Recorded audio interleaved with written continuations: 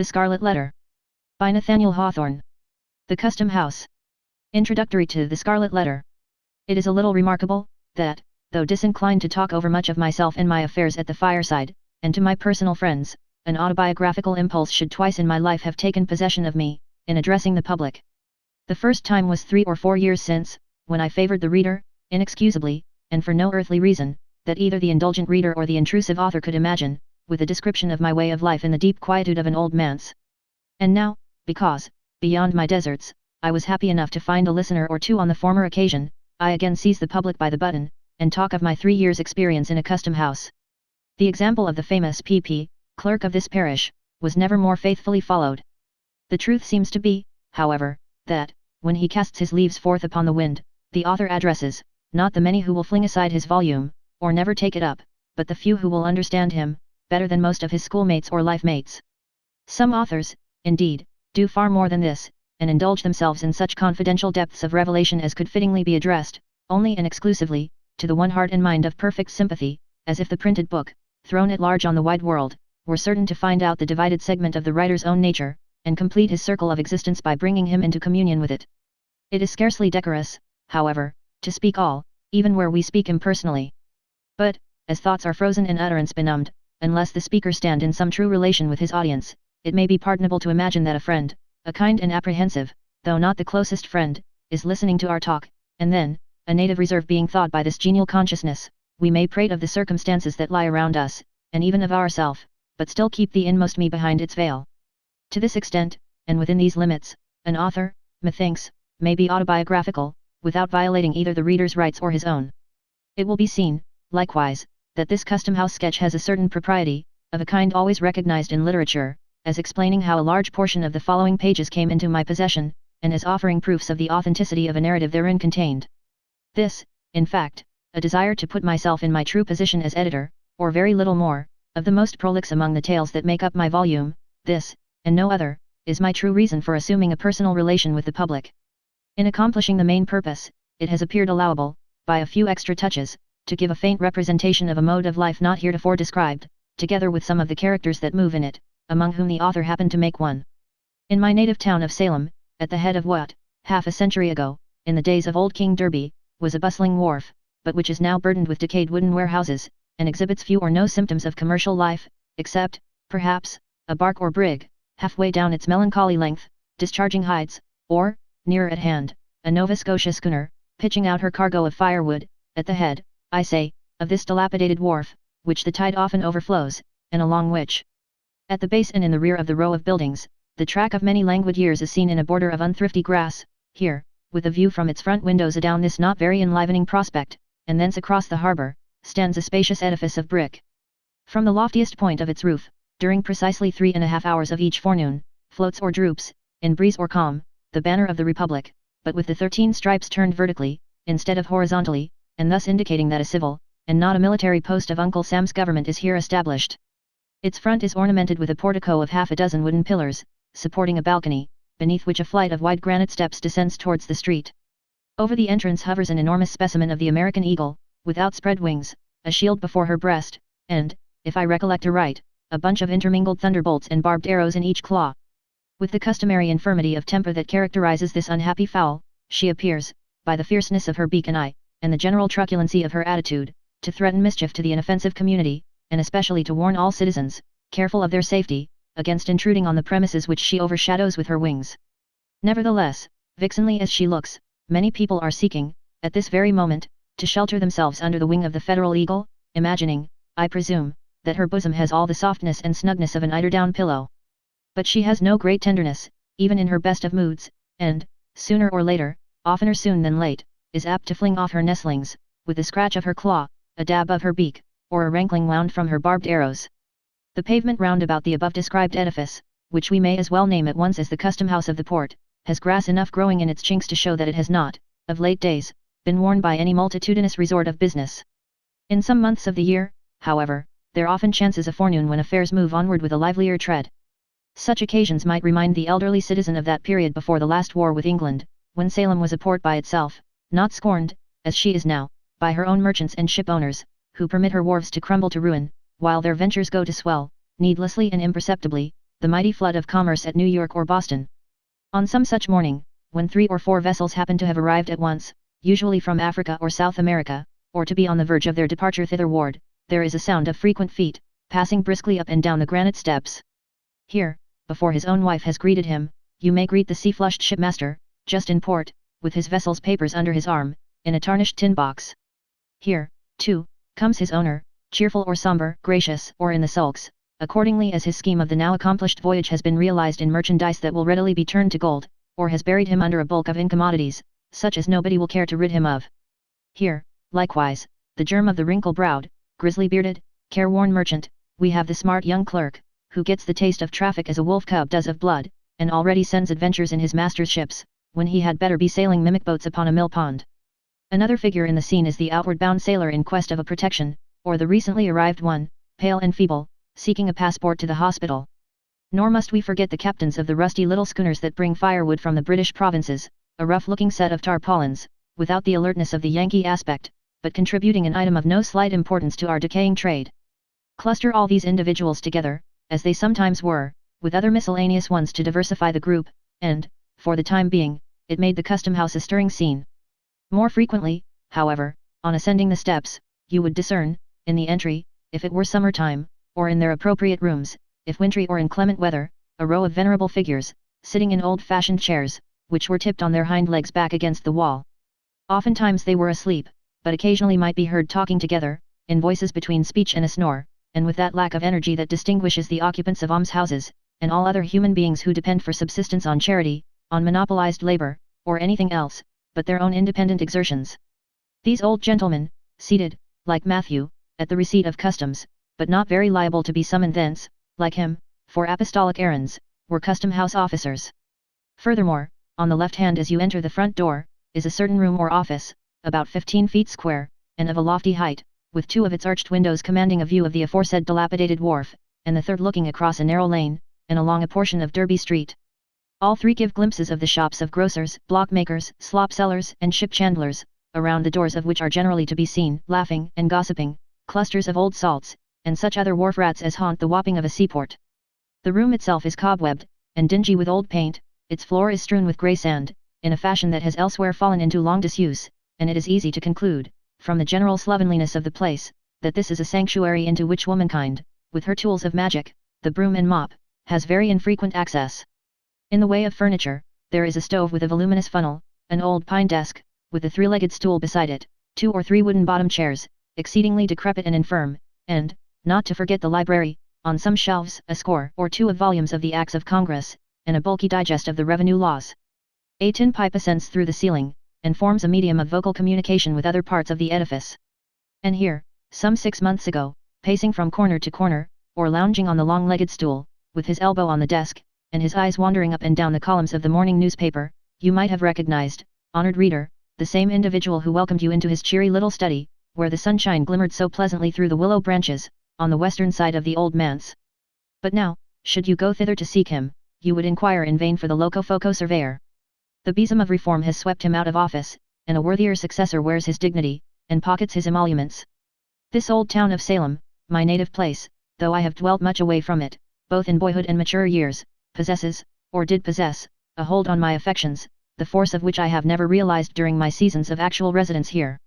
Indeed, so far as its physical aspect is concerned, with its flat, unvaried surface, covered chiefly with wooden houses, few or none of which pretend to architectural beauty, its irregularity, which is neither picturesque nor quaint, but only tame, its long and lazy street, lounging wearisomely through the whole extent of the peninsula, with Gallows Hill and New Guinea at one end, and a view of the almshouse at the other, such being the features of my native town, it would be quite as reasonable to form a sentimental attachment to a disarranged checkerboard. And yet, though invariably happiest elsewhere, there is within me a feeling for old Salem, which, in lack of a better phrase, I must be content to call affection. The sentiment is probably assignable to the deep and aged roots which my family has struck into the soil. It is now nearly 2 centuries and a quarter since the original Briton, the earliest emigrant of my name, made his appearance in the wild and forest-bordered settlement, which has since become a city. And here his descendants have been born and died, and have mingled their earthy substance with the soil, until no small portion of it must necessarily be akin to the mortal frame wherewith, for a little while, I walk the streets. In part, therefore, the attachment which I speak of is the mere sensuous sympathy of dust for dust. Few of my countrymen can know what it is, nor, as frequent transplantation is perhaps better for the stock, need they consider it desirable to know. But the sentiment has likewise its moral quality. The figure of that first ancestor, invested by family tradition with a dim and dusky grandeur, was present to my boyish imagination, as far back as I can remember. It still haunts me, and induces a sort of home feeling with the past, which I scarcely claim in reference to the present phase of the town. I seem to have a stronger claim to a residence here on account of this grave, bearded, sable-cloaked, and steeple-crowned progenitor, who came so early, with his Bible and his sword, and trode the unworn street with such a stately port, and made so large a figure, as a man of war and peace, a stronger claim than for myself, whose name is seldom heard and my face hardly known. He was a soldier, legislator, judge, he was a ruler in the church, he had all the puritanic traits, both good and evil.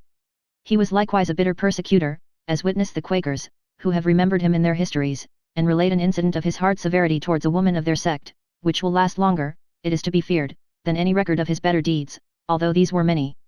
His son, too, inherited the persecuting spirit, and made himself so conspicuous in the martyrdom of the witches, that their blood may fairly be said to have left a stain upon him. So deep a stain, indeed, that his old dry bones, in the Charter Street burial ground, must still retain it, if they have not crumbled utterly to dust. I know not whether these ancestors of mine bethought themselves to repent, and ask pardon of heaven for their cruelties, or whether they are now groaning under the heavy consequences of them, in another state of being. At all events, I, the present writer, as their representative, hereby take shame upon myself for their sakes, and pray that any curse incurred by them, as I have heard, and as the dreary and unprosperous condition of the race, for many a long year back, would argue to exist, may be now and henceforth removed. Doubtless, however, either of these stern and black-browed Puritans would have thought it quite a sufficient retribution for his sins, that, after so long a lapse of years, the old trunk of the family tree, with so much venerable moss upon it, should have borne, as its topmost bough, an idler like myself.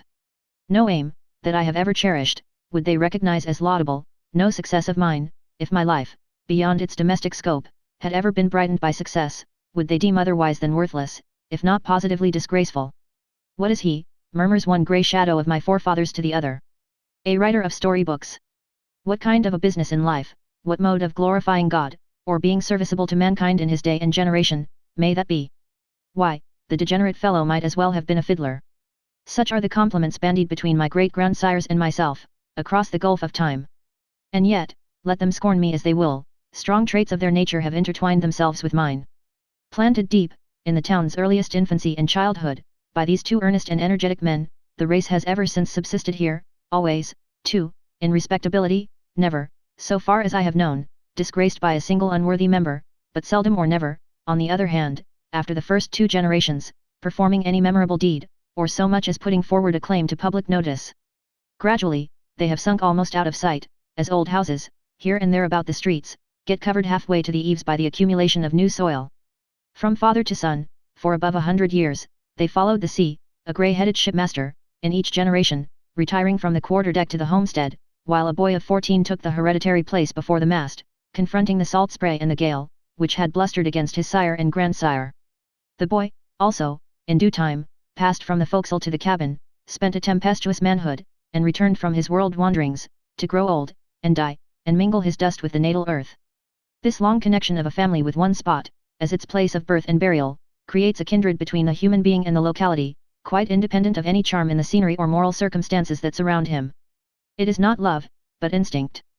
The new inhabitant, who came himself from a foreign land, or whose father or grandfather came, has little claim to be called a Salemite. He has no conception of the oyster-like tenacity with which an old settler, over whom his 3rd century is creeping, clings to the spot where his successive generations have been embedded. It is no matter that the place is joyless for him, that he is weary of the old wooden houses, the mud and dust, the dead level of sight and sentiment, the chill east wind, and the chillest of social atmospheres.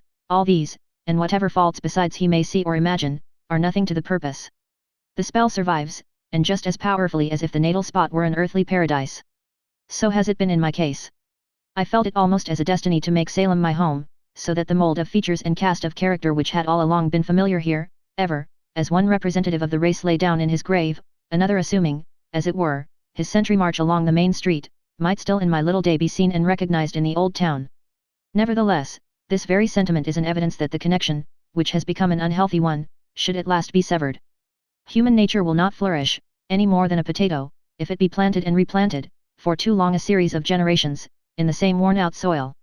My children have had other birthplaces, and, so far as their fortunes may be within my control, shall strike their roots into unaccustomed earth. On emerging from the old manse, it was chiefly this strange, indolent, unjoyous attachment for my native town, that brought me to fill a place in Uncle Sam's brick edifice, when I might as well, or better, have gone somewhere else. My doom was on me. It was not the first time, nor the second, that I had gone away, as it seemed, permanently, but yet returned, like the bad halfpenny, or as if Salem were for me the inevitable center of the universe. So, one fine morning, I ascended the flight of granite steps, with the President's commission in my pocket, and was introduced to the corps of gentlemen who were to aid me in my weighty responsibility, as Chief Executive Officer of the Custom House. I doubt greatly, or, rather, I do not doubt at all, whether any public functionary of the United States, either in the civil or military line, has ever had such a patriarchal body of veterans under his orders as myself. The whereabouts of the oldest inhabitant was at once settled, when I looked at them.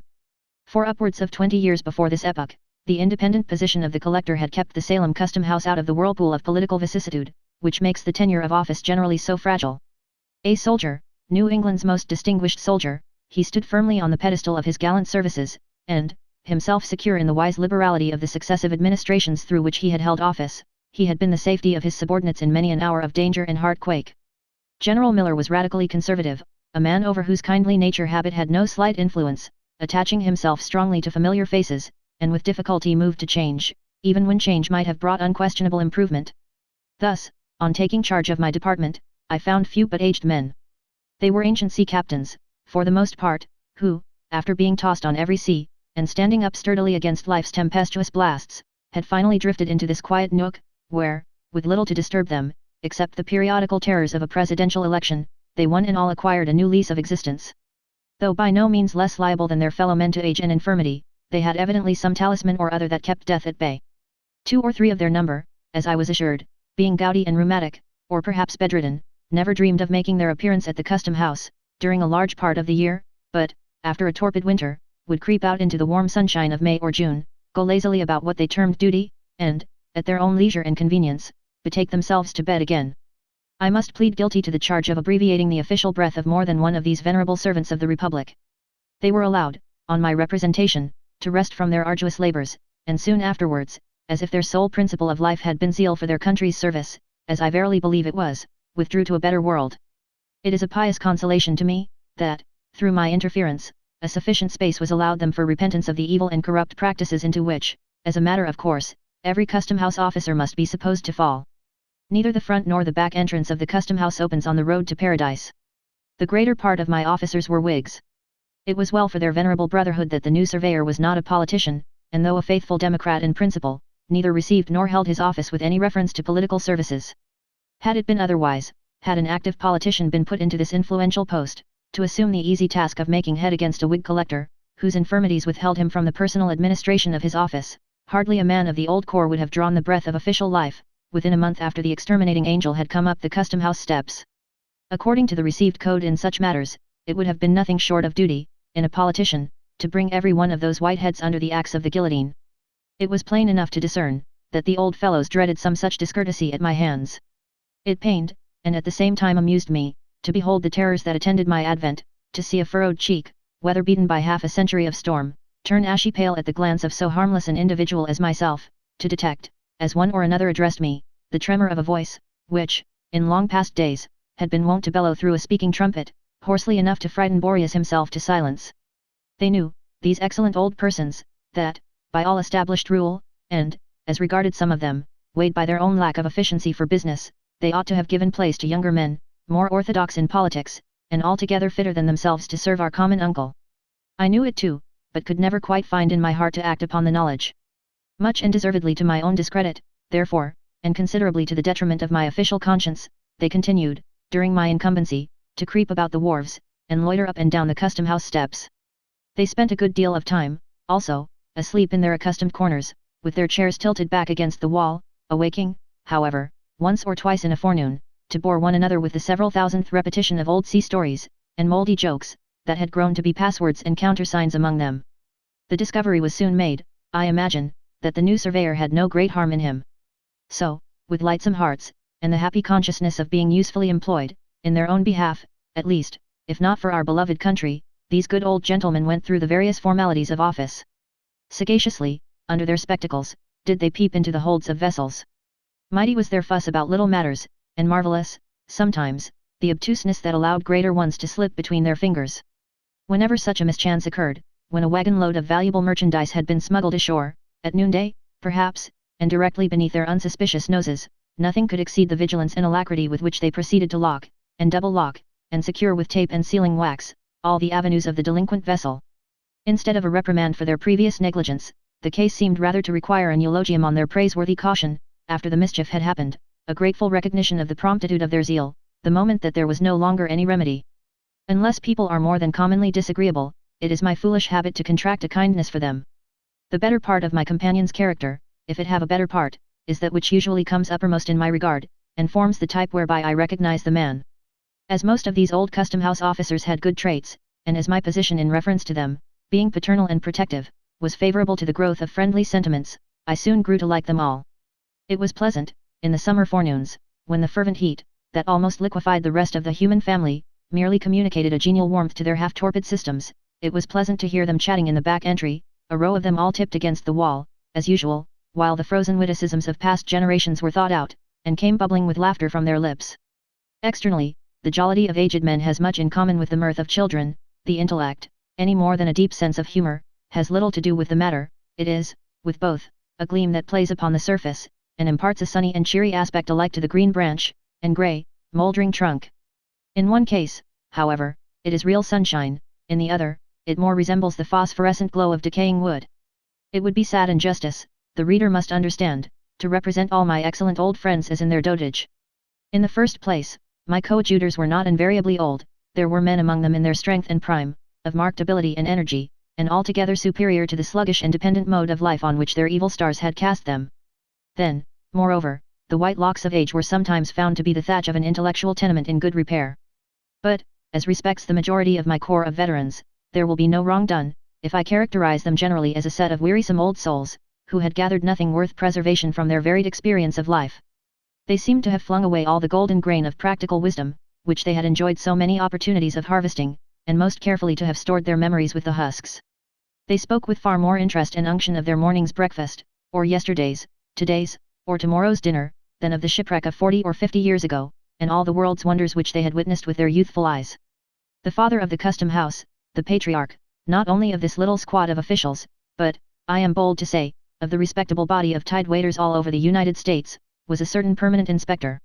He might truly be termed a legitimate son of the revenue system, dyed in the wool, or, rather, born in the purple, since his sire, a revolutionary colonel, and formerly collector of the port, had created an office for him, and appointed him to fill it, at a period of the early ages which few living men can now remember. This inspector, when I first knew him, was a man of 80 years, or thereabouts, and certainly one of the most wonderful specimens of winter green that you would be likely to discover in a lifetime's search. With his florid cheek, his compact figure, smartly arrayed in a bright buttoned blue coat, his brisk and vigorous step, and his hale and hearty aspect, altogether he seemed, not young, indeed, but a kind of new contrivance of Mother Nature in the shape of man, whom age and infirmity had no business to touch. His voice and laugh, which perpetually re-echoed through the custom house, had nothing of the tremulous quaver and cackle of an old man's utterance, they came strutting out of his lungs, like the crow of a cock, or the blast of a clarion. Looking at him merely as an animal, and there was very little else to look at, he was a most satisfactory object, from the thorough healthfulness and wholesomeness of his system, and his capacity, at that extreme age, to enjoy all, or nearly all, the delights which he had ever aimed at, or conceived of. The careless security of his life in the custom house, on a regular income, and with but slight and infrequent apprehensions of removal, had no doubt contributed to make time pass lightly over him. The original and more potent causes, however, lay in the rare perfection of his animal nature, the moderate proportion of intellect, and the very trifling admixture of moral and spiritual ingredients, these latter qualities, indeed, being in barely enough measure to keep the old gentleman from walking on all fours. He possessed no power of thought, no depth of feeling, no troublesome sensibilities, nothing, in short, but a few commonplace instincts, which, aided by the cheerful temper that grew inevitably out of his physical well-being, did duty very respectably, and to general acceptance, in lieu of a heart. He had been the husband of 3 wives, all long since dead, the father of 20 children, most of whom, at every age of childhood or maturity, had likewise returned to dust. Here, one would suppose, might have been sorrow enough to imbue the sunniest disposition, through and through, with a sable tinge. Not so with our old inspector. One brief sigh sufficed to carry off the entire burden of these dismal reminiscences. The next moment, he was as ready for sport as any unbreeched infant, far readier than the collector's junior clerk, who, at 19 years, was much the elder and graver man of the two. I used to watch and study this patriarchal personage with, I think, livelier curiosity, than any other form of humanity there presented to my notice. He was, in truth, a rare phenomenon, so perfect, in one point of view, so shallow, so delusive, so impalpable, such an absolute nonentity, in every other.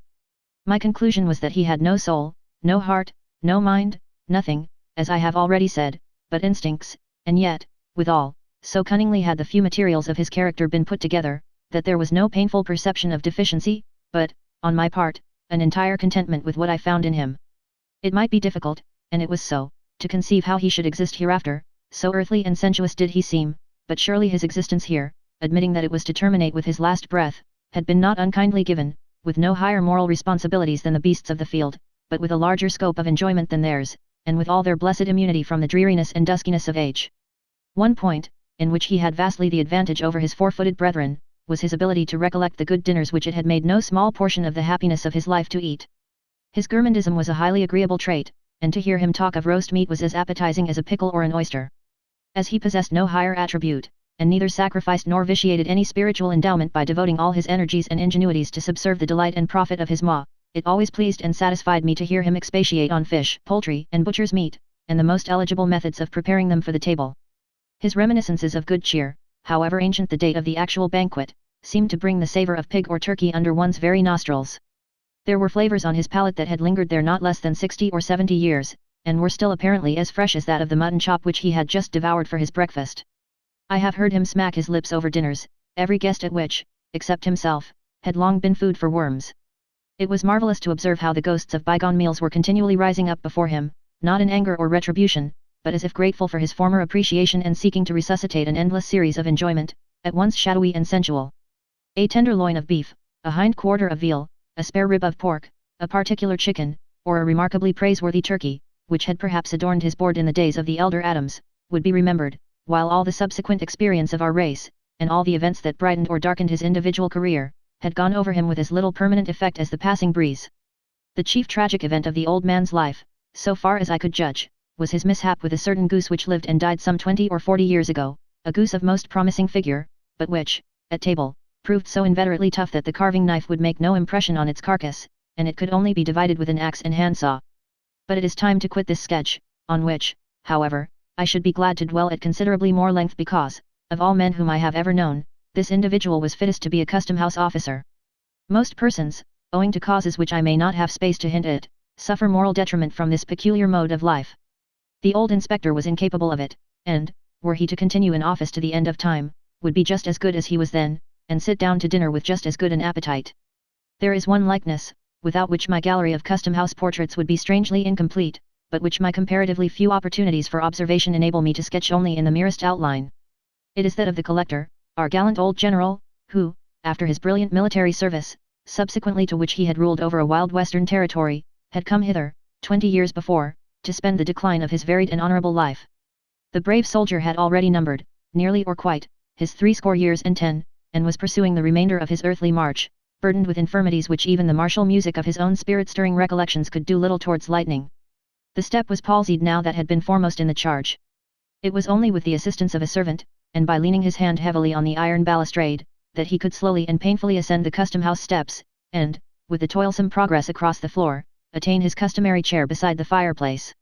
There he used to sit, gazing with a somewhat dim serenity of aspect at the figures that came and went, amid the rustle of papers, the administering of oaths, the discussion of business, and the casual talk of the office, all which sounds and circumstances seemed but indistinctly to impress his senses, and hardly to make their way into his inner sphere of contemplation.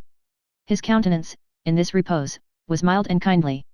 If his notice was sought, an expression of courtesy and interest gleamed out upon his features, proving that there was light within him, and that it was only the outward medium of the intellectual lamp that obstructed the rays in their passage.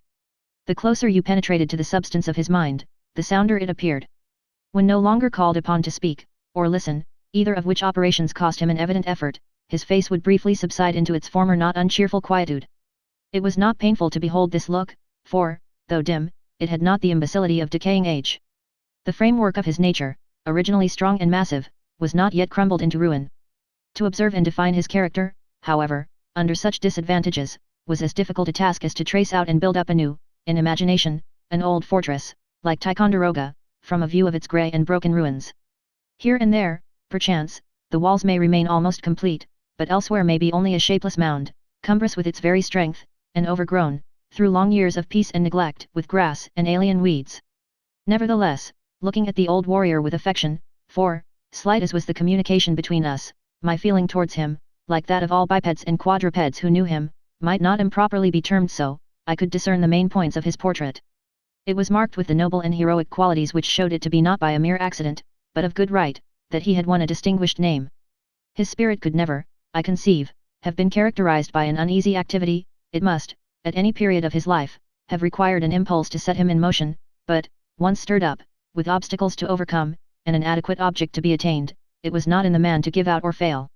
The heat that had formerly pervaded his nature, and which was not yet extinct, was never of the kind that flashes and flickers in a blaze, but, rather, a deep, red glow, as of iron in a furnace. Weight, solidity, firmness, this was the expression of his repose, even in such decay as had crept untimely over him, at the period of which I speak. But I could imagine, even then, that, under some excitement which should go deeply into his consciousness, roused by a trumpet peal, loud enough to awaken all his energies that were not dead, but only slumbering, he was yet capable of flinging off his infirmities like a sick man's gown, dropping the staff of age to seize a battle sword, and starting up once more a warrior. And, in so intense a moment, his demeanour would have still been calm. Such an exhibition, however, was but to be pictured in fancy, not to be anticipated, nor desired. What I saw in him, as evidently as the indestructible ramparts of old Ticonderoga already cited as the most appropriate simile, were the features of stubborn and ponderous endurance, which might well have amounted to obstinacy in his earlier days, of integrity, that, like most of his other endowments, lay in a somewhat heavy mass, and was just as unmalleable and unmanageable as a ton of iron ore, and of benevolence, which, fiercely as he led the bayonets on at Chippewa or Fort Erie, I take to be of quite as genuine a stamp as what actuates any or all the polemical philanthropists of the age. He had slain men with his own hand, for aught I know, certainly, they had fallen, like blades of grass at the sweep of the scythe, before the charge to which his spirit imparted its triumphant energy, but, be that as it might, there was never in his heart so much cruelty as would have brushed the down off a butterfly's wing. I have not known the man to whose innate kindliness I would more confidently make an appeal. Many characteristics, and those, too, which contribute not the least forcibly to impart resemblance in a sketch, must have vanished, or been obscured, before I met the general. All merely graceful attributes are usually the most evanescent, nor does nature adorn the human ruin with blossoms of new beauty, that have their roots and proper nutriment only in the chinks and crevices of decay, as she sows wallflowers over the ruined fortress of Ticonderoga. Still, even in respect of grace and beauty, there were points well worth noting. A ray of humor, now and then, would make its way through the veil of dim obstruction, and glimmer pleasantly upon our faces. A trait of native elegance, seldom seen in the masculine character after childhood or early youth, was shown in the general's fondness for the sight and fragrance of flowers. An old soldier might be supposed to prize only the bloody laurel on his brow, but here was one who seemed to have a young girl's appreciation of the floral tribe. There, beside the fireplace, the brave old general used to sit, while the surveyor, though seldom, when it could be avoided, taking upon himself the difficult task of engaging him in conversation, was fond of standing at a distance, and watching his quiet and almost slumberous countenance. He seemed away from us, although we saw him but a few yards off, remote, though we passed close beside his chair, unattainable, though we might have stretched forth our hands and touched his own. It might be that he lived a more real life within his thoughts, than amid the unappropriate environment of the collector's office. The evolutions of the parade, the tumult of the battle, the flourish of old, heroic music, heard 30 years before, such scenes and sounds, perhaps, were all alive before his intellectual sense. Meanwhile, the merchants and shipmasters, the spruce clerks and uncouth sailors, entered and departed. The bustle of this commercial and custom-house life kept up its little murmur round about him, and neither with the men nor their affairs did the general appear to sustain the most distant relation. He was as much out of place as an old sword, now rusty, but which had flashed once in the battle's front, and showed still a bright gleam along its blade, would have been, among the inkstands, paper folders, and mahogany rulers, on the deputy collector's desk. There was one thing that much aided me in renewing and recreating the stalwart soldier of the Niagara frontier, the man of true and simple energy. It was the recollection of those memorable words of his, "I'll try, sir," spoken on the very verge of a desperate and heroic enterprise, and breathing the soul and spirit of New England hardihood, comprehending all perils, and encountering all. If, in our country, valor were rewarded by heraldic honor, this phrase, which it seems so easy to speak, but which only he, with such a task of danger and glory before him, has ever spoken, would be the best and fittest of all mottos for the general shield of arms. It contributes greatly towards a man's moral and intellectual health, to be brought into habits of companionship with individuals unlike himself, who care little for his pursuits, and whose sphere and abilities he must go out of himself to appreciate. The accidents of my life have often afforded me this advantage, but never with more fullness and variety than during my continuance in office. There was one man, especially, the observation of whose character gave me a new idea of talent. His gifts were emphatically those of a man of business, prompt, acute, clear-minded, with an eye that saw through all perplexities, and a faculty of arrangement that made them vanish, as by the waving of an enchanter's wand. Bred up from boyhood in the custom house, it was his proper field of activity, and the many intricacies of business, so harassing to the interloper, presented themselves before him with the regularity of a perfectly comprehended system. In my contemplation, he stood as the ideal of his class.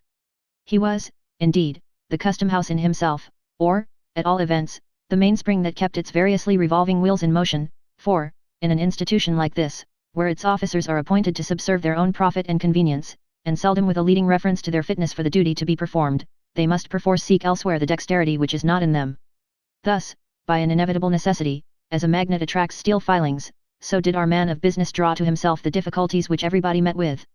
With an easy condescension, and kind forbearance towards our stupidity, which, to his order of mind, must have seemed little short of crime, would he forthwith, by the merest touch of his finger, make the incomprehensible as clear as daylight. The merchants valued him not less than we, his esoteric friends. His integrity was perfect, it was a law of nature with him, rather than a choice or a principle, nor can it be otherwise than the main condition of an intellect so remarkably clear and accurate as his, to be honest and regular in the administration of affairs. A stain on his conscience, as to anything that came within the range of his vocation, would trouble such a man very much in the same way, though to a far greater degree, that an error in the balance of an account or an ink blot on the fair page of a book of record. Here, in a word, and it is a rare instance in my life, I had met with a person thoroughly adapted to the situation which he held. Such were some of the people with whom I now found myself connected. I took it in good part, at the hands of Providence, that I was thrown into a position so little akin to my past habits, and set myself seriously to gather from it whatever profit was to be had. After my fellowship of toil and impracticable schemes with the dreamy brethren of Brook Farm, after living for 3 years within the subtle influence of an intellect like Emerson's, after those wild, free days on the Sabbath, indulging fantastic speculations, beside our fire of fallen boughs, with Ellery Channing, after talking with Thoreau about pine trees and Indian relics, in his hermitage at Walden, after growing fastidious by sympathy with the classic refinement of Hilliard's culture. After becoming imbued with poetic sentiment at Longfellow's hearthstone, it was time, at length, that I should exercise other faculties of my nature, and nourish myself with food for which I had hitherto had little appetite. Even the old inspector was desirable, as a change of diet, to a man who had known Alcott.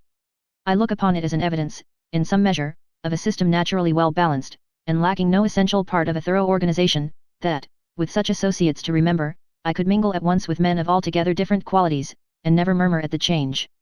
Literature, its exertions and objects, were now of little moment in my regard. I cared not, at this period, for books, they were apart from me.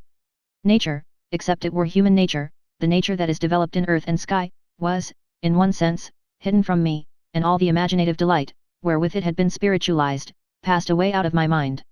A gift, a faculty if it had not departed, was suspended and inanimate within me. There would have been something sad, unutterably dreary, in all this, had I not been conscious that it lay at my own option to recall whatever was valuable in the past. It might be true, indeed, that this was a life which could not with impunity be lived too long, else, it might have made me permanently other than I had been without transforming me into any shape which it would be worth my while to take. But I never considered it as other than a transitory life. There was always a prophetic instinct, a low whisper in my ear, that, within no long period, and whenever a new change of custom should be essential to my good, a change would come. Meanwhile, there I was, a surveyor of the revenue, and, so far as I have been able to understand, as good a surveyor as need be. A man of thought, fancy, and sensibility, had he 10 times the surveyor's proportion of those qualities, may, at any time, be a man of affairs, if he will only choose to give himself the trouble. My fellow officers, and the merchants and sea captains with whom my official duties brought me into any manner of connection, viewed me in no other light, and probably knew me in no other character. None of them, I presume, had ever read a page of my Inditing, or would have cared a fig the more for me, if they had read them all, nor would it have mended the matter, in the least, had those same unprofitable pages been written with a pen like that of Burns or of Chaucer, each of whom was a custom-house officer in his day, as well as I. It is a good lesson, though it may often be a hard one, for a man who has dreamed of literary fame, and of making for himself a rank among the world's dignitaries by such means, to step aside out of the narrow circle in which his claims are recognized, and to find how utterly devoid of significance, beyond that circle, is all that he achieves, and all he aims at. I know not that I especially needed the lesson, either in the way of warning or rebuke, but, at any rate, I learned it thoroughly, nor, it gives me pleasure to reflect, did the truth, as it came home to my perception, ever cost me a pang, or require to be thrown off in a sigh. In the way of literary talk, it is true, the naval officer, an excellent fellow, who came into office with me and went out only a little later, would often engage me in a discussion about one or the other of his favorite topics, Napoleon or Shakespeare. The collector's junior clerk, too, a young gentleman who, it was whispered, occasionally covered a sheet of Uncle Sam's letter paper with what, at the distance of a few yards, looked very much like poetry, used now and then to speak to me of books, as matters with which I might possibly be conversant. This was my all of lettered intercourse, and it was quite sufficient for my necessities. No longer seeking nor caring that my name should be blazoned abroad on title pages, I smiled to think that it had now another kind of vogue. The custom house marker imprinted it, with a stencil and black paint, on pepper bags, and baskets of annatto and cigar boxes and bales of all kinds of dutiable merchandise, in testimony that these commodities had paid the impost, and gone regularly through the office.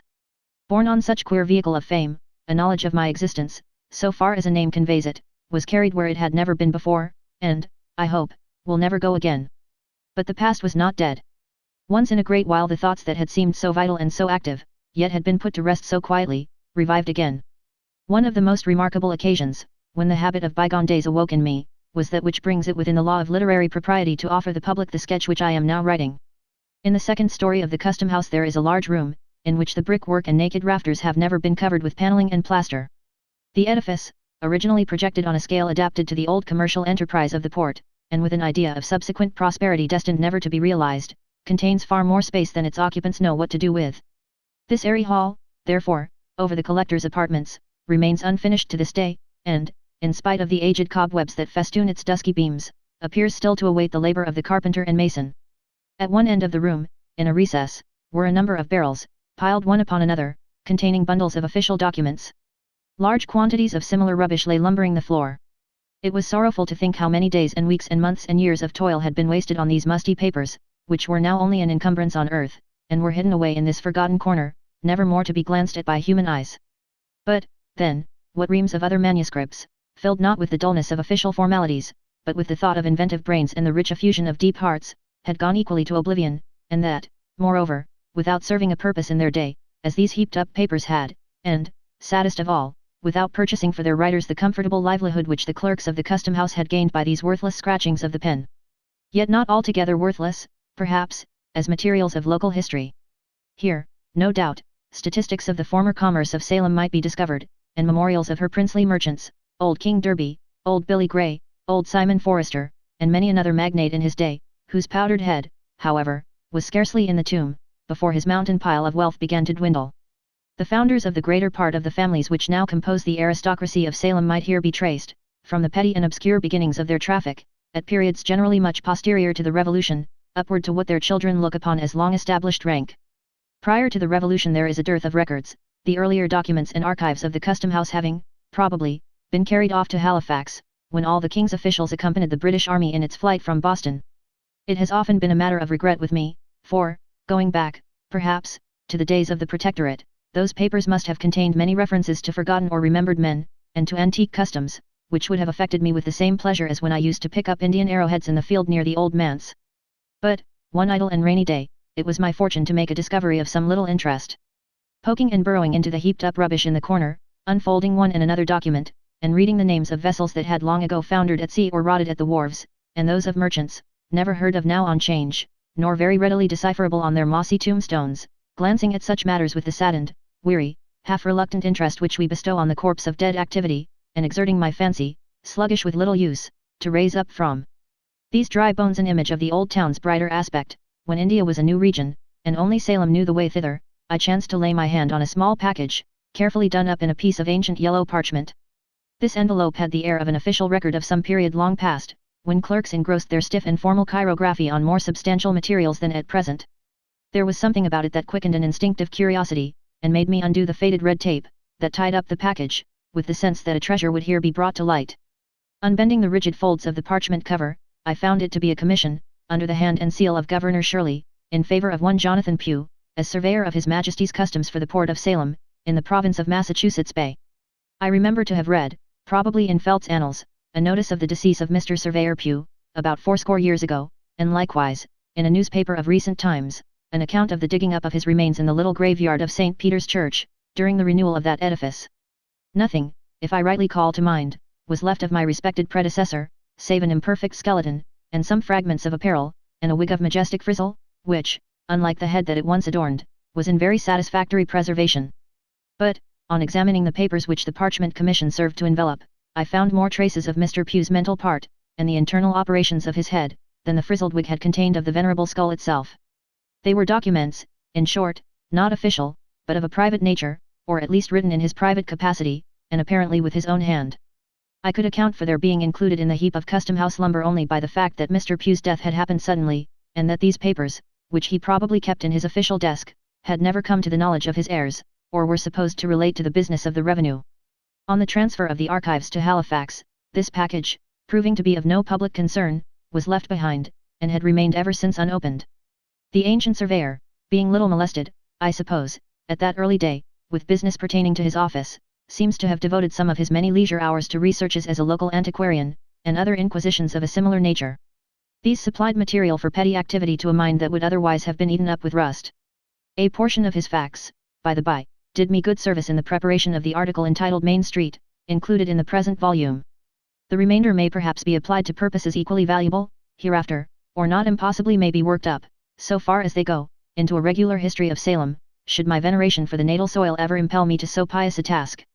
Meanwhile, they shall be at the command of any gentleman, inclined, and competent, to take the unprofitable labour off my hands. As a final disposition, I contemplate depositing them with the Essex Historical Society. But the object that most drew my attention, in the mysterious package, was a certain affair of fine red cloth, much worn and faded. There were traces about it of gold embroidery, which, however, was greatly frayed and defaced, so that none, or very little, of the glitter was left. It had been wrought, as was easy to perceive, with wonderful skill of needlework, and the stitch, as I am assured by ladies conversant with such mysteries, gives evidence of a now forgotten art, not to be recovered even by the process of picking out the threads. This rag of scarlet cloth, for time and wear and a sacrilegious moth had reduced it to little other than a rag, on careful examination, assumed the shape of a letter. It was the capital letter A. By an accurate measurement, each limb proved to be precisely 3 inches and a quarter in length. It had been intended, there could be no doubt, as an ornamental article of dress, but how it was to be worn, or what rank, honor, and dignity, in by-past times, were signified by it, was a riddle which, so evanescent are the fashions of the world in these particulars, I saw little hope of solving. And yet it strangely interested me. My eyes fastened themselves upon the old scarlet letter, and would not be turned aside. Certainly, there was some deep meaning in it, most worthy of interpretation, and which, as it were, streamed forth from the mystic symbol, subtly communicating itself to my sensibilities, but evading the analysis of my mind. While thus perplexed, and cogitating, among other hypotheses, whether the letter might not have been one of those decorations which the white men used to contrive, in order to take the eyes of Indians, I happened to place it on my breast. It seemed to me, the reader may smile, but must not doubt my word, it seemed to me, then, that I experienced a sensation not altogether physical, yet almost so, of burning heat, and as if the letter were not of red cloth, but red-hot iron. I shuddered, and involuntarily let it fall upon the floor. In the absorbing contemplation of the scarlet letter, I had hitherto neglected to examine a small roll of dingy paper, around which it had been twisted. This I now opened, and had the satisfaction to find, recorded by the old surveyor's pen, a reasonably complete explanation of the whole affair. There were several foolscap sheets containing many particulars respecting the life and conversation of one Hester Prynne, who appeared to have been rather a noteworthy personage in the view of our ancestors. She had flourished during the period between the early days of Massachusetts and the close of the 17th century. Aged persons, alive in the time of Mr. Surveyor Pugh, and from whose oral testimony he had made up his narrative, remembered her, in their youth, as a very old, but not decrepit woman, of a stately and solemn aspect. It had been her habit, from an almost immemorial date, to go about the country as a kind of voluntary nurse, and doing whatever miscellaneous good she might, taking upon herself, likewise, to give advice in all matters, especially those of the heart, by which means, as a person of such propensities inevitably must, she gained from many people the reverence due to an angel, but, I should imagine, was looked upon by others as an intruder and a nuisance. Prying further into the manuscript, I found the record of other doings and sufferings of this singular woman, for most of which the reader is referred to the story entitled The Scarlet Letter, and it should be borne carefully in mind, that the main facts of that story are authorized and authenticated by the document of Mr. Surveyor Pugh. The original papers, together with the Scarlet Letter itself, a most curious relic, are still in my possession, and shall be freely exhibited to whomsoever, induced by the great interest of the narrative, may desire a sight of them. I must not be understood as affirming, that, in the dressing up of the tale, and imagining the motives and modes of passion that influenced the characters who figure in it, I have invariably confined myself within the limits of the old surveyor's half a dozen sheets of foolscap. On the contrary, I have allowed myself, as to such points, nearly or altogether as much license as if the facts had been entirely of my own invention. What I contend for is the authenticity of the outline. This incident recalled my mind, in some degree, to its old track. There seemed to be here the groundwork of a tale. It impressed me as if the ancient surveyor, in his garb of 100 years gone by, and wearing his immortal wig, which was buried with him, but did not perish in the grave, had met me in the deserted chamber of the custom house. In his port was the dignity of one who had borne his majesty's commission, and who was therefore illuminated by a ray of the splendor that shone so dazzlingly about the throne. How unlike, alas! the hangdog look of a republican official, who, as the servant of the people, feels himself less than the least, and below the lowest, of his masters. With his own ghostly hand, the obscurely seen but majestic figure had imparted to me the scarlet symbol, and the little roll of explanatory manuscript. With his own ghostly voice, he had exhorted me, on the sacred consideration of my filial duty and reverence towards him, who might reasonably regard himself as my official ancestor, to bring his mouldy and moth-eaten lucubrations before the public.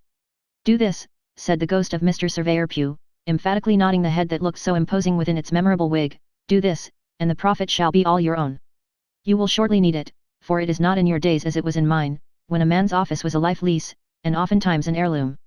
But, I charge you, in this matter of old Mistress Prynne, give to your predecessor's memory the credit which will be rightfully due." And I said to the ghost of Mr. Surveyor Pugh, "I will." On Hester Prynne's story, therefore, I bestowed much thought. It was the subject of my meditations for many an hour, while pacing to and fro across my room, or traversing, with a hundredfold repetition, the long extent from the front door of the custom house to the side entrance, and back again. Great were the weariness and annoyance of the old inspector and the weighers and gaugers, whose slumbers were disturbed by the unmercifully lengthened tramp of my passing and returning footsteps. Remembering their own former habits, they used to say that the surveyor was walking the quarter-deck. They probably fancied that my sole object, and, indeed, the sole object for which a sane man could ever put himself into voluntary motion, was, to get an appetite for dinner. And to say the truth, an appetite, sharpened by the east wind that generally blew along the passage, was the only valuable result of so much indefatigable exercise. So little adapted is the atmosphere of a custom house to the delicate harvest of fancy and sensibility, that, had I remained there through 10 presidencies yet to come, I doubt whether the tale of the Scarlet Letter would ever have been brought before the public eye. My imagination was a tarnished mirror. It would not reflect, or only with miserable dimness, the figures with which I did my best to people it. The characters of the narrative would not be warmed and rendered malleable by any heat that I could kindle at my intellectual forge.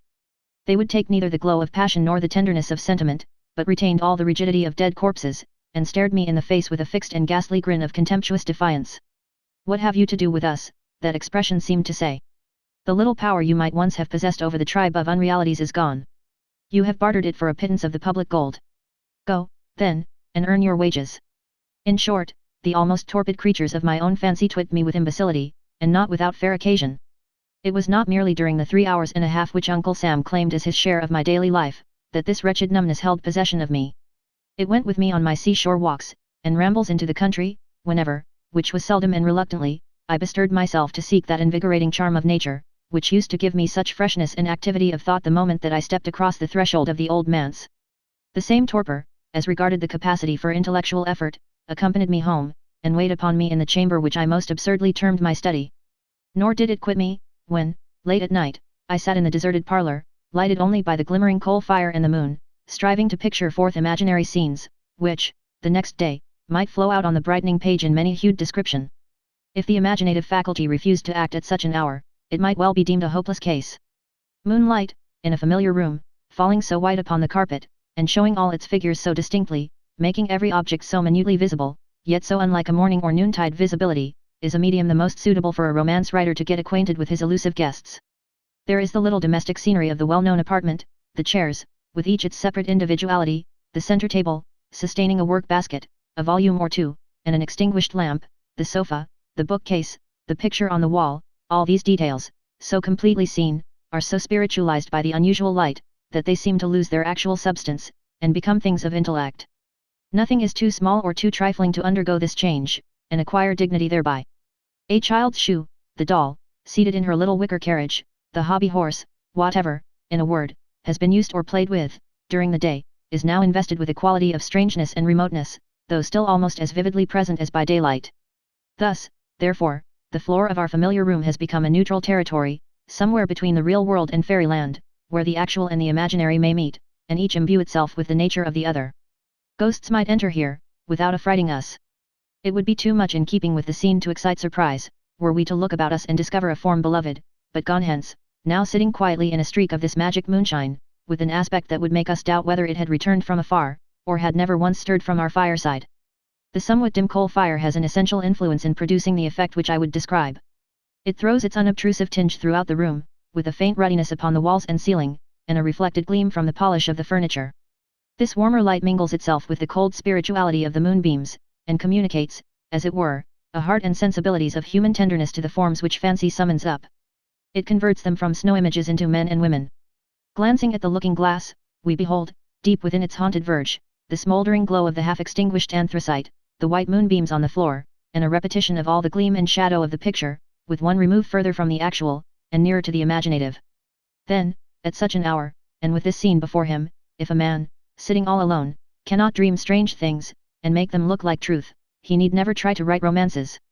But, for myself, during the whole of my custom-house experience, moonlight and sunshine, and the glow of firelight, were just alike in my regard, and neither of them was of one whit more avail than the twinkle of a tallow candle. An entire class of susceptibilities, and a gift connected with them, of no great richness or value, but the best I had, was gone from me. It is my belief, however, that, had I attempted a different order of composition, my faculties would not have been found so pointless and inefficacious. I might, for instance, have contented myself with writing out the narratives of a veteran shipmaster, one of the inspectors, whom I should be most ungrateful not to mention, since scarcely a day passed that he did not stir me to laughter and admiration by his marvelous gifts as a storyteller. Could I have preserved the picturesque force of his style, and the humorous coloring which nature taught him how to throw over his descriptions, the result, I honestly believe, would have been something new in literature. Or I might readily have found a more serious task. It was a folly, with the materiality of this daily life pressing so intrusively upon me, to attempt to fling myself back into another age, or to insist on creating the semblance of a world out of airy matter, when, at every moment, the impalpable beauty of my soap bubble was broken by the rude contact of some actual circumstance. The wiser effort would have been, to diffuse thought and imagination through the opaque substance of today, and thus to make it a bright transparency, to spiritualize the burden that began to weigh so heavily, to seek, resolutely, the true and indestructible value that lay hidden in the petty and wearisome incidents, and ordinary characters, with which I was now conversant. The fault was mine. The page of life that was spread out before me seemed dull and commonplace, only because I had not fathomed its deeper import. A better book than I shall ever write was there, leaf after leaf presenting itself to me, just as it was written out by the reality of the flitting hour, and vanishing as fast as written, only because my brain wanted the insight and my hand the cunning to transcribe it.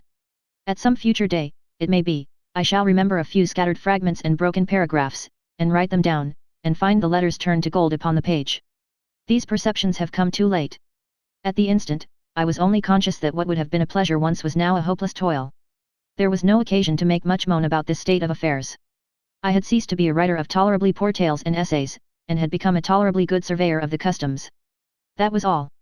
But, nevertheless, it is anything but agreeable to be haunted by a suspicion that one's intellect is dwindling away, or exhaling, without your consciousness, like ether out of a phial, so that, at every glance, you find a smaller and less volatile residuum. Of the fact there could be no doubt, and, examining myself and others, I was led to conclusions, in reference to the effect of public office on the character, not very favourable to the mode of life in question. In some other form, perhaps, I may hereafter develop these effects. Suffice it here to say, that a custom-house officer, of long continuance, can hardly be a very praiseworthy or respectable personage, for many reasons, one of them, the tenure by which he holds his situation, and another, the very nature of his business, which, though, I trust, an honest one, is of such a sort that he does not share in the united effort of mankind. An effect, which I believe to be observable, more or less, in every individual who has occupied the position, is, that, while he leans on the mighty arm of the Republic, his own proper strength departs from him. He loses, in an extent proportion to the weakness or force of his original nature, the capability of self-support. If he possess an unusual share of native energy, or the enervating magic of place do not operate too long upon him, his forfeited powers may be redeemable. The ejected officer, fortunate in the unkindly shove that sends him forth betimes, to struggle amid a struggling world, may return to himself, and become all that he has ever been. But this seldom happens. He usually keeps his ground just long enough for his own ruin, and is then thrust out, with sinews all unstrung, to totter along the difficult footpath of life as he best may. Conscious of his own infirmity, that his tempered steel and elasticity are lost, he forever afterwards looks wistfully about him in quest of support external to himself. His pervading and continual hope, a hallucination which, in the face of all discouragement, and making light of impossibilities, haunts him while he lives, and, I fancy, like the convulsive throes of the cholera, torments him for a brief space after death, is, that finally, and in no long time, by some happy coincidence of circumstances, he shall be restored to office. This faith, more than anything else, steals the pith and availability out of whatever enterprise he may dream of undertaking. Why should he toil and moil, and be at so much trouble to pick himself up out of the mud, when, in a little while hence, the strong arm of his uncle will raise and support him? Why should he work for his living here, or go to dig gold in California, when he is so soon to be made happy, at monthly intervals, with a little pile of glittering coin out of his uncle's pocket? It is sadly curious to observe how slight a taste of office suffices to infect a poor fellow with this singular disease. Uncle Sam's gold, meaning no disrespect to the worthy old gentleman, has, in this respect, a quality of enchantment like that of the devil's wages. Whoever touches it should look well to himself, or he may find the bargain to go hard against him, involving, if not his soul, yet many of its better attributes, its sturdy force, its courage and constancy, its truth, its self-reliance, and all that gives the emphasis to manly character. Here was a fine prospect in the distance. Not that the surveyor brought the lesson home to himself, or admitted that he could be so utterly undone, either by continuance in office, or ejectment. Yet my reflections were not the most comfortable. I began to grow melancholy and restless, continually prying into my mind, to discover which of its poor properties were gone, and what degree of detriment had already accrued to the remainder. I endeavoured to calculate how much longer I could stay in the custom house, and yet go forth a man. To confess the truth, it was my greatest apprehension, as it would never be a measure of policy to turn out so quiet an individual as myself, and it being hardly in the nature of a public officer to resign, it was my chief trouble, therefore, that I was likely to grow grey and decrepit in the surveyorship, and become much such another animal as the old inspector. Might it not, in the tedious lapse of official life that lay before me, finally be with me as it was with this venerable friend, to make the dinner hour the nucleus of the day, and to spend the rest of it, as an old dog spends it, asleep in the sunshine or in the shade? A dreary look forward this, for a man who felt it to be the best definition of happiness to live throughout the whole range of his faculties and sensibilities. But, all this while, I was giving myself very unnecessary alarm. Providence had meditated better things for me than I could possibly imagine for myself. A remarkable event of the third year of my surveyorship, to adopt the tone of PP, was the election of General Taylor to the presidency. It is essential, in order to form a complete estimate of the advantages of official life, to view the incumbent at the incoming of a hostile administration. His position is then one of the most singularly irksome, and, in every contingency, disagreeable, that a wretched mortal can possibly occupy, with seldom an alternative of good, on either hand, although what presents itself to him as the worst event may very probably be the best. But it is a strange experience, to a man of pride and sensibility, to know that his interests are within the control of individuals who neither love nor understand him, and by whom, since one or the other must needs happen, he would rather be injured than obliged. Strange, too, for one who has kept his calmness throughout the contest, to observe the bloodthirstiness that is developed in the hour of triumph, and to be conscious that he is himself among its objects. There are few uglier traits of human nature than this tendency, which I now witnessed in men no worse than their neighbours, to grow cruel, merely because they possessed the power of inflicting harm. If the guillotine, as applied to office holders, were a literal fact instead of one of the most apt of metaphors, it is my sincere belief that the active members of the victorious party were sufficiently excited to have chopped off all our heads, and have thanked heaven for the opportunity. It appears to me, who have been a calm and curious observer, as well in victory as defeat, that this fierce and bitter spirit of malice and revenge has never distinguished the many triumphs of my own party as it now did that of the Whigs. The Democrats take the offices, as a general rule, because they need them, and because the practice of many years has made it the law of political warfare, which, unless a different system be proclaimed, it were weakness and cowardice to murmur at. But the long habit of victory has made them generous. They know how to spare, when they see occasion, and when they strike, the axe may be sharp, indeed, but its edge is seldom poisoned with ill will, nor is it their custom ignominiously to kick the head which they have just struck off. In short, unpleasant as was my predicament, at best, I saw much reason to congratulate myself that I was on the losing side, rather than the triumphant one. If, heretofore, I had been none of the warmest of partisans, I began now, at this season of peril and adversity, to be pretty acutely sensible with which party my predilections lay, nor was it without something like regret and shame, that, according to a reasonable calculation of chances, I saw my own prospect of retaining office to be better than those of my Democratic brethren. But who can see an inch into futurity, beyond his nose? My own head was the first that fell. The moment when a man's head drops off is seldom or never, I am inclined to think, precisely the most agreeable of his life. Nevertheless, like the greater part of our misfortunes, even so serious a contingency brings its remedy and consolation with it, if the sufferer will but make the best, rather than the worst, of the accident which has befallen him. In my particular case, the consolatory topics were close at hand, and, indeed, had suggested themselves to my meditations a considerable time before it was requisite to use them. In view of my previous weariness of office, and vague thoughts of resignation, my fortune somewhat resembled that of a person who should entertain an idea of committing suicide, and, although beyond his hopes, meet with the good hap to be murdered. In the custom house, as before in the old manse, I had spent 3 years, a term long enough to rest a weary brain, long enough to break off old intellectual habits, and make room for new ones, long enough, and too long, to have lived in an unnatural state, doing what was really of no advantage nor delight to any human being, and withholding myself from toil that would, at least, have stilled an unquiet impulse in me. Then, moreover, as regarded his unceremonious ejectment, the late surveyor was not altogether ill-pleased to be recognized by the Whigs as an enemy, since his inactivity in political affairs, his tendency to roam, at will, in that broad and quiet field where all mankind may meet, rather than confine himself to those narrow paths where brethren of the same household must diverge from one another, had sometimes made it questionable with his brother Democrats whether he was a friend. Now, after he had won the crown of martyrdom, though with no longer a head to wear it on, the point might be looked upon as settled. Finally, little heroic as he was, it seemed more decorous to be overthrown in the downfall of the party with which he had been content to stand, than to remain a forlorn survivor, when so many worthier men were falling, and, at last, after subsisting for 4 years on the mercy of a hostile administration, to be compelled then to define his position anew, and claim the yet more humiliating mercy of a friendly one.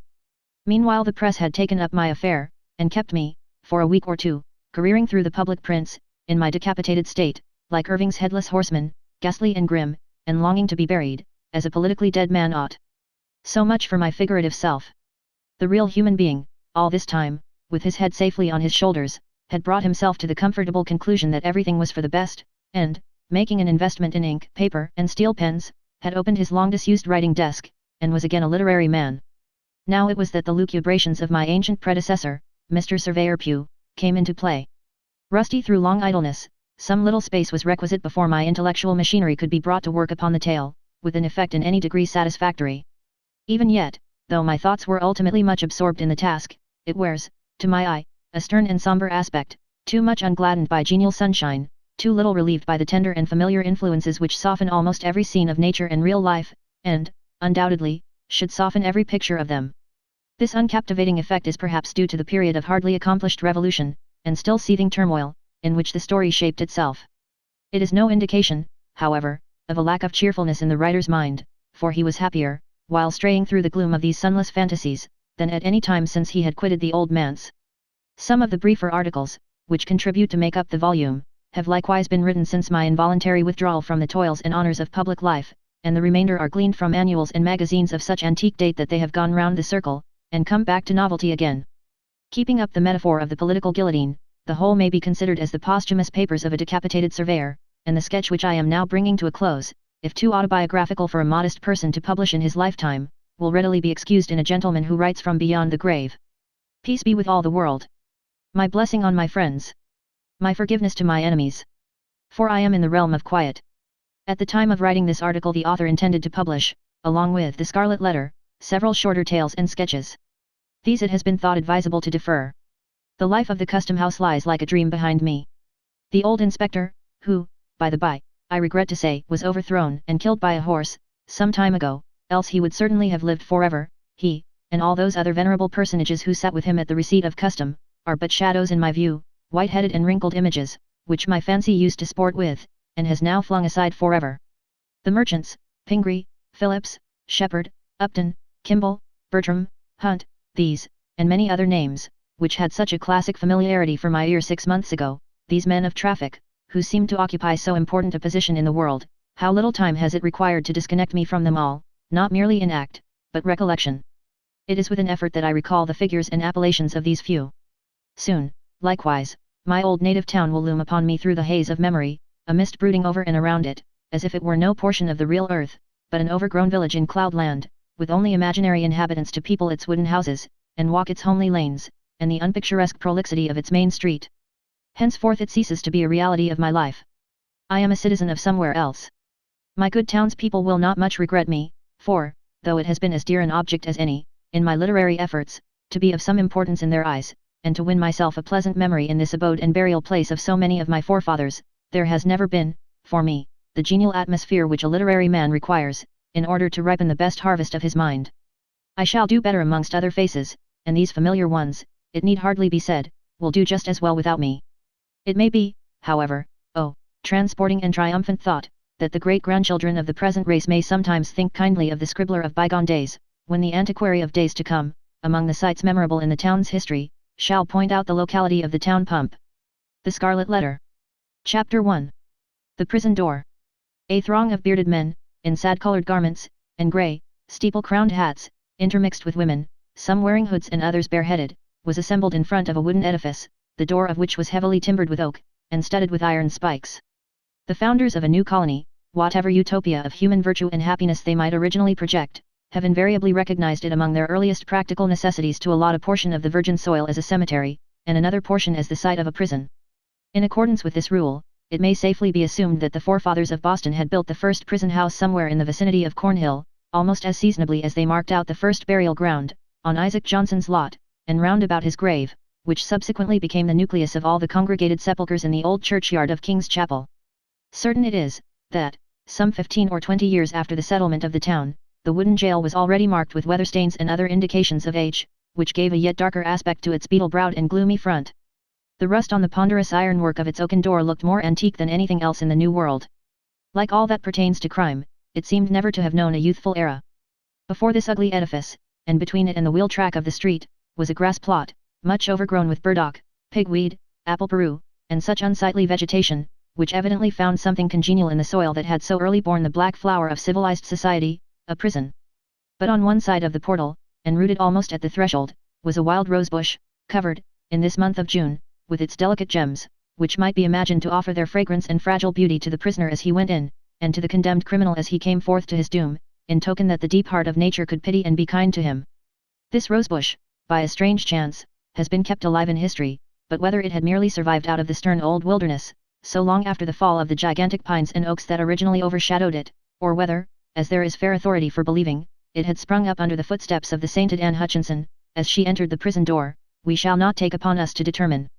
Finding it so directly on the threshold of our narrative, which is now about to issue from that inauspicious portal, we could hardly do otherwise than pluck one of its flowers, and present it to the reader. It may serve, let us hope, to symbolize some sweet moral blossom, that may be found along the track, or relieve the darkening close of a tale of human frailty and sorrow. Chapter 2. The Marketplace. The grass plot before the jail, in Prison Lane, on a certain summer morning, not less than 2 centuries ago, was occupied by a pretty large number of the inhabitants of Boston, all with their eyes intently fastened on the iron-clamped oaken door. Amongst any other population, or at a later period in the history of New England, the grim rigidity that petrified the bearded physiognomies of these good people would have augured some awful business in hand. It could have betokened nothing short of the anticipated execution of some noted culprit, on whom the sentence of a legal tribunal had but confirmed the verdict of public sentiment. But, in that early severity of the Puritan character, an inference of this kind could not so indubitably be drawn. It might be that a sluggish bond-servant, or an undutiful child, whom his parents had given over to the civil authority, was to be corrected at the whipping post. It might be, that an antinomian, a Quaker, or other heterodox religionist was to be scourged out of the town, or an idle and vagrant Indian, whom the white man's fire water had made riotous about the streets, was to be driven with stripes into the shadow of the forest. It might be, too, that a witch, like old Mistress Hibbins, the bitter-tempered widow of the magistrate, was to die upon the gallows. In either case, there was very much the same solemnity of demeanour on the part of the spectators, as befitted a people amongst whom religion and law were almost identical, and in whose character both were so thoroughly interfused, that the mildest and the severest acts of public discipline were alike made venerable and awful. Meagre, indeed, and cold was the sympathy that a transgressor might look for, from such bystanders, at the scaffold. On the other hand, a penalty, which, in our days, would infer a degree of mocking infamy and ridicule, might then be invested with almost as stern a dignity as the punishment of death itself. It was a circumstance to be noted, on the summer morning when our story begins its course, that the women, of whom there were several in the crowd, appeared to take a peculiar interest in whatever penal infliction might be expected to ensue. The age had not so much refinement, that any sense of impropriety restrained the wearers of petticoat and farthingale from stepping forth into the public ways, and wedging their not unsubstantial persons, if occasion were, into the throng nearest to the scaffold at an execution. Morally, as well as materially, there was a coarser fibre in those wives and maidens of old English birth and breeding, than in their fair descendants, separated from them by a series of 6 or 7 generations, for, throughout that chain of ancestry, every successive mother has transmitted to her child a fainter bloom, a more delicate and briefer beauty, and a slighter physical frame, if not a character of less force and solidity, than her own. The women who were now standing about the prison door stood within less than half a century of the period when the men like Elizabeth had been the not altogether unsuitable representative of the sex. They were her countrywomen, and the beef and ale of their native land, with a moral diet not a whit more refined, entered largely into their composition. The bright morning sun, therefore, shone on broad shoulders and well-developed busts, and on round and ruddy cheeks, that had ripened in the far-off island, and had hardly yet grown paler or thinner in the atmosphere of New England. There was, moreover, a boldness and rotundity of speech among these matrons, as most of them seemed to be, that would startle us at the present day, whether in respect to its purport or its volume of tone. "Good wives," said a hard-featured dame of 50, "I'll tell ye a piece of my mind. It would be greatly for the public behoof, if we women, being of mature age and church members in good repute, should have the handling of such malefactresses as this Hester Prynne. What think ye, gossips? If the hussy stood up for judgment before us 5, that are now here in a knot together, would she come off with such a sentence as the worshipful magistrates have awarded? Marry, I trow not. People say," said another, "that the Reverend Master Dimmesdale, her godly pastor, takes it very grievously to heart that such a scandal should have come upon his congregation. The magistrates are God-fearing gentlemen, but merciful overmuch, that is a truth," added a third autumnal matron. "At the very least, they should have put the brand of a hot iron on Hester Prynne's forehead. Madam Hester would have winced at that, I warrant me. But she, the naughty baggage, little will she care what they put upon the bodice of her gown. Why, look you, she may cover it with a brooch, or such like heathenish adornment, and so walk the streets as brave as ever." "Ah, but," interposed, more softly, a young wife, holding a child by the hand, "let her cover the mark as she will, the pang of it will be always in her heart. What do we talk of marks and brands, whether on the bodice of her gown, or the flesh of her forehead?" cried another female, the ugliest as well as the most pitiless of these self-constituted judges. "This woman has brought shame upon us all, and ought to die. Is there not law for it?" "Truly, there is, both in the scripture and the statute book." "Then let the magistrates, who have made it of no effect, thank themselves if their own wives and daughters go astray." "Mercy on us, good wife," exclaimed a man in the crowd, "is there no virtue in woman, save what springs from a wholesome fear of the gallows? That is the hardest word yet. Hush, now, gossips! For the lock is turning in the prison door, and here comes Mistress Prynne herself." The door of the jail being flung open from within, there appeared, in the first place, like a black shadow emerging into sunshine, the grim and grisly presence of the town beadle, with the sword by his side, and his staff of office in his hand. This personage prefigured and represented in his aspect the whole dismal severity of the Puritanic code of law, which it was his business to administer in its final and closest application to the offender. Stretching forth the official staff in his left hand, he laid his right upon the shoulder of a young woman, whom he thus drew forward, until, on the threshold of the prison door, she repelled him, by an action marked with natural dignity and force of character, and stepped into the open air, as if by her own free will.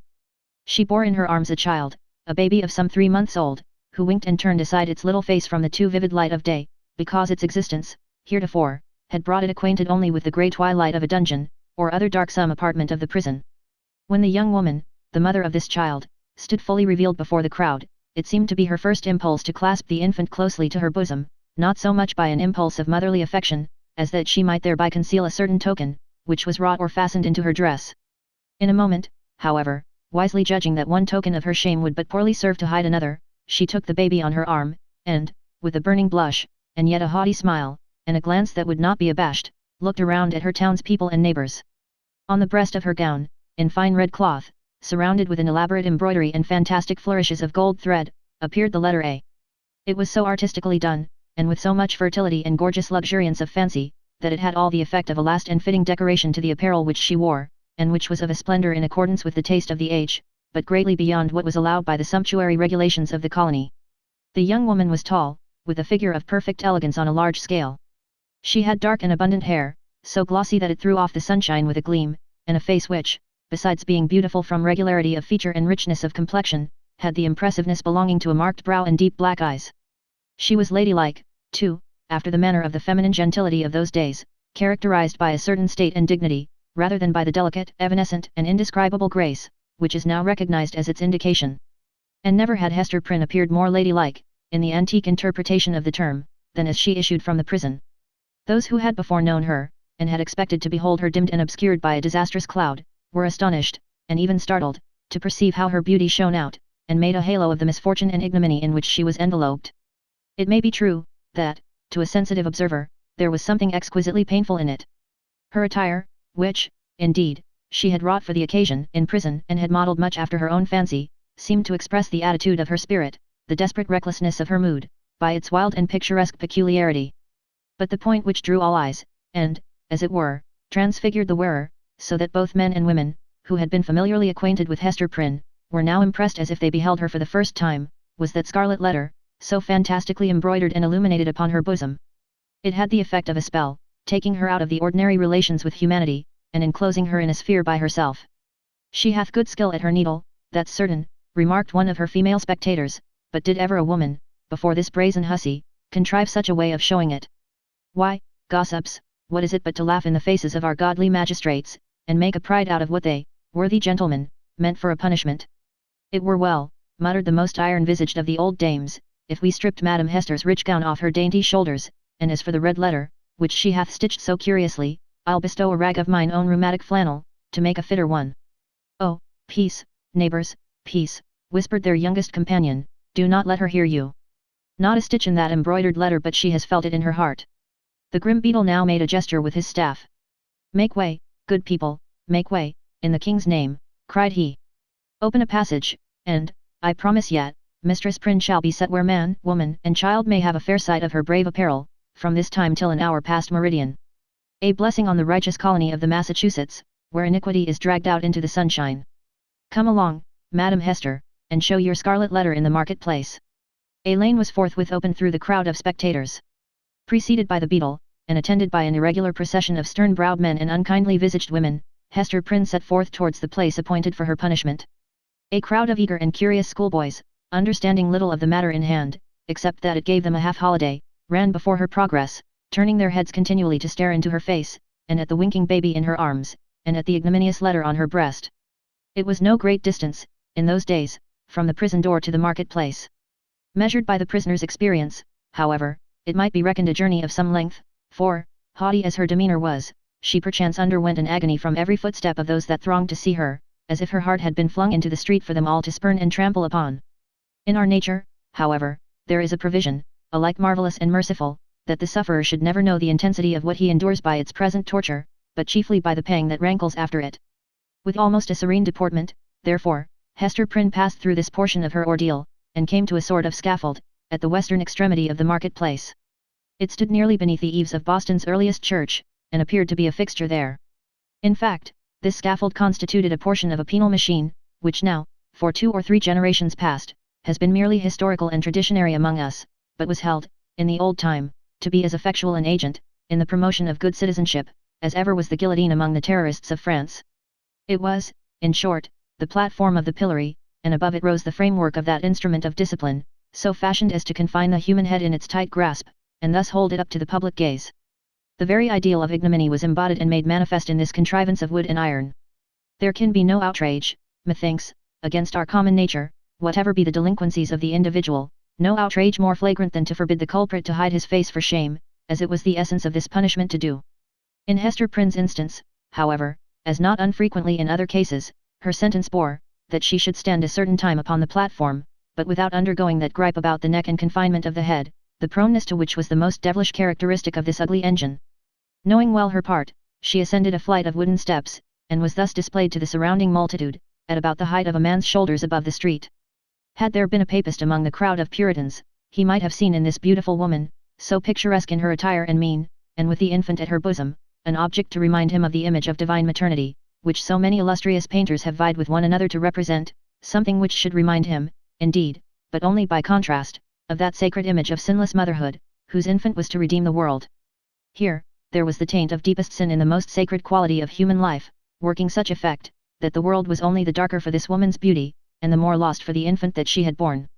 The scene was not without a mixture of awe, such as must always invest the spectacle of guilt and shame in a fellow creature, before society shall have grown corrupt enough to smile, instead of shuddering, at it. The witnesses of Hester Prynne's disgrace had not yet passed beyond their simplicity. They were stern enough to look upon her death, had that been the sentence, without a murmur at its severity, but had none of the heartlessness of another social state, which would find only a theme for jest in an exhibition like the present. Even had there been a disposition to turn the matter into ridicule, it must have been repressed and overpowered by the solemn presence of men no less dignified than the governor, and several of his councillors, a judge, a general, and the ministers of the town, all of whom sat or stood in a balcony of the meeting house, looking down upon the platform. When such personages could constitute a part of the spectacle, without risking the majesty or reverence of rank and office, it was safely to be inferred that the infliction of a legal sentence would have an earnest and effectual meaning. Accordingly, the crowd was sombre and grave. The unhappy culprit sustained herself as best a woman might, under the heavy weight of 1,000 unrelenting eyes, all fastened upon her, and concentrated at her bosom. It was almost intolerable to be borne.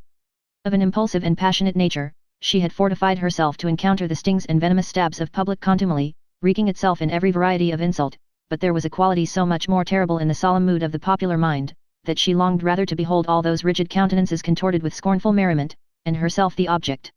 Had a roar of laughter burst from the multitude, each man, each woman, each little shrill-voiced child, contributing their individual parts, Hester Prynne might have repaid them all with a bitter and disdainful smile.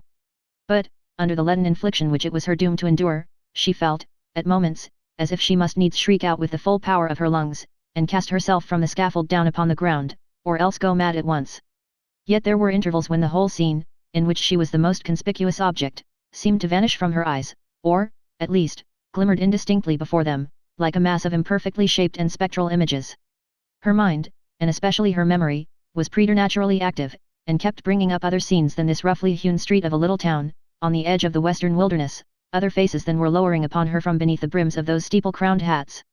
Reminiscences the most trifling and immaterial, passages of infancy and school days, sports, childish quarrels, and the little domestic traits of her maiden years, came swarming back upon her, intermingled with recollections of whatever was gravest in her subsequent life, one picture precisely as vivid as another, as if all were of similar importance, or all alike a play. Possibly, it was an instinctive device of her spirit, to relieve itself, by the exhibition of these phantasmagoric forms, from the cruel weight and hardness of the reality. Be that as it might, the scaffold of the pillory was a point of view that revealed to Hester Prynne the entire track along which she had been treading, since her happy infancy. Standing on that miserable eminence, she saw again her native village, in Old England, and her paternal home, a decayed house of grey stone, with a poverty-stricken aspect, but retaining a half-obliterated shield of arms over the portal, in token of antique gentility. She saw her father's face, with its bald brow, and reverend white beard, that flowed over the old-fashioned Elizabethan ruff, her mother's, too, with the look of heedful and anxious love which it always wore in her remembrance, and which, face, glowing with girlish beauty, and illuminating all the interior even since her death, had so often laid the impediment of a gentle remonstrance in her daughter's pathway. She saw her own of the dusky mirror in which she had been wont to gaze at it. There she beheld another countenance, of a man well stricken in years, a pale, thin, scholar-like visage, with eyes dim and bleared by the lamplight that had served them to pore over many ponderous books. Yet those same bleared optics had a strange, penetrating power, when it was their owner's purpose to read the human soul. This figure of the study and the cloister, as Hester Prynne's womanly fancy failed not to recall, was slightly deformed, with the left shoulder a trifle higher than the right. Next rose before her, in memory's picture gallery, the intricate and narrow thoroughfares, the tall, grey houses, the huge cathedrals, and the public edifices, ancient in date and quaint in architecture, of a continental city, where a new life had awaited her, still in connection with the misshapen scholar, a new life, but feeding itself on time-worn materials, like a tuft of green moss on a crumbling wall. Lastly, in lieu of these shifting scenes, came back the rude market-place of the Puritan settlement, with all the townspeople assembled and levelling their stern regards at Hester Prynne, yes, at herself, who stood on the scaffold of the pillory, an infant on her arm, and the letter A, in scarlet, fantastically embroidered with gold thread, upon her bosom. Standing on the miserable eminence. Could it be true? She clutched the child so fiercely to her breast, that it sent forth a cry. She turned her eyes downward at the scarlet letter, and even touched it with her finger, to assure herself that the infant and the shame were real. Yes, these were her realities, all else had vanished. Chapter 3. The Recognition. From this intense consciousness of being the object of severe and universal observation, the wearer of the scarlet letter was at length relieved, by discerning, on the outskirts of the crowd, a figure which irresistibly took possession of her thoughts. An Indian, in his native garb, was standing there, but the red men were not so infrequent visitors of the English settlements, that one of them would have attracted any notice from Hester Prynne, at such a time, much less would he have excluded all other objects and ideas from her mind. By the Indian's side, and evidently sustaining a companionship with him, stood a white man, clad in a strange disarray of civilized and savage costume. He was small in stature, with a furrowed visage, which, as yet, could hardly be termed aged. There was a remarkable intelligence in his features, as of a person who had so cultivated his mental part that it could not fail to mold the physical to itself, and become manifest by unmistakable tokens. Although, by a seemingly careless arrangement of his heterogeneous garb, he had endeavoured to conceal or abate the peculiarity, it was sufficiently evident to Hester Prynne, that one of this man's shoulders rose higher than the other. Again, at the first instant of perceiving that thin visage, and the slight deformity of the figure, she pressed her infant to her bosom with so convulsive a force that the poor babe uttered another cry of pain. But the mother did not seem to hear it. At his arrival in the market-place, and some time before she saw him, the stranger had bent his eyes on Hester Prynne. It was carelessly, at first, like a man chiefly accustomed to look inward, and to whom external matters are of little value and import, unless they bear relation to something within his mind. Very soon, however, his look became keen and penetrative. A writhing horror twisted itself across his features, like a snake gliding swiftly over them, and making one little pause, with all its wreathed intervolutions in open sight. His face darkened with some powerful emotion, which, nevertheless, he so instantaneously controlled by an effort of his will, that, save at a single moment, its expression might have passed for calmness. After a brief space, the convulsion grew almost imperceptible, and finally subsided into the depths of his nature. When he found the eyes of Hester Prynne fastened on his own, and saw that she appeared to recognize him, he slowly and calmly raised his finger, made a gesture with it in the air, and laid it on his lips. Then, touching the shoulder of a townsman who stood next to him, he addressed him, in a formal and courteous manner. "I pray you, good sir," said he, "who is this woman, and wherefore is she here set up to public shame?" "You must needs be a stranger in this region, friend," answered the townsman, looking curiously at the questioner and his savage companion, "else you would surely have heard of Mistress Hester Prynne, and her evil doings. She hath raised a great scandal, I promise you, in godly Master Dimmesdale's church." "You say truly," replied the other. "I am a stranger, and have been a wanderer, sorely against my will. I have met with grievous mishaps by sea and land, and have been long held in bonds among the heathen folk, to the southward, and am now brought hither by this Indian, to be redeemed out of my captivity. Will it please you, therefore, to tell me of Hester Prynne's, have I her name rightly, of this woman's offences, and what has brought her to yonder scaffold?" "Truly, friend, and methinks it must gladden your heart, after your troubles and sojourn in the wilderness," said the townsman, "to find yourself, at length, in a land where iniquity is searched out, and punished in the sight of rulers and people, as here in our godly New England. Yonder woman, sir, you must know, was the wife of a certain learned man, English by birth, but who had long dwelt in Amsterdam, whence, some good time agone, he was minded to cross over and cast in his lot with us of the Massachusetts. To this purpose, he sent his wife before him, remaining himself to look after some necessary affairs. Marry, good sir, in some 2 years, or less, that the woman has been a dweller here in Boston, no tidings have come of this learned gentleman, Master Prynne, and his young wife, look you, being left to her own misguidance." "Ah, aha, I conceive you," said the stranger, with a bitter smile. "So learned a man as you speak of should have learned this too in his books. And who, by your favour, sir, may be the father of yonder babe, it is some 3 or 4 months old, I should judge, which Mistress Prynne is holding in her arms." "Of a truth, friend, that matter remaineth a riddle, and the Daniel who shall expound it is yet a wanting," answered the townsman. Madame Hester absolutely refused to speak, and the magistrates have laid their heads together in vain. Peradventure the guilty one stands looking on at this sad spectacle, unknown of man, and forgetting that God sees him. The learned man, observed the stranger, with another smile, should come himself, to look into the mystery. "It behooves him well, if he be still in life," responded the townsman. "Now, good sir, our Massachusetts magistracy, bethinking themselves that this woman is youthful and fair, and doubtless was strongly tempted to her fall, and that, moreover, as is most likely, her husband may be at the bottom of the sea, they have not been bold to put in force the extremity of our righteous law against her. The penalty thereof is death. But in their great mercy and tenderness of heart, they have doomed Mistress Prynne to stand only a space of 3 hours on the platform of the pillory, and then and thereafter, for the remainder of her natural life, to wear a mark of shame upon her bosom." "A wise sentence," remarked the stranger, gravely bowing his head. "Thus she will be a living sermon against sin, until the ignominious letter be engraved upon her tombstone. It irks me, nevertheless, that the partner of her iniquity should not, at least, stand on the scaffold by her side. But he will be known, he will be known, he will be known.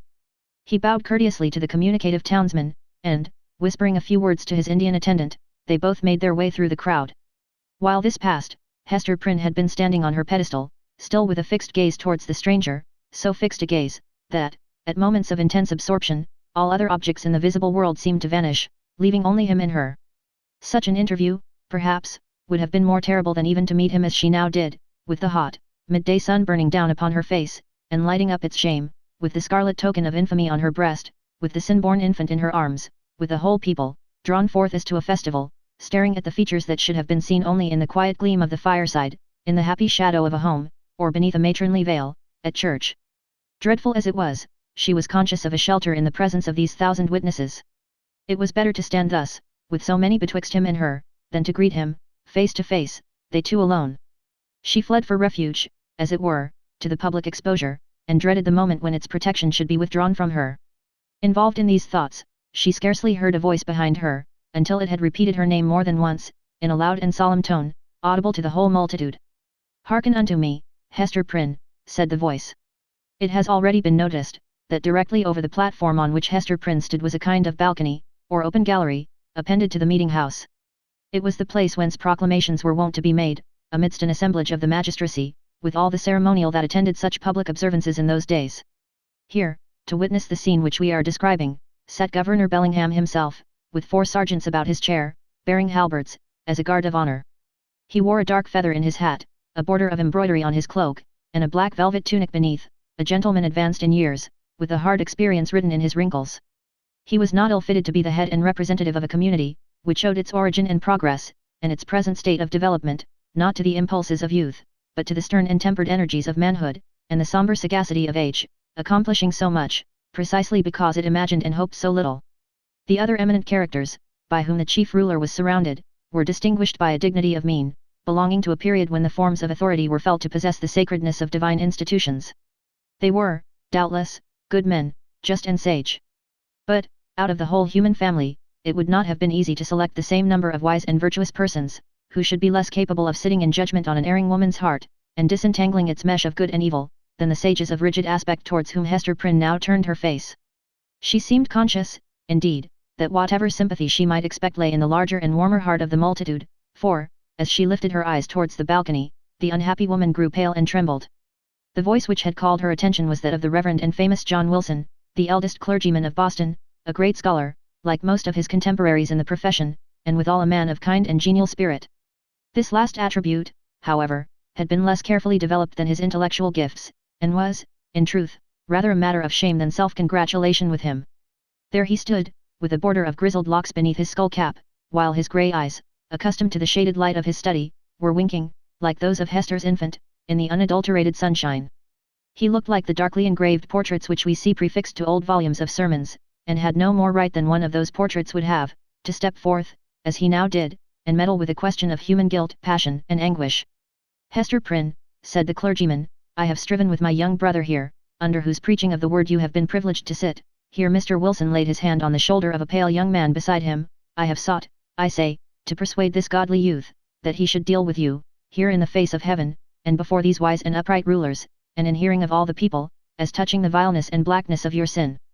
Knowing your natural temper better than I, he could the better judge what arguments to use, whether of tenderness or terror, such as might prevail over your hardness and obstinacy, insomuch that you should no longer hide the name of him who tempted you to this grievous fall.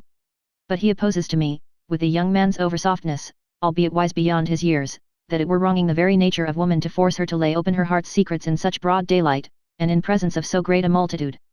Truly, as I sought to convince him, the shame lay in the commission of the sin, and not in the showing of it forth. What say you to it, once again, brother Dimmesdale? Must it be thou, or I, that shall deal with this poor sinner's soul?" There was a murmur among the dignified and reverend occupants of the balcony, and Governor Bellingham gave expression to its purport, speaking in an authoritative voice, although tempered with respect towards the youthful clergyman whom he addressed. "Good Master Dimmesdale," said he, "the responsibility of this woman's soul lies greatly with you. It behooves you, therefore, to exhort her to repentance, and to confession, as a proof and consequence thereof."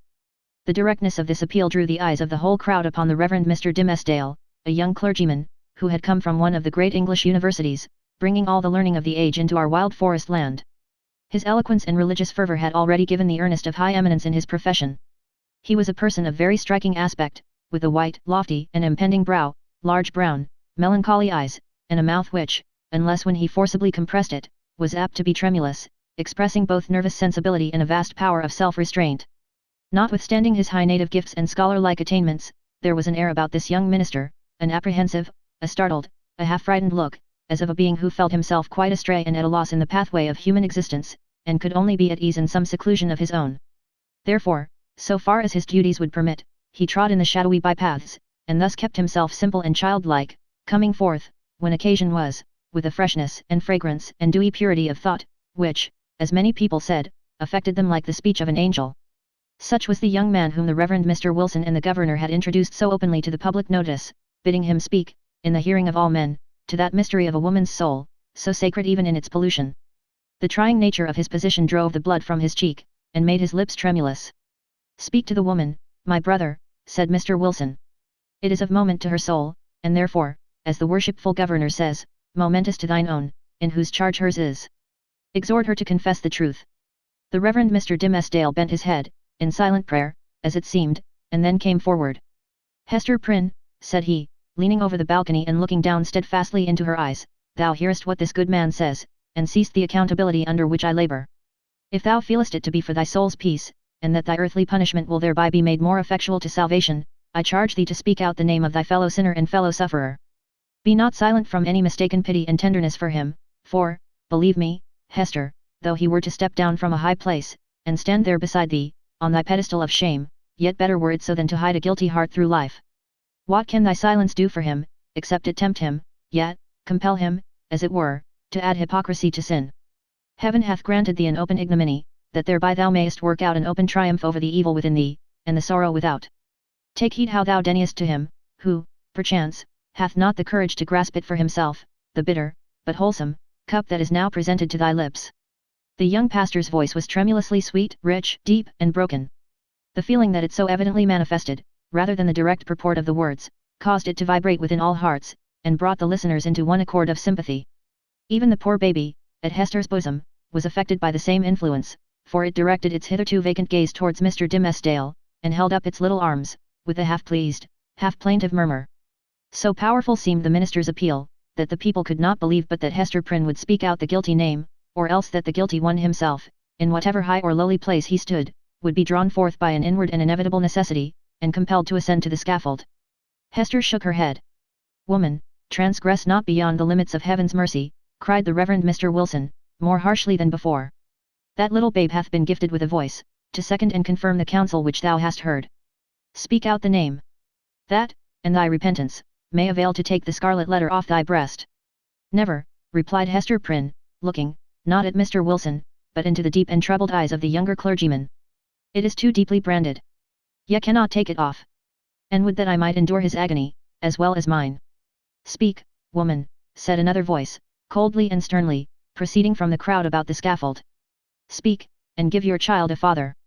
"I will not speak," answered Hester, turning pale as death, but responding to this voice, which she too surely recognized.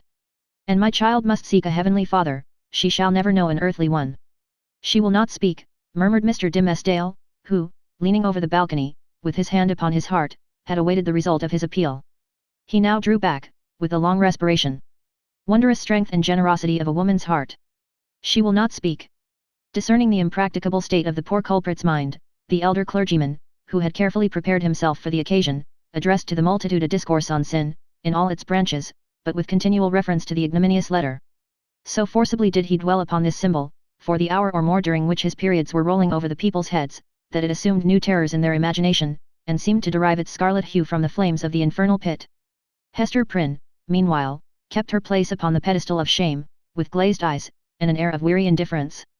She had borne, that morning, all that nature could endure, and as her temperament was not of the order that escapes from too intense suffering by a swoon, her spirit could only shelter itself beneath a stony crust of insensibility, while the faculties of animal life remained entire. In this state, the voice of the preacher thundered remorselessly, but unavailingly, upon her ears. The infant, during the latter portion of her ordeal, pierced the air with its wailings and screams. She strove to hush it, mechanically, but seemed scarcely to sympathize with its trouble. With the same hard demeanor, she was led back to prison, and vanished from the public gaze within its iron-clamped portal. It was whispered, by those who peered after her, that the scarlet letter threw a lurid gleam along the dark passageway of the interior. Chapter 4. The Interview. After her return to the prison, Hester Prynne was found to be in a state of nervous excitement that demanded constant watchfulness, lest she should perpetrate violence on herself, or do some half-frenzied mischief to the poor babe. As night approached, it proving impossible to quell her insubordination by rebuke or threats of punishment, Master Brackett, the jailer, thought fit to introduce a physician. He described him as a man of skill in all Christian modes of physical science, and likewise familiar with whatever the savage people could teach, in respect to medicinal herbs and roots that grew in the forest. To say the truth, there was much need of professional assistance, not merely for Hester herself, but still more urgently for the child, who, drawing its sustenance from the maternal bosom, seemed to have drank in with it all the turmoil, the anguish and despair, which pervaded the mother's system. It now writhed in convulsions of pain, and was a forcible type, in its little frame, of the moral agony which Hester Prynne had borne throughout the day.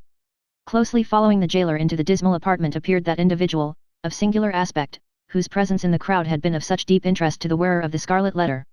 He was lodged in the prison, not as suspected of any offence, but as the most convenient and suitable mode of disposing of him, until the magistrates should have conferred with the Indian sagamores respecting his ransom. His name was announced as Roger Chillingworth. The jailer, after ushering him into the room, remained a moment, marvelling at the comparative quiet that followed his entrance, for Hester Prynne had immediately become as still as death, although the child continued to moan. "Prithee, friend, leave me alone with my patient," said the practitioner. "Trust me, good jailer, you shall briefly have peace in your house, and, I promise you, Mistress Prynne shall hereafter be more amenable to just authority than you may have found her heretofore." "Nay, if your worship can accomplish that," answered Master Brackett, "I shall own you for a man of skill indeed. Verily, the woman hath been like a possessed one, and there lacks little, that I should take in hand to drive Satan out of her with stripes." The stranger had entered the room with the characteristic quietude of the profession to which he announced himself as belonging. Nor did his demeanour change, when the withdrawal of the prison keeper left him face to face with the woman, whose absorbed notice of him, in the crowd, had intimated so close a relation between himself and her.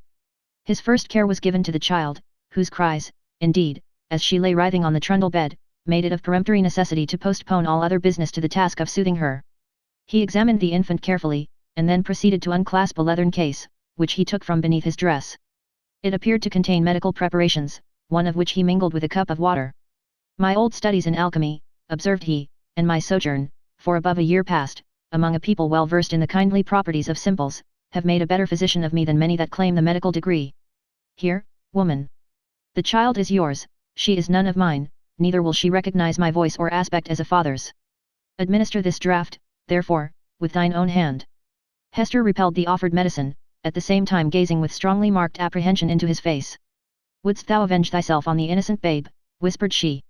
"Foolish woman," responded the physician, half coldly, half soothingly. "What should ail me, to harm this misbegotten and miserable babe? The medicine is potent for good, and were it my child, yet, mine own, as well as thine, I could do no better for it." As she still hesitated, being, in fact, in no reasonable state of mind, he took the infant in his arms, and himself administered the draught. It soon proved its efficacy, and redeemed the leech's pledge. The moans of the little patient subsided, its convulsive tossings gradually ceased, and, in a few moments, as is the custom of young children after relief from pain, it sank into a profound and dewy slumber. The physician, as he had a fair right to be termed, next bestowed his attention on the mother. With calm and intent scrutiny he felt her pulse, looked into her eyes, a gaze that made her heart shrink and shudder, because so familiar, and yet so strange and cold, and, finally, satisfied with his investigation, proceeded to mingle another draught. "I know not Lethe nor Nepenthe," remarked he, "but I have learned many new secrets in the wilderness, and here is one of them, a recipe that an Indian taught me, in requital of some lessons of my own, that were as old as Paracelsus.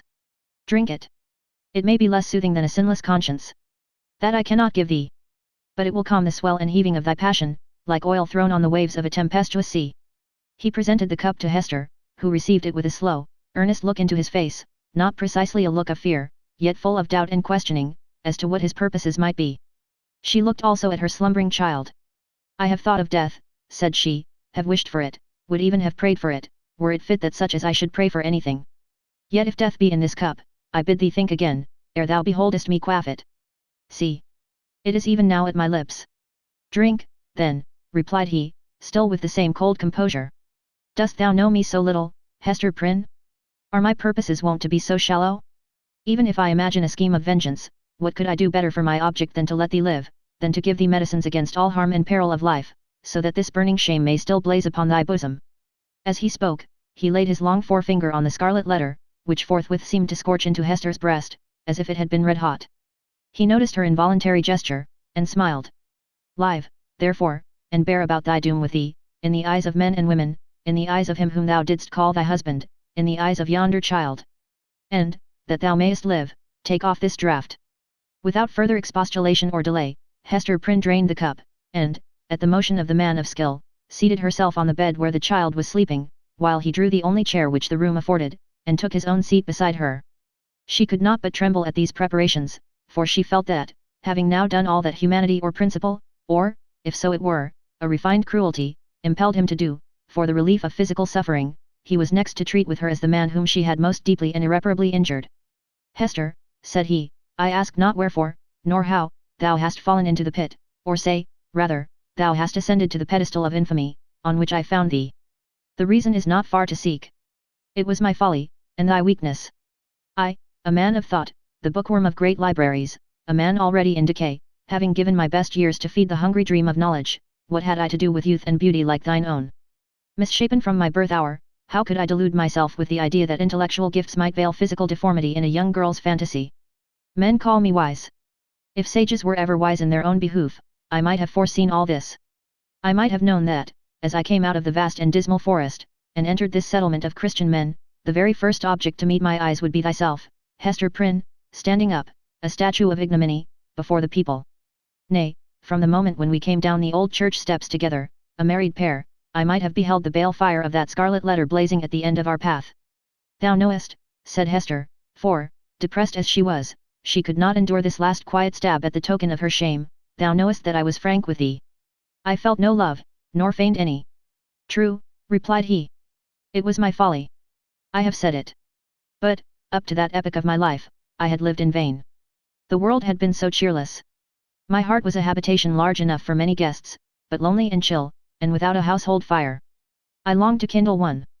It seemed not so wild a dream, old as I was, and sombre as I was, and misshapen as I was, that the simple bliss, which is scattered far and wide, for all mankind to gather up, might yet be mine. And so, Hester, I drew thee into my heart, into its innermost chamber, and sought to warm thee by the warmth which thy presence made there." "I have greatly wronged thee," murmured Hester. "We have wronged each other," answered he. "Mine was the first wrong, when I betrayed thy budding youth into a false and unnatural relation with my decay. Therefore, as a man who has not thought and philosophized in vain, I seek no vengeance, plot no evil against thee. Between thee and me the scale hangs fairly balanced. But, Hester, the man lives who has wronged us both. Who is he?" "Ask me not," replied Hester Prynne, looking firmly into his face. "That thou shalt never know." "Never, sayest thou," rejoined he, with a smile of dark and self-relying intelligence. "Never know him. Believe me, Hester, there are few things, whether in the outward world, or, to a certain depth, in the invisible sphere of thought, few things hidden from the man who devotes himself earnestly and unreservedly to the solution of a mystery. Thou mayest cover up thy secret from the prying multitude. Thou mayest conceal it, too, from the ministers and magistrates, even as thou didst this day, when they sought to wrench the name out of thy heart, and give thee a partner on thy pedestal. But, as for me, I come to the inquest with other senses than they possess. I shall seek this man, as I have sought truth in books, as I have sought gold in alchemy. There is a sympathy that will make me conscious of him. I shall see him tremble. I shall feel myself shudder, suddenly and unawares. Sooner or later, he must needs be mine." The eyes of the wrinkled scholar glowed so intensely upon her, that Hester Prynne clasped her hands over her heart, dreading lest he should read the secret there at once. "Thou wilt not reveal his name? Not the less he is mine," resumed he, with a look of confidence, as if destiny were at one with him. "He bears no letter of infamy wrought into his garment, as thou dost, but I shall read it on his heart. Yet fear not for him. Think not that I shall interfere with heaven's own method of retribution, or, to my own loss, betray him to the gripe of human law. Neither do thou imagine that I shall contrive aught against his life, no, nor against his fame, if, as I judge, he be a man of fair repute. Let him live. Let him hide himself in outward honor, if he may. Not the less he shall be mine." "Thy acts are like mercy," said Hester, bewildered and appalled. "But thy words interpret thee as a terror. One thing, thou that wast my wife, I would enjoin upon thee," continued the scholar. "Thou hast kept the secret of thy paramour. Keep, likewise, Mine. There are none in this land that know me. Breathe not, to any human soul, that thou didst ever call me husband. Here, on this wild outskirt of the earth, I shall pitch my tent, for, elsewhere a wanderer, and isolated from human interests, I find here a woman, a man, a child, amongst whom and myself there exist the closest ligaments. No matter whether of love or hate, no matter whether of right or wrong. Thou and thine, Hester Prynne, belong to me. My home is where thou art, and where he is. But betray me not. The eyes of the wrinkled scholar glowed. Wherefore dost thou desire it? Inquired Hester, shrinking, she hardly knew why, from this secret bond. Why not announce thyself openly, and cast me off at once? It may be, he replied, because I will not encounter the dishonor that besmirches the husband of a faithless woman. It may be for other reasons. Enough, it is my purpose to live and die unknown. Let, therefore, thy husband be to the world as one already dead, and of whom no tidings shall ever come. Recognize me not, by word, by sign, by look. Breathe not the secret, above all, to the man thou wottest of. Shouldst thou fail me in this, beware.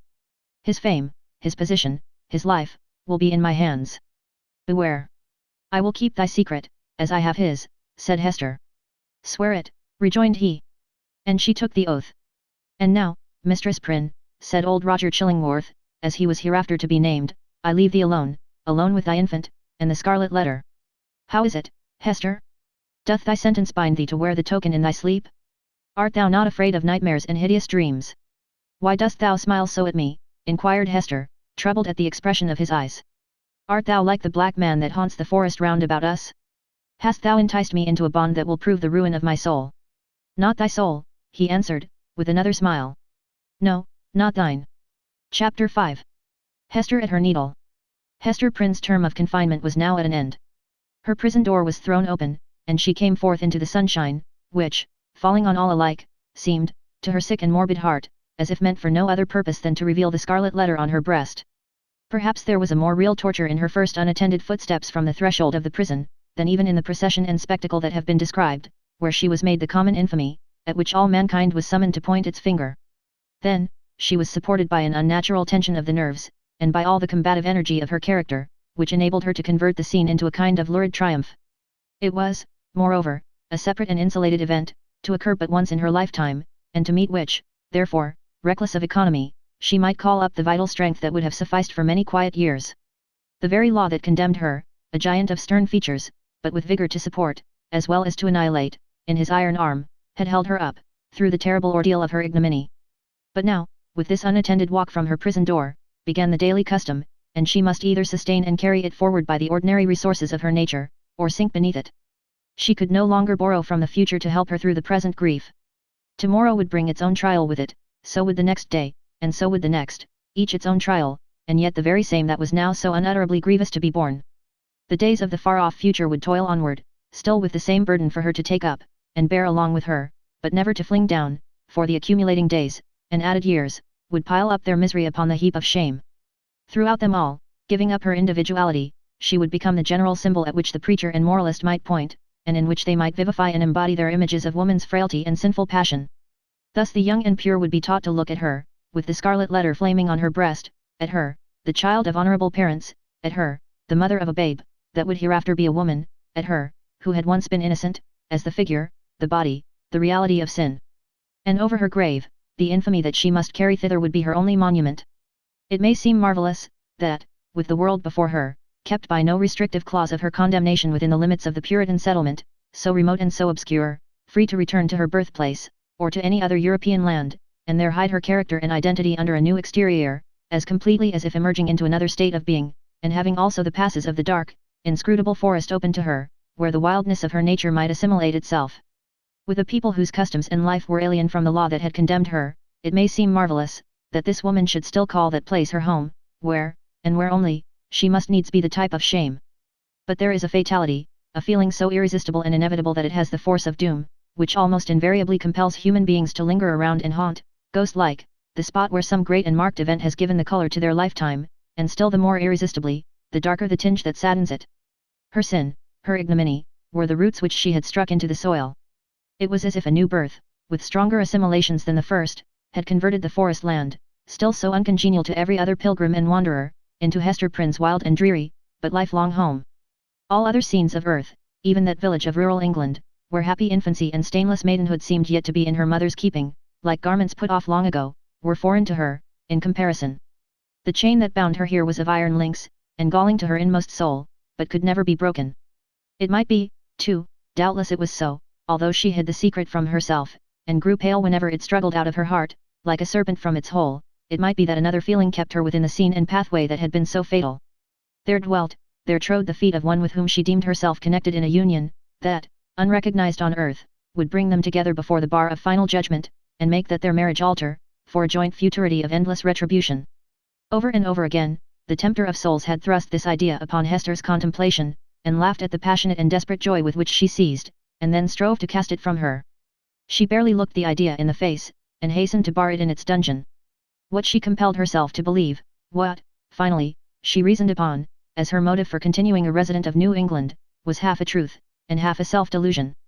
Here, she said to herself, had been the scene of her guilt, and here should be the scene of her earthly punishment, and so, perchance, the torture of her daily shame would at length purge her soul, and work out another purity than that which she had lost, more saint-like, because the result of martyrdom.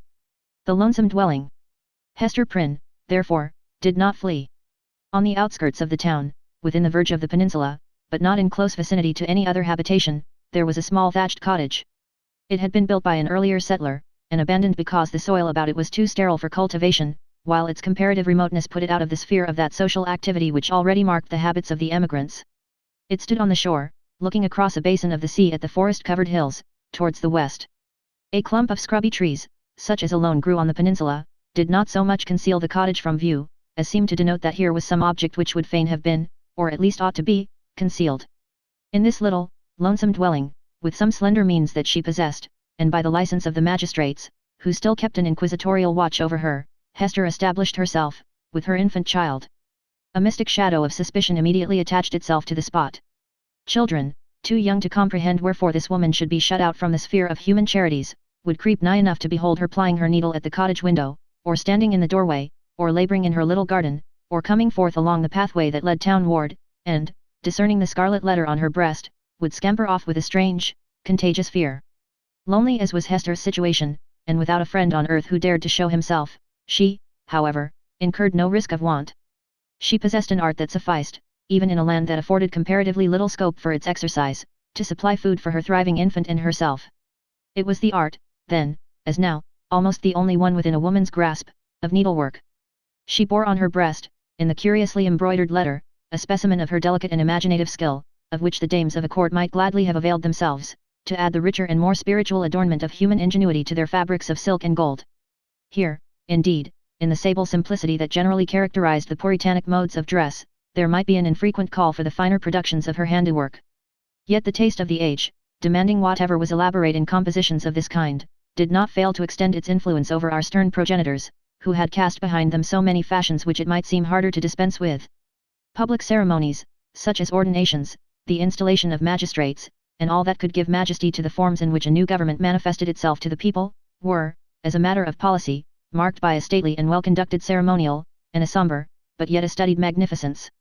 Deep ruffs, painfully wrought bands, and gorgeously embroidered gloves, were all deemed necessary to the official state of men assuming the reins of power, and were readily allowed to individuals dignified by rank or wealth, even while sumptuary laws forbade these and similar extravagances to the plebeian order.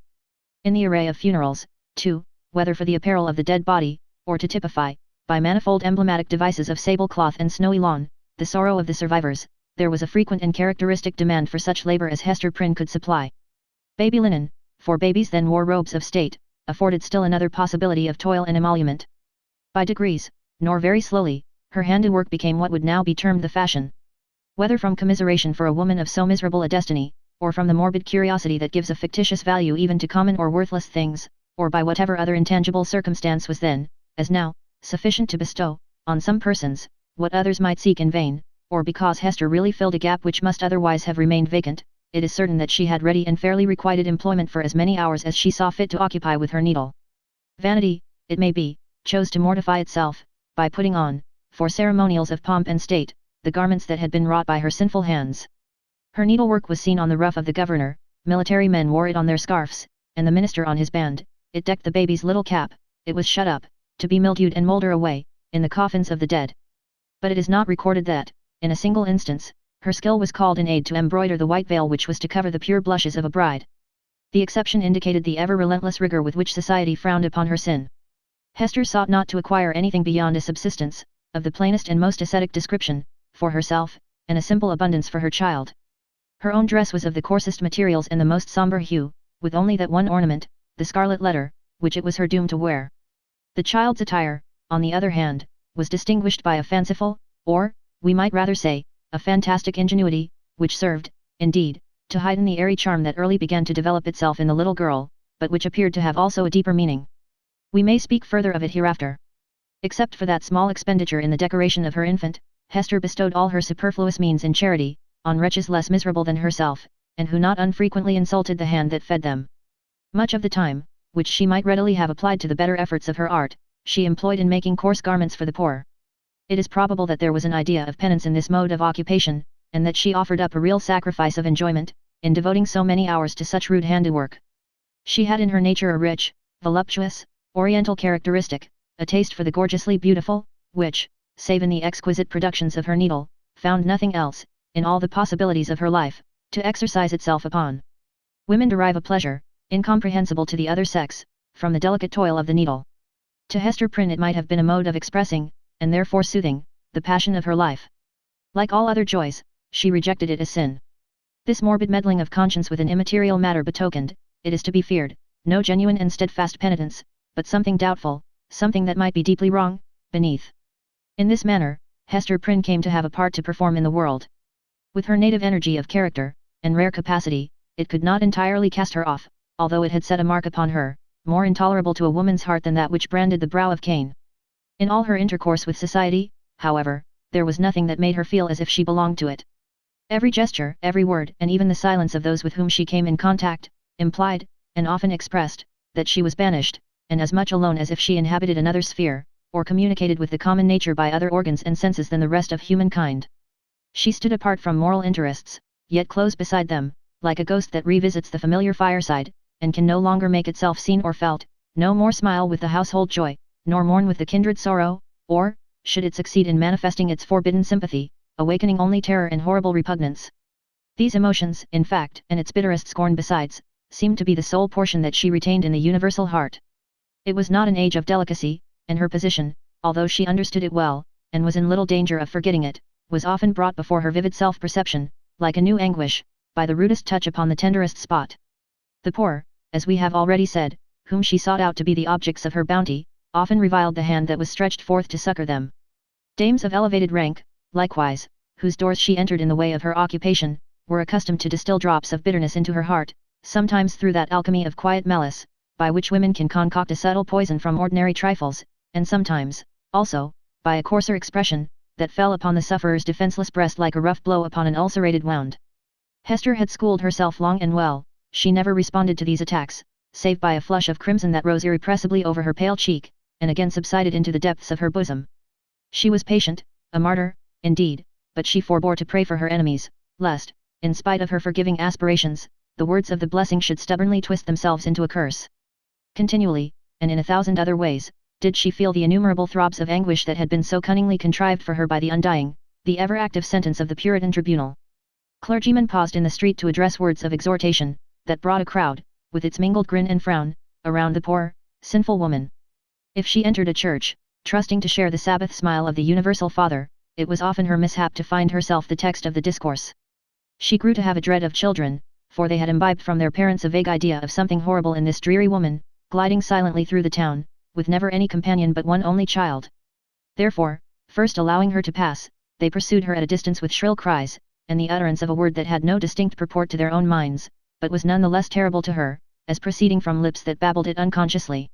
It seemed to argue so wide a diffusion of her shame, that all nature knew of it, it could have caused her no deeper pang, had the leaves of the trees whispered the dark story among themselves, had the summer breeze murmured about it, had the wintry blast shrieked it aloud. Another peculiar torture was felt in the gaze of a new eye. When strangers looked curiously at the scarlet letter, and none ever failed to do so, they branded it afresh into Hester's soul, so that, oftentimes, she could scarcely refrain, yet always did refrain, from covering the symbol with her hand.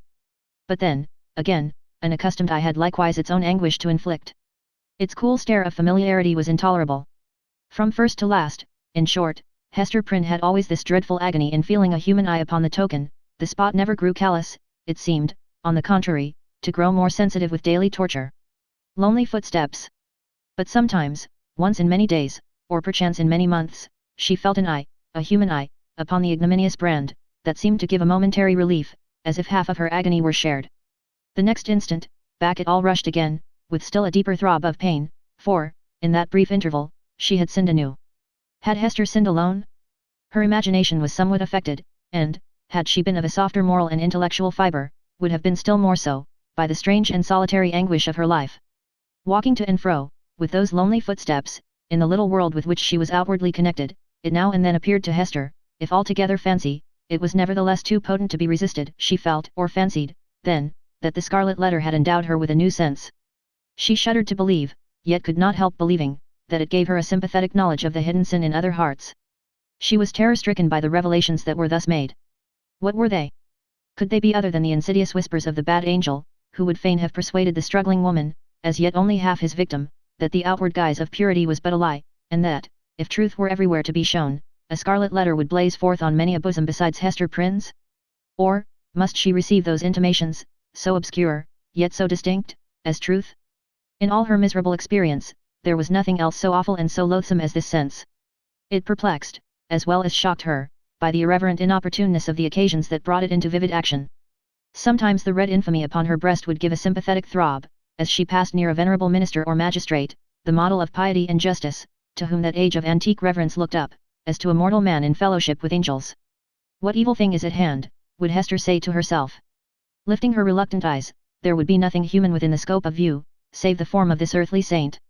Again, a mystic sisterhood would contumaciously assert itself, as she met the sanctified frown of some matron, who, according to the rumour of all tongues, had kept cold snow within her bosom throughout life. That unsunned snow in the matron's bosom, and the burning shame on Hester Prynne's, what had the two in common? Or, once more, the electric thrill would give her warning, behold, Hester, here is a companion, and, looking up, she would detect the eyes of a young maiden glancing at the scarlet letter, shyly and aside, and quickly averted with a faint, chill crimson in her cheeks, as if her purity were somewhat sullied by that momentary glance. O fiend, whose talisman was that fatal symbol, wouldst thou leave nothing, whether in youth or age, for this poor sinner to revere? Such loss of faith is ever one of the saddest results of sin. Be it accepted as a proof that all was not corrupt in this poor victim of her own frailty, and man's hard law, that Hester Prynne yet struggled to believe that no fellow mortal was guilty like herself. The vulgar, who, in those dreary old times, were always contributing a grotesque horror to what interested their imaginations, had a story about the scarlet letter which we might readily work up into a terrific legend. They averred, that the symbol was not mere scarlet cloth, tinged in an earthly dye pot, but was red hot with infernal fire, and could be seen glowing all alight, whenever Hester Prynne walked abroad in the night time. And we must needs say, it seared Hester's bosom so deeply, that perhaps there was more truth in the rumour than our modern incredulity may be inclined to admit. Chapter 6. Pearl. We have as yet hardly spoken of the infant, that little creature, whose innocent life had sprung, by the inscrutable decree of Providence, a lovely and immortal flower, out of the rank luxuriance of a guilty passion. How strange it seemed to the sad woman, as she watched the growth, and the beauty that became every day more brilliant, and the intelligence that threw its quivering sunshine over the tiny features of this child. Her Pearl, for so had Hester called her, not as a name expressive of her aspect, which had nothing of the calm, white, unimpassioned lustre that would be indicated by the comparison. But she named the infant Pearl, as being of great price, purchased with all she had, her mother's only treasure. How strange, indeed! Man had marked this woman's sin by a scarlet letter, which had such potent and disastrous efficacy that no human sympathy could reach her, save it were sinful like herself. God, as a direct consequence of the sin which man thus punished, had given her a lovely child, whose place was on that same dishonoured bosom, to connect her parent forever with the race and descent of mortals, and to be finally a blessed soul in heaven. Yet these thoughts affected Hester Prynne less with hope than apprehension. She knew that her deed had been evil, she could have no faith, therefore, that its result would be good. Day after day, she looked fearfully into the child's expanding nature, ever dreading to detect some dark and wild peculiarity, that should correspond with the guiltiness to which she owed her being. Certainly, there was no physical defect. By its perfect shape, its vigour, and its natural dexterity in the use of all its untried limbs, the infant was worthy to have been brought forth in Eden, worthy to have been left there, to be the plaything of the angels, after the world's first parents were driven out. The child had a native grace which does not invariably coexist with faultless beauty. Its attire, however simple, always impressed the beholder as if it were the very garb that precisely became it best. But little Pearl was not clad in rustic weeds. Her mother, with a morbid purpose that may be better understood hereafter, had bought the richest tissues that could be procured, and allowed her imaginative faculty its full play in the arrangement and decoration of the dresses which the child wore, before the public eye. So magnificent was the small figure, when thus arrayed, and such was the splendor of Pearl's own proper beauty, shining through the gorgeous robes which might have extinguished a paler loveliness, that there was an absolute circle of radiance around her, on the darksome cottage floor. And yet a russet gown, torn and soiled with the child's rude play, made a picture of her just as perfect. Pearl's aspect was imbued with a spell of infinite variety. In this one child there were many children, comprehending the full scope between the wildflower prettiness of a peasant baby, and the pomp, in little, of an infant princess.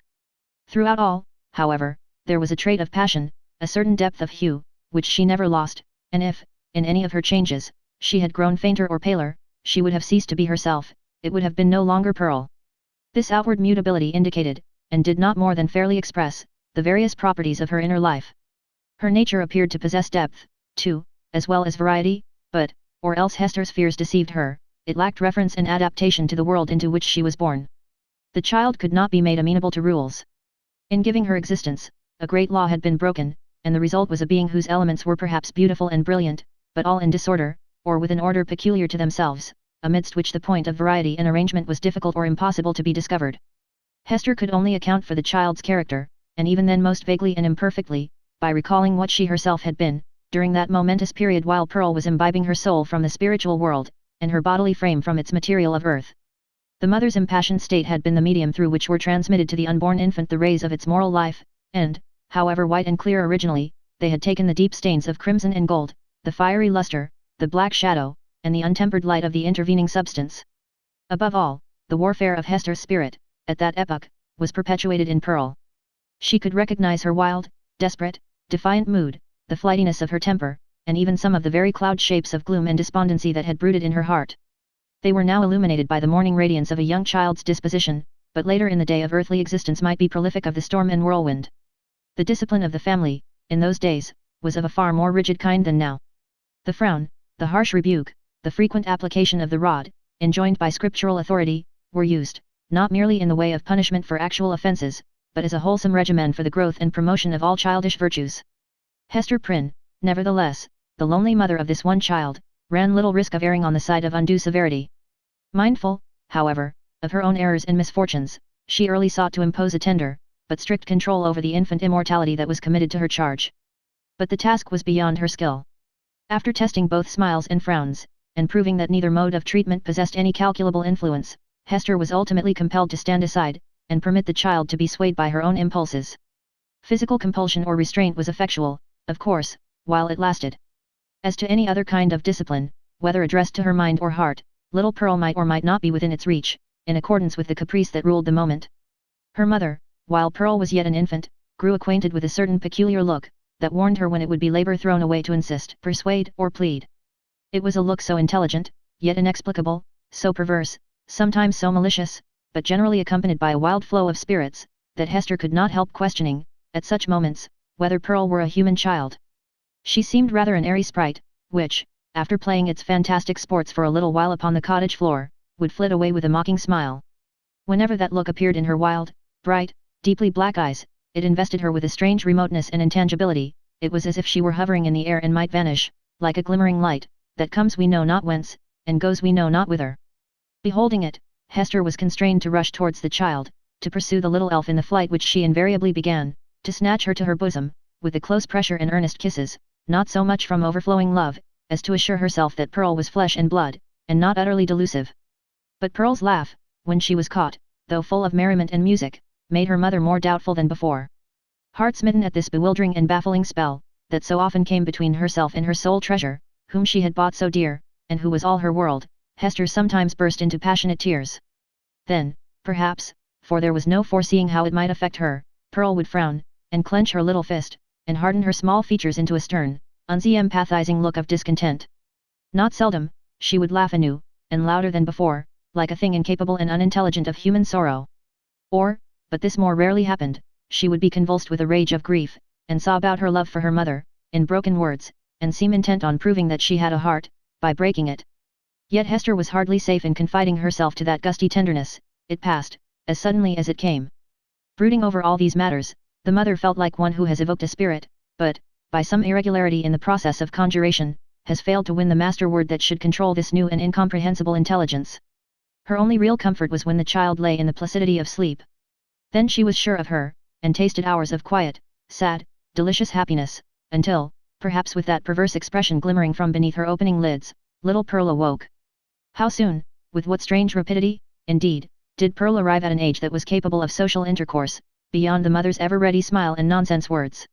And then what a happiness would it have been, could Hester Prynne have heard her clear, bird-like voice mingling with the uproar of other childish voices, and have distinguished and unravelled her own darling's tones, amid all the entangled outcry of a group of sportive children. But this could never be. Pearl was a born outcast of the infantile world. An imp of evil, emblem and product of sin, she had no right among christened infants. Nothing was more remarkable than the instinct, as it seemed, with which the child comprehended her loneliness, the destiny that had drawn an inviolable circle round about her, the whole peculiarity, in short, of her position in respect to other children. Never, since her release from prison, had Hester met the public gaze without her. In all her walks about the town, Pearl, too, was there, first as the babe in arms, and afterwards as the little girl, small companion of her mother, holding a forefinger with her whole grasp, and tripping along at the rate of 3 or 4 footsteps to one of Hester's. She saw the children of the settlement, on the grassy margin of the street, or at the domestic thresholds, disporting themselves in such grim fashion as the puritanic nurture would permit, playing at going to church, perchance, or at scourging Quakers, or taking scalps in a sham fight with the Indians, or scaring one another with freaks of imitative witchcraft. Pearl saw, and gazed intently, but never sought to make acquaintance. If spoken to, she would not speak again. If the children gathered about her, as they sometimes did, Pearl would grow positively terrible in her puny wrath, snatching up stones to fling at them, with shrill, incoherent exclamations, that made her mother tremble, because they had so much the sound of a witch's anathemas in some unknown tongue. The truth was, that the little Puritans, being of the most intolerant brood that ever lived, had got a vague idea of something outlandish, unearthly, or at variance with ordinary fashions, in the mother and child, and therefore scorned them in their hearts, and not unfrequently reviled them with their tongues. Pearl felt the sentiment, and requited it with the bitterest hatred that can be supposed to rankle in a childish bosom. These outbreaks of a fierce temper had a kind of value, and even comfort, for her mother, because there was at least an intelligible earnestness in the mood, instead of the fitful caprice that so often thwarted her in the child's manifestations.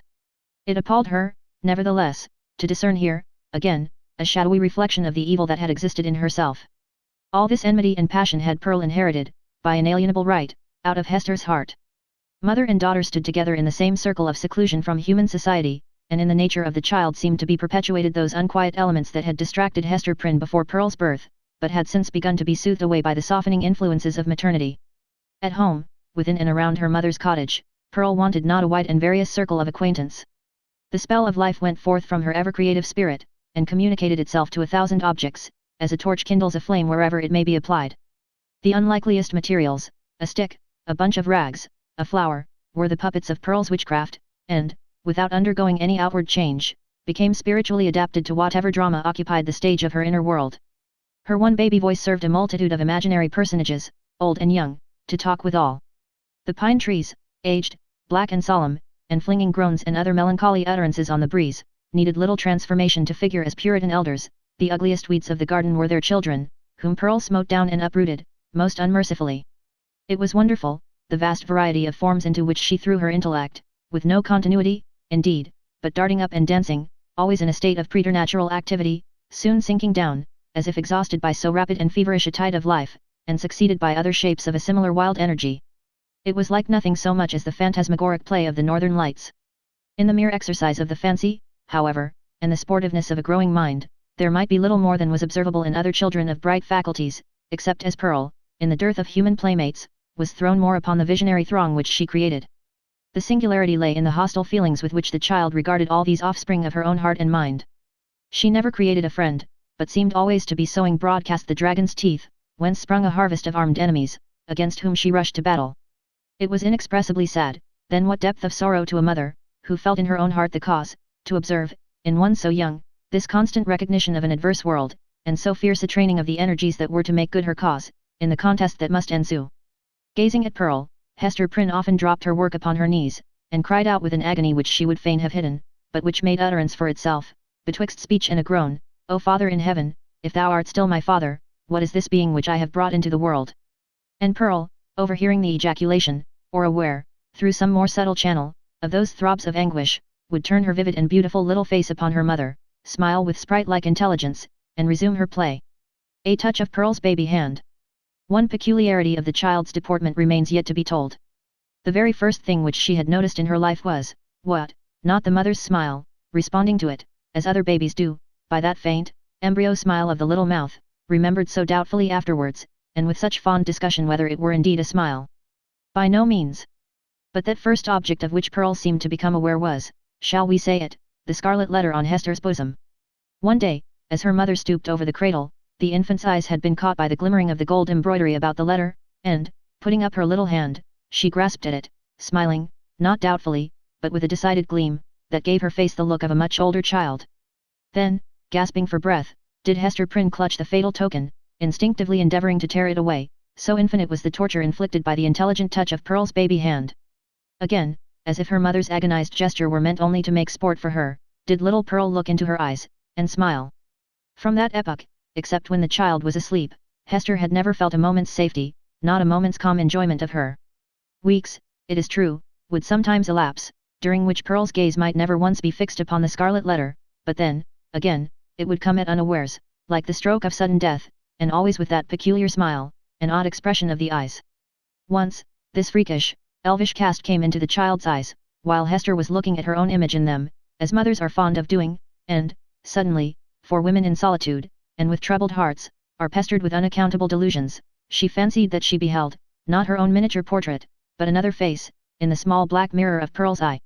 It was a face, fiend-like, full of smiling malice, yet bearing the semblance of features that she had known full well, though seldom with a smile, and never with malice in them. It was as if an evil spirit possessed the child, and had just then peeped forth in mockery. Many a time afterwards had Hester been tortured, though less vividly, by the same illusion. In the afternoon of a certain summer's day, after Pearl grew big enough to run about, she amused herself with gathering handfuls of wild flowers, and flinging them, one by one, at her mother's bosom, dancing up and down, like a little elf, whenever she hit the scarlet letter. Hester's first motion had been to cover her bosom with her clasped hands. But, whether from pride or resignation, or a feeling that her penance might best be wrought out by this unutterable pain, she resisted the impulse, and sat erect, pale as death, looking sadly into little Pearl's wild eyes. Still came the battery of flowers, almost invariably hitting the mark, and covering the mother's breast with hurts for which she could find no balm in this world, nor knew how to seek it in another. At last, her shot being all expended, the child stood still and gazed at Hester, with that little, laughing image of a fiend peeping out, or, whether it peeped or no, her mother so imagined it, from the unsearchable abyss of her black eyes. "Child, what art thou?" cried the mother. "Oh, I am your little Pearl," answered the child. But, while she said it, Pearl laughed, and began to dance up and down, with the humorsome gesticulation of a little imp, whose next freak might be to fly up the chimney. "Art thou my child, in very truth?" asked Hester. Nor did she put the question altogether idly, but, for the moment, with a portion of genuine earnestness, for, such was Pearl's wonderful intelligence, that her mother half doubted whether she were not acquainted with the secret spell of her existence, and might not now reveal herself. "Yes, I am little Pearl," repeated the child, continuing her antics. "Thou art not my child. Thou art no Pearl of mine," said the mother, half playfully, for it was often the case that a sportive impulse came over her, in the midst of her deepest suffering. "Tell me, then, what thou art, and who sent thee hither." "Tell me, mother," said the child, seriously, coming up to Hester, and pressing herself close to her knees. "Do thou tell me." "Thy heavenly Father sent thee," answered Hester Prynne. But she said it with a hesitation that did not escape the acuteness of the child. Whether moved only by her ordinary freakishness, or because an evil spirit prompted her, she put up her small forefinger, and touched the scarlet letter. "He did not send me," cried she, positively. "I have no heavenly Father." "Hush, Pearl, hush. Thou must not talk so," answered the mother, suppressing a groan. "He sent us all into this world. He sent even me, thy mother. Then, much more, thee. Or, if not, thou strange and elfish child, whence didst thou come? Tell me. Tell me," repeated Pearl, no longer seriously, but laughing, and caparrhing about the floor. "It is thou that must tell me." But Hester could not resolve the query, being herself in a dismal labyrinth of doubt. She remembered, betwixt a smile and a shudder, the talk of the neighbouring townspeople, who, seeking vainly elsewhere for the child's paternity, and observing some of her odd attributes, had given out that poor little Pearl was a demon offspring, such as, ever since old Catholic times, had occasionally been seen on earth, through the agency of their mother's sin, and to promote some foul and wicked purpose. Luther, according to the scandal of his monkish enemies, was a brat of that hellish breed, nor was Pearl the only child to whom this inauspicious origin was assigned, among the New England Puritans. Vignette. Chapter 7. The Governor's Hall. Hester Prynne went, one day, to the mansion of Governor Bellingham, with a pair of gloves, which she had fringed and embroidered to his order, and which were to be worn on some great occasion of state, for, though the chances of a popular election had caused this former ruler to descend a step or two from the highest rank, he still held an honorable and influential place among the colonial magistracy. Another and far more important reason than the delivery of a pair of embroidered gloves impelled Hester, at this time, to seek an interview with a personage of so much power and activity in the affairs of the settlement. It had reached her ears, that there was a design on the part of some of the leading inhabitants, cherishing the more rigid order of principles in religion and government, to deprive her of her child. On the supposition that Pearl, as already hinted, was of demon origin, these good people not unreasonably argued that a Christian interest in the mother's soul required them to remove such a stumbling block from her path. If the child, on the other hand, were really capable of moral and religious growth, and possessed the elements of ultimate salvation, then, surely, it would enjoy all the fairer prospect of these advantages, by being transferred to wiser and better guardianship than Hester Prynne's. Among those who promoted the design, Governor Bellingham was said to be one of the most busy. It may appear singular, and indeed, not a little ludicrous, that an affair of this kind, which, in later days, would have been referred to no higher jurisdiction than that of the selectmen of the town, should then have been a question publicly discussed, and on which statesmen of eminence took sides. At that epoch of pristine simplicity, however, matters of even slighter public interest, and of far less intrinsic weight, than the welfare of Hester and her child, were strangely mixed up with the deliberations of legislators and acts of state. The period was hardly, if at all, earlier than that of our story, when a dispute concerning the right of property in a pig not only caused a fierce and bitter contest in the legislative body of the colony, but resulted in an important modification of the framework itself of the legislature. Full of concern, therefore, but so conscious of her own right that it seemed scarcely an unequal match between the public, on the one side, and a lonely woman, backed by the sympathies of nature, on the other, Hester Prynne set forth from her solitary cottage. Little Pearl, of course, was her companion. She was now of an age to run lightly along by her mother's side, and, constantly in motion, from morn till sunset, could have accomplished a much longer journey than that before her. Often, nevertheless, more from caprice than necessity, she demanded to be taken up in arms, but was soon as imperious to be set down again, and frisked onward before Hester on the grassy pathway, with many a harmless trip and tumble. We have spoken of Pearl's rich and luxuriant beauty, a beauty that shone with deep and vivid tints, a bright complexion, eyes possessing intensity both of depth and glow, and hair already of a deep, glossy brown, and which, in after years, would be nearly akin to black. There was fire in her, and throughout her, she seemed the unpremeditated offshoot of a passionate moment. Her mother, in contriving the child's garb, had allowed the gorgeous tendencies of her imagination their full play, arraying her in a crimson velvet tunic, of a peculiar cut, abundantly embroidered with fantasies and flourishes of gold thread. So much strength of coloring, which must have given a wan and pallid aspect to cheeks of a fainter bloom, was admirably adapted to Pearl's beauty, and made her the very brightest little jet of flame that ever danced upon the earth. But it was a remarkable attribute of this garb, and, indeed, of the child's whole appearance, that it irresistibly and inevitably reminded the beholder of the token which Hester Prynne was doomed to wear upon her bosom. It was the scarlet letter in another form, the scarlet letter endowed with life. The mother herself, as if the red ignominy were so deeply scorched into her brain that all her conceptions assumed its form, had carefully wrought out the similitude, lavishing many hours of morbid ingenuity, to create an analogy between the object of her affection and the emblem of her guilt and torture. But, in truth, Pearl was the one, as well as the other, and only in consequence of that identity had Hester contrived so perfectly to represent the scarlet letter in her appearance. As the two wayfarers came within the precincts of the town, the children of the Puritans looked up from their play, or what passed for play with those sombre little urchins, and spake gravely one to another. Behold, verily, there is the woman of the scarlet letter, and, of a truth, moreover, there is the likeness of the scarlet letter running along by her side. Come, therefore, and let us fling mud at them. But Pearl, who was a dauntless child, after frowning, stamping her foot, and shaking her little hand with a variety of threatening gestures, suddenly made a rush at the knot of her enemies, and put them all to flight. She resembled, in her fierce pursuit of them, an infant pestilence, the scarlet fever, or some such half-fledged angel of judgment, whose mission was to punish the sins of the rising generation. She screamed and shouted, too, with a terrific volume of sound, which, doubtless, caused the hearts of the fugitives to quake within them. The victory accomplished, Pearl returned quietly to her mother, and looked up, smiling, into her face. Without further adventure, they reached the dwelling of Governor Bellingham. This was a large wooden house, built in a fashion of which there are specimens still extant in the streets of our older towns, now moss-grown, crumbling to decay, and melancholy at heart with the many sorrowful or joyful occurrences, remembered or forgotten, that have happened, and passed away, within their dusky chambers. Then, however, there was the freshness of the passing year on its exterior, and the cheerfulness, gleaming forth from the sunny windows, of a human habitation, into which death had never entered. It had, indeed, a very cheery aspect, the walls being overspread with a kind of stucco, in which fragments of broken glass were plentifully intermixed, so that, when the sunshine fell aslantwise over the front of the edifice, it glittered and sparkled as if diamonds had been flung against it by the double handful. The brilliancy might have befitted Aladdin's palace, rather than the mansion of a grave old Puritan ruler. It was further decorated with strange and seemingly cabalistic figures and diagrams, suitable to the quaint taste of the age, which had been drawn in the stucco when newly laid on, and had now grown hard and durable, for the admiration of after times. Pearl, looking at this bright wonder of a house, began to caper and dance, and imperatively required that the whole breadth of sunshine should be stripped off its front, and given her to play with. "No, my little Pearl," said her mother. "Thou must gather thine own sunshine. I have none to give thee."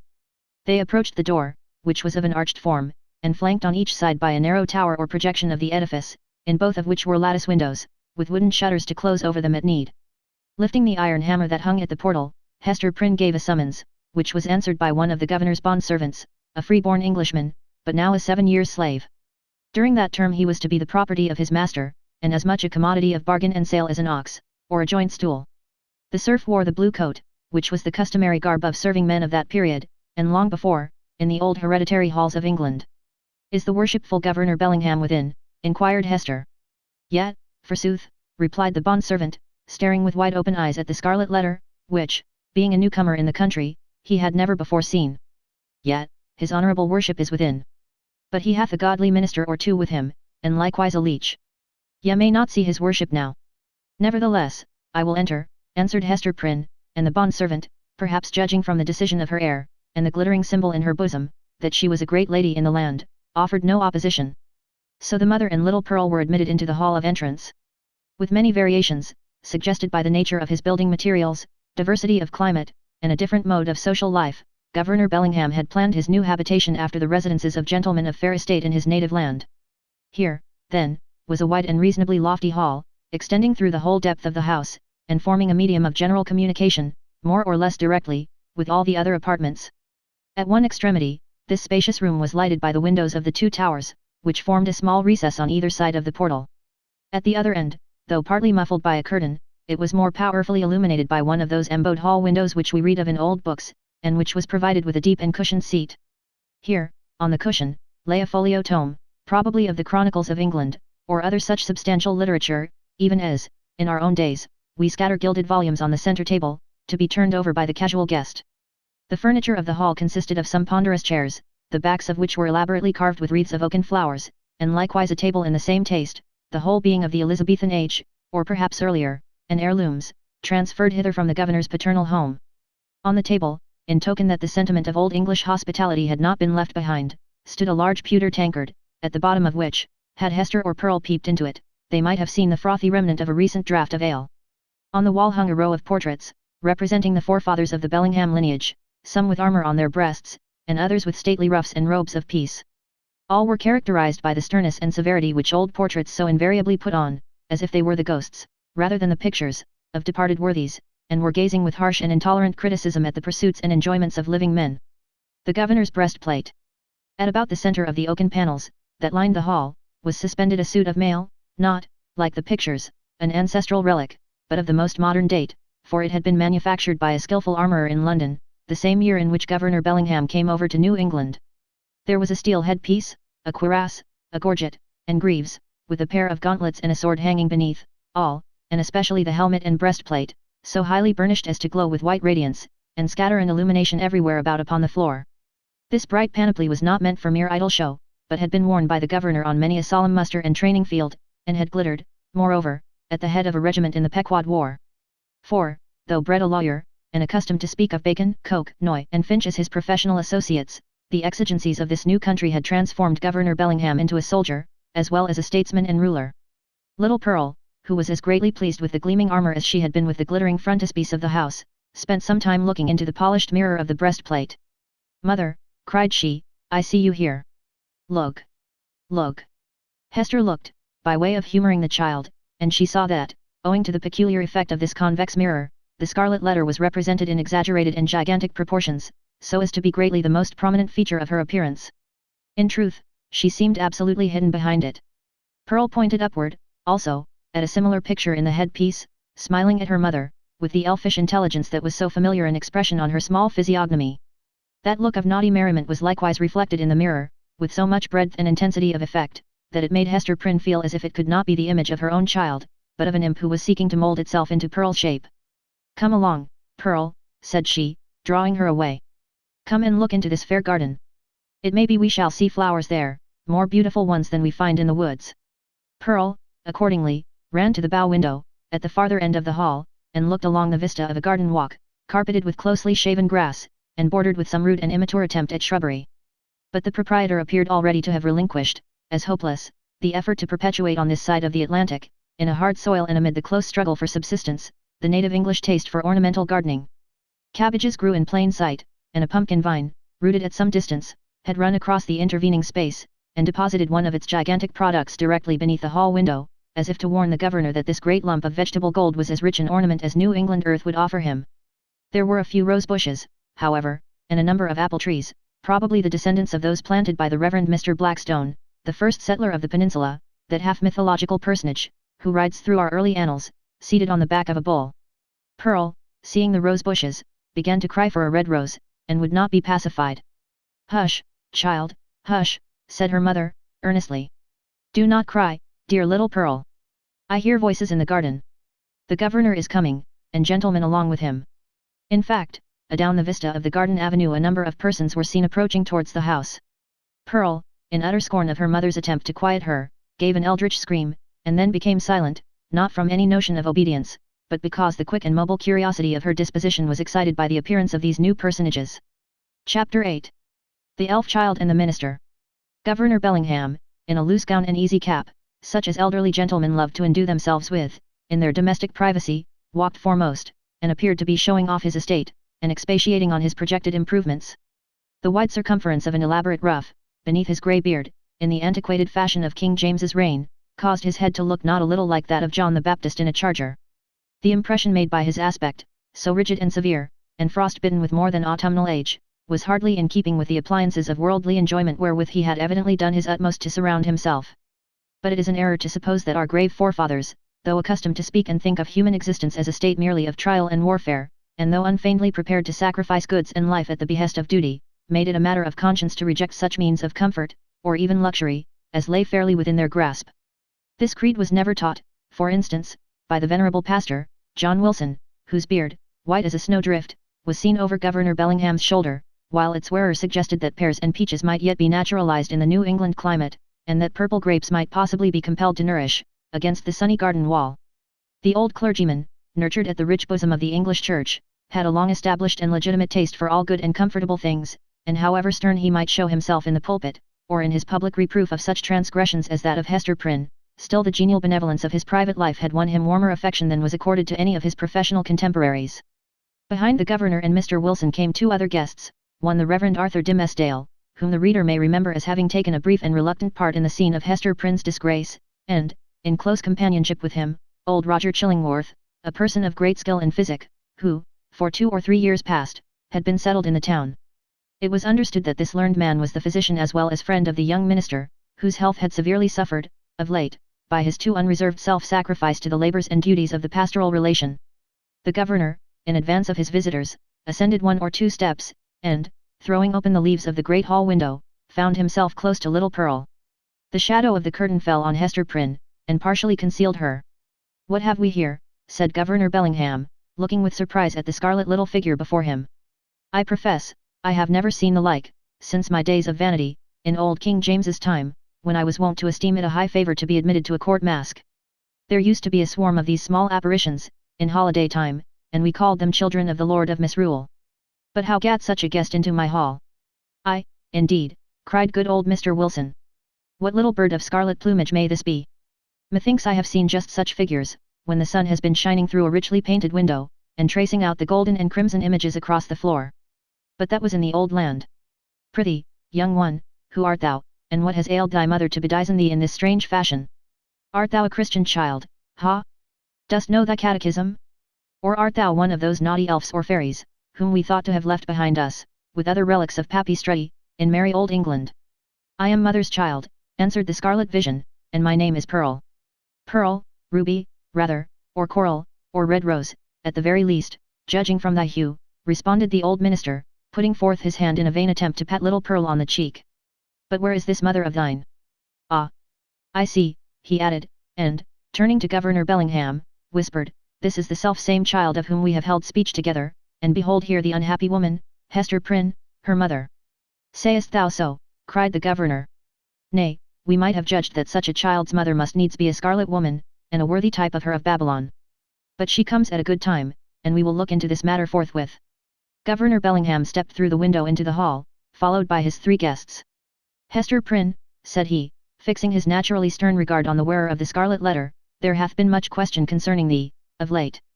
The point hath been weightily discussed, whether we, that are of authority and influence, do well discharge our consciences by trusting an immortal soul, such as there is in yonder child, to the guidance of one who hath stumbled and fallen, amid the pitfalls of this world. Speak thou, the child's own mother. Were it not, thinkest thou, for thy little one's temporal and eternal welfare that she be taken out of thy charge, and clad soberly, and disciplined strictly, and instructed in the truths of heaven and earth? What canst thou do for the child, in this kind? I can teach my little Pearl what I have learned from this, answered Hester Prynne, laying her finger on the red token. Woman, it is thy badge of shame, replied the stern magistrate. It is because of the stain which that letter indicates, that we would transfer thy child to other hands. Nevertheless, said the mother, calmly, though growing more pale, this badge hath taught me, it daily teaches me, it is teaching me at this moment, lessons whereof my child may be the wiser and better, albeit they can profit nothing to myself. We will judge warily, said Bellingham, and look well what we are about to do. Good Master Wilson, I pray you, examine this Pearl, since that is her name, and see whether she hath had such Christian nurture as befits a child of her age. The old minister seated himself in an armchair, and made an effort to draw Pearl betwixt his knees. But the child, unaccustomed to the touch or familiarity of any but her mother, escaped through the open window, and stood on the upper step, looking like a wild tropical bird, of rich plumage, ready to take flight into the upper air. Mr. Wilson, not a little astonished at this outbreak, for he was a grandfatherly sort of personage, and usually a vast favourite with children, essayed, however, to proceed with the examination. Pearl, said he, with great solemnity, thou must take heed to instruction, that so, in due season, thou mayest wear in thy bosom the pearl of great price. Canst thou tell me, my child, who made thee? Now Pearl knew well enough who made her, for Hester Prynne, the daughter of a pious home, very soon after her talk with the child about her heavenly Father, had begun to inform her of those truths which the human spirit, at whatever stage of immaturity, imbibes with such eager interest. Pearl, therefore, so large were the attainments of her 3 years' lifetime, could have borne a fair examination in the New England Primer, or the first column of the Westminster Catechisms, although unacquainted with the outward form of either of those celebrated works. But that perversity which all children have more or less of, and of which little Pearl had a tenfold portion, now, at the most inopportune moment, took thorough possession of her, and closed her lips, or impelled her to speak words amiss. After putting her finger in her mouth, with many ungracious refusals to answer good Mr. Wilson's question, the child finally announced that she had not been made at all, but had been plucked by her mother off the bush of wild roses that grew by the prison door. This fantasy was probably suggested by the near proximity of the governor's red roses, as Pearl stood outside of the window, together with her recollection of the prison rosebush, which she had passed in coming hither. Old Roger Chillingworth, with a smile on his face, whispered something in the young clergyman's ear. Hester Prynne looked at the man of skill, and even then, with her fate hanging in the balance, was startled to perceive what a change had come over his features, how much uglier they were, how his dark complexion seemed to have grown duskier, and his figure more misshapen, since the days when she had familiarly known him. She met his eyes for an instant, but was immediately constrained to give all her attention to the scene now going forward. This is awful, cried the governor, slowly recovering from the astonishment into which Pearl's response had thrown him. Here is a child of 3 years old, and she cannot tell who made her. Without question, she is equally in the dark as to her soul, its present depravity, and future destiny. Methinks, gentlemen, we need inquire no further. Hester caught hold of Pearl, and drew her forcibly into her arms, confronting the old Puritan magistrate with almost a fierce expression. Alone in the world, cast off by it, and with this sole treasure to keep her heart alive, she felt that she possessed indefeasible rights against the world, and was ready to defend them to the death. "God gave me the child," cried she. "He gave her in requital of all things else, which Ye had taken from me. She is my happiness, she is my torture, none the less. Pearl keeps me here in life. Pearl punishes me too. See ye not, she is the scarlet letter, only capable of being loved, and so endowed with a millionfold the power of retribution for my sin? Ye shall not take her. I will die first. Look thou to it. I will not lose the child." "My poor woman," said the not unkind old minister, "the child shall be well cared for, far better than thou canst do it." "God gave her into my keeping," repeated Hester Prynne, raising her voice almost to a shriek. "I will not give her up," and here, by a sudden impulse, she turned to the young clergyman, Mr. Dimmesdale, at whom, up to this moment, she had seemed hardly so much as once to direct her eyes. "Speak thou for me," cried she. "Thou wast my pastor, and hadst charge of my soul, and knowest me better than these men can. I will not lose the child. Speak for me. Thou knowest, for thou hast sympathies which these men lack, thou knowest what is in my heart, and what are a mother's rights, and how much the stronger they are, when that mother has but her child and the scarlet letter.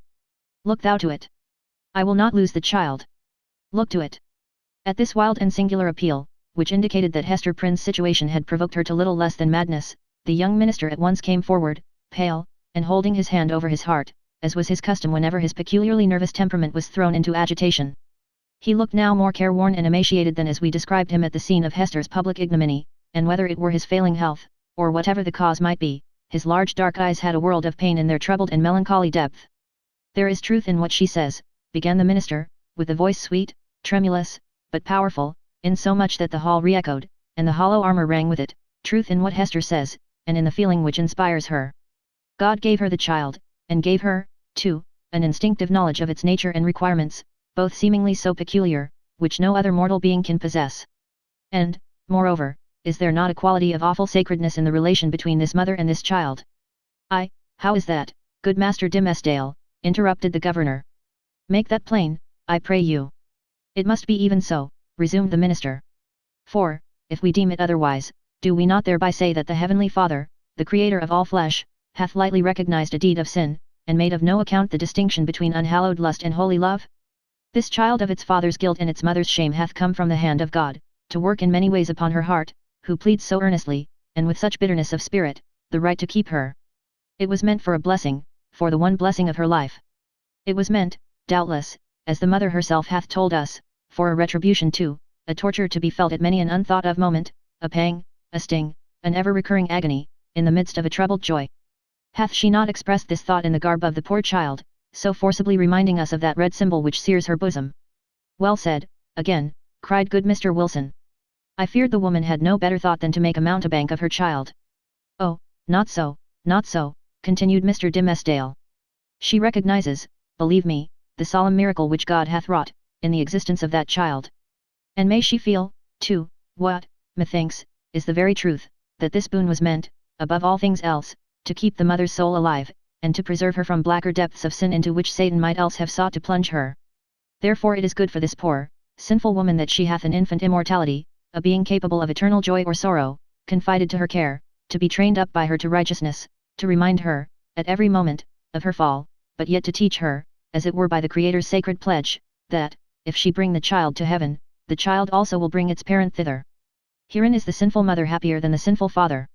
For Hester Prynne's sake, then, and no less for the poor child's sake, let us leave them as Providence hath seen fit to place them."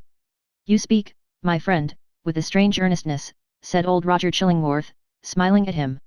"And there is a weighty import in what my young brother hath spoken," added the Reverend Mr. Wilson. "What say you, worshipful Master Bellingham? Hath he not pleaded well for the poor woman?" "Indeed hath he," answered the magistrate, "and hath adduced such arguments, that we will even leave the matter as it now stands, so long, at least, as there shall be no further scandal in the woman. Care must be had, nevertheless, to put the child to due and stated examination in the catechism, at thy hands or Master Dimmesdale's. Moreover, at a proper season, the tithing men must take heed that she go both to school and to meeting." The young minister, on ceasing to speak, had withdrawn a few steps from the group, and stood with his face partially concealed in the heavy folds of the window curtain, while the shadow of his figure, which the sunlight cast upon the floor, was tremulous with the vehemence of his appeal. Pearl, that wild and flighty little elf, stole softly towards him, and taking his hand in the grasp of both her own, laid her cheek against it, a caress so tender, and withal so unobtrusive, that her mother, who was looking on, asked herself, "Is that my Pearl?" Yet she knew that there was love in the child's heart, although it mostly revealed itself in passion, and hardly twice in her lifetime had been softened by such gentleness as now. The minister, for, save the long-sought regards of woman, nothing is sweeter than these marks of childish preference, accorded spontaneously by a spiritual instinct, and therefore seeming to imply in us something truly worthy to be loved, the minister looked round, laid his hand on the child's head, hesitated an instant, and then kissed her brow. Little Pearl's unwonted mood of sentiment lasted no longer, she laughed, and went caperahing down the hall, so airily, that old Mr. Wilson raised a question whether even her tiptoes touched the floor. "The little baggage hath witchcraft in her, I profess," said he to Mr. Dimmesdale. "She needs no old woman's broomstick to fly withal." "A strange child," remarked old Roger Chillingworth. "It is easy to see the mother's part in her. Would it be beyond a philosopher's research, think yet, gentlemen, to analyze that child's nature, and, from its make and mould, to give a shrewd guess at the father? Nay, it would be sinful, in such a question, to follow the clue of profane philosophy," said Mr. Wilson. "Better to fast and pray upon it, and still better, it may be, to leave the mystery as we find it, unless Providence reveal it of its own accord. Thereby, every good Christian man hath a title to show a father's kindness towards the poor, deserted babe." The affair being so satisfactorily concluded, Hester Prynne, with Pearl, departed from the house. As they descended the steps, it is averred that the lattice of a chamber window was thrown open, and forth into the sunny day was thrust the face of Mistress Hibbins, Governor Bellingham's bitter-tempered sister, and the same who, a few years later, was executed as a witch. "Hist, hist," said she, while her ill-omened physiognomy seemed to cast a shadow over the cheerful newness of the house. "Wilt thou go with us tonight? There will be a merry company in the forest, and I well nigh promised the black man that comely Hester Prynne should make one. Make my excuse to him, so please you," answered Hester, with a triumphant smile. "I must tarry at home, and keep watch over my little Pearl. Had they taken her from me, I would willingly have gone with thee into the forest, and signed my name in the black man's book too, and that with mine own blood." "We shall have thee there anon," said the witch lady, frowning, as she drew back her head. But here, if we suppose this interview betwixt Mistress Hibbins and Hester Prynne to be authentic, and not a parable, was already an illustration of the young minister's argument against sundering the relation of a fallen mother to the offspring of her frailty. Even thus early had the child saved her from Satan's snare. Chapter 9. The Leech. Under the appellation of Roger Chillingworth, the reader will remember, was hidden another name, which its former wearer had resolved should never more be spoken. It has been related, how, in the crowd that witnessed Hester Prynne's ignominious exposure, stood a man, elderly, travel-worn, who, just emerging from the perilous wilderness, beheld the woman, in whom he hoped to find embodied the warmth and cheerfulness of home, set up as a type of sin before the people. Her matronly fame was trodden under all men's feet. Infamy was babbling around her in the public marketplace. For her kindred, should the tidings ever reach them, and for the companions of her unspotted life, there remained nothing but the contagion of her dishonor, which would not fail to be distributed in strict accordance and proportion with the intimacy and sacredness of their previous relationship. Then why, since the choice was with himself, should the individual, whose connection with the fallen woman had been the most intimate and sacred of them all, come forward to vindicate his claim to an inheritance so little desirable? He resolved not to be pilloried beside her on her pedestal of shame. Unknown to all but Hester Prynne, and possessing the lock and key of her silence, he chose to withdraw his name from the roll of mankind, and, as regarded his former ties and interests, to vanish out of life as completely as if he indeed lay at the bottom of the ocean, whither rumor had long ago consigned him. This purpose once effected, new interests would immediately spring up, and likewise a new purpose, dark, it is true, if not guilty, but of force enough to engage the full strength of his faculties. In pursuance of this resolve, he took up his residence in the Puritan town, as Roger Chillingworth, without other introduction than the learning and intelligence of which he possessed more than a common measure. As his studies, at a previous period of his life, had made him extensively acquainted with the medical science of the day, it was as a physician that he presented himself, and as such was cordially received. Skillful men, of the medical and chirurgical profession, were of rare occurrence in the colony. They seldom, it would appear, partook of the religious zeal that brought other emigrants across the Atlantic. In their researches into the human frame, it may be that the higher and more subtle faculties of such men were materialized, and that they lost the spiritual view of existence amid the intricacies of that wondrous mechanism, which seemed to involve art enough to comprise all of life within itself. At all events, the health of the good town of Boston, so far as medicine had aught to do with it, had hitherto lain in the guardianship of an aged deacon and apothecary whose piety and godly deportment were stronger testimonials in his favor than any that he could have produced in the shape of a diploma. The only surgeon was one who combined the occasional exercise of that noble art with the daily and habitual flourish of a razor. To such a professional body Roger Chillingworth was a brilliant acquisition. He soon manifested his familiarity with the ponderous and imposing machinery of antique physic, in which every remedy contained a multitude of far-fetched and heterogeneous ingredients, as elaborately compounded as if the proposed result had been the elixir of life. In his Indian captivity, moreover, he had gained much knowledge of the properties of native herbs and roots, nor did he conceal from his patients, that these simple medicines, nature's boon to the untutored savage, had quite as large a share of his own confidence as the European pharmacopoeia, which so many learned doctors had spent centuries in elaborating. This learned stranger was exemplary, as regarded, at least, the outward forms of a religious life, and, early after his arrival, had chosen for his spiritual guide the Reverend Mr. Dimmesdale. The young divine, whose scholar-like renown still lived in Oxford, was considered by his more fervent admirers as little less than a heaven-ordained apostle, destined, should he live and labour for the ordinary term of life, to do as great deeds for the now feeble New England Church, as the early fathers had achieved for the infancy of the Christian faith. About this period, however, the health of Mr. Dimmesdale had evidently begun to fail. By those best acquainted with his habits, the paleness of the young minister's cheek was accounted for by his too earnest devotion to study, his scrupulous fulfilment of parochial duty, and, more than all, by the fasts and vigils of which he made a frequent practice, in order to keep the grossness of this earthly state from clogging and obscuring his spiritual lamp. Some declared, that, if Mr. Dimmesdale were really going to die, it was cause enough, that the world was not worthy to be any longer trodden by his feet.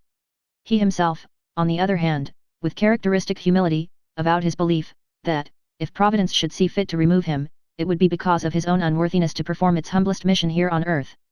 With all this difference of opinion as to the cause of his decline, there could be no question of the fact.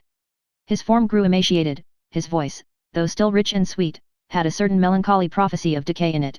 He was often observed, on any slight alarm or other sudden accident, to put his hand over his heart, with first a flush and then a paleness, indicative of pain. Such was the young clergyman's condition, and so imminent the prospect that his dawning light would be extinguished, all untimely, when Roger Chillingworth made his advent to the town. His first entry on the scene, few people could tell whence, dropping down, as it were, out of the sky, or starting from the nether earth, had an aspect of mystery, which was easily heightened to the miraculous. He was now known to be a man of skill. It was observed that he gathered herbs, and the blossoms of wild flowers, and dug up roots, and plucked off twigs from the forest trees, like one acquainted with hidden virtues in what was valueless to common eyes. He was heard to speak of Sir Kenelm Digby, and other famous men, whose scientific attainments were esteemed hardly less than supernatural, as having been his correspondents or associates. Why, with such rank in the learned world, had he come hither?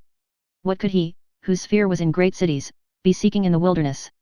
In answer to this query, a rumour gained ground, and, however absurd, was entertained by some very sensible people, that heaven had wrought an absolute miracle, by transporting an eminent doctor of physic, from a German university, bodily through the air, and setting him down at the door of Mr. Dimmesdale's study.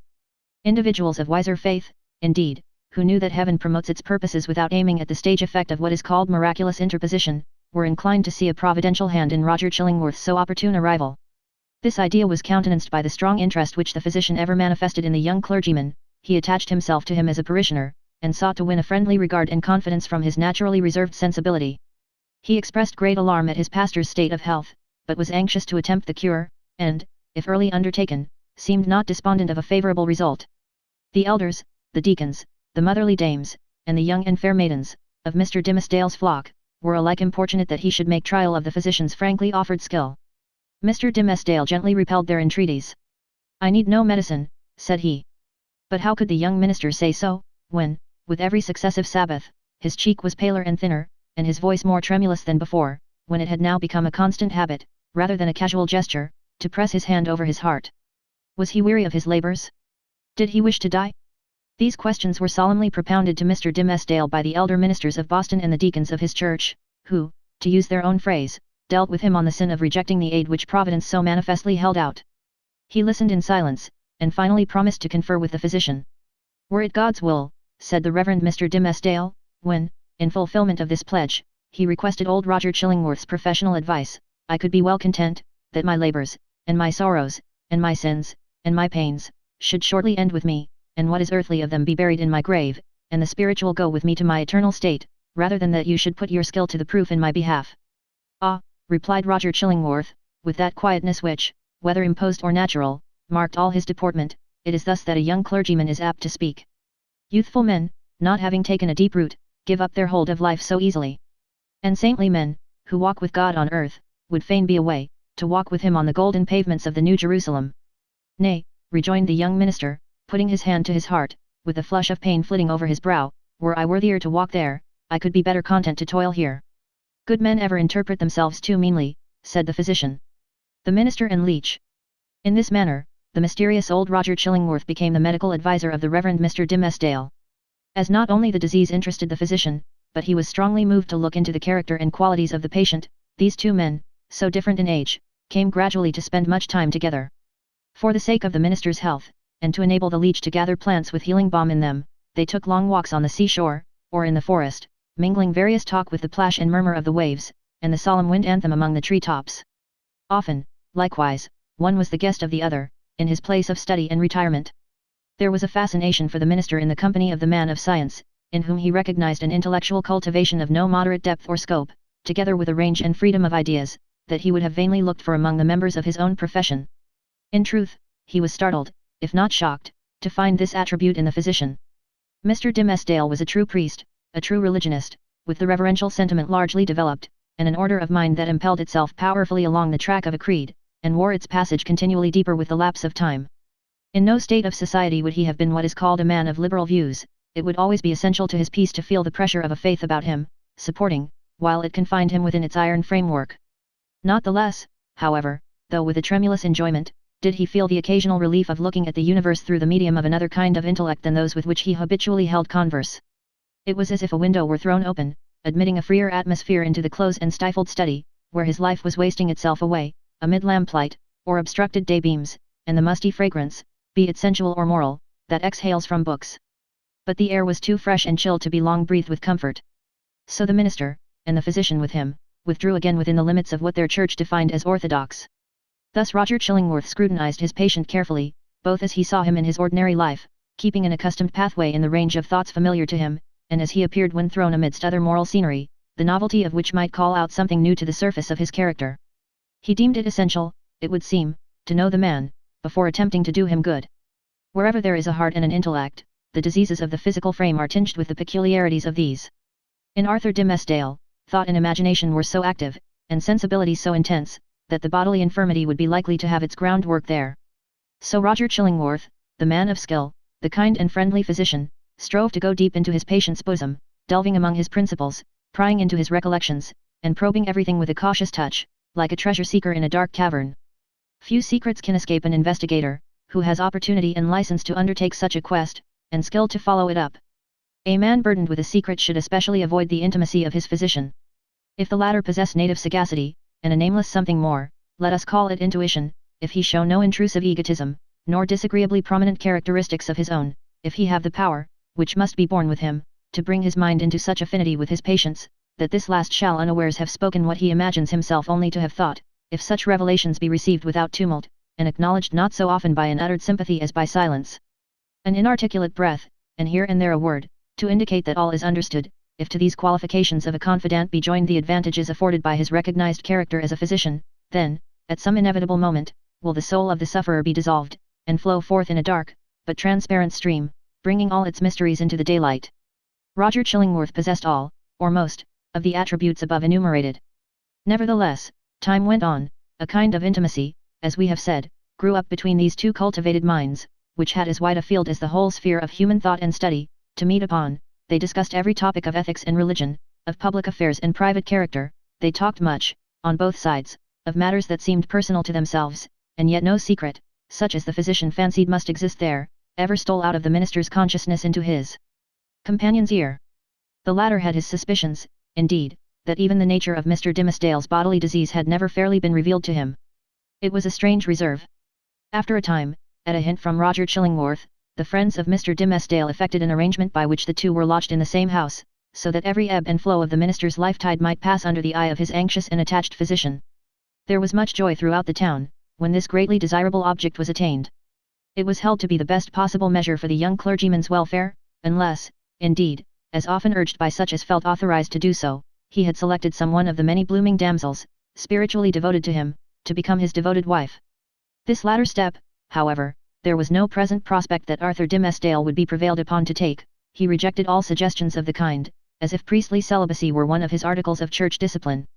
Doomed by his own choice, therefore, as Mr. Dimmesdale so evidently was, to eat his unsavory morsel always at another's board, and endure the lifelong chill which must be his lot who seeks to warm himself only at another's fireside, it truly seemed that this sagacious, experienced, benevolent old physician, with his concord of paternal and reverential love for the young pastor, was the very man, of all mankind, to be constantly within reach of his voice. The new abode of the two friends was with a pious widow, of good social rank, who dwelt in a house covering pretty nearly the site on which the venerable structure of King's Chapel has since been built. It had the graveyard, originally Isaac Johnson's home field, on one side, and so was well adapted to call up serious reflections, suited to their respective employments, in both minister and man of physic. The motherly care of the good widow assigned to Mr. Dimmesdale a front apartment, with a sunny exposure, and heavy window curtains, to create a noontide shadow, when desirable. The walls were hung round with tapestry, said to be from the Gobelin looms, and, at all events, representing the scriptural story of David and Bathsheba, and Nathan the prophet, in colours still unfaded, but which made the fair woman of the scene almost as grimly picturesque as the woe-denouncing seer. Here the pale clergyman piled up his library, rich with parchment-bound folios of the Fathers, and the lore of rabbis, and monkish erudition, of which the Protestant divines, even while they vilified and decried that class of writers, were yet constrained often to avail themselves.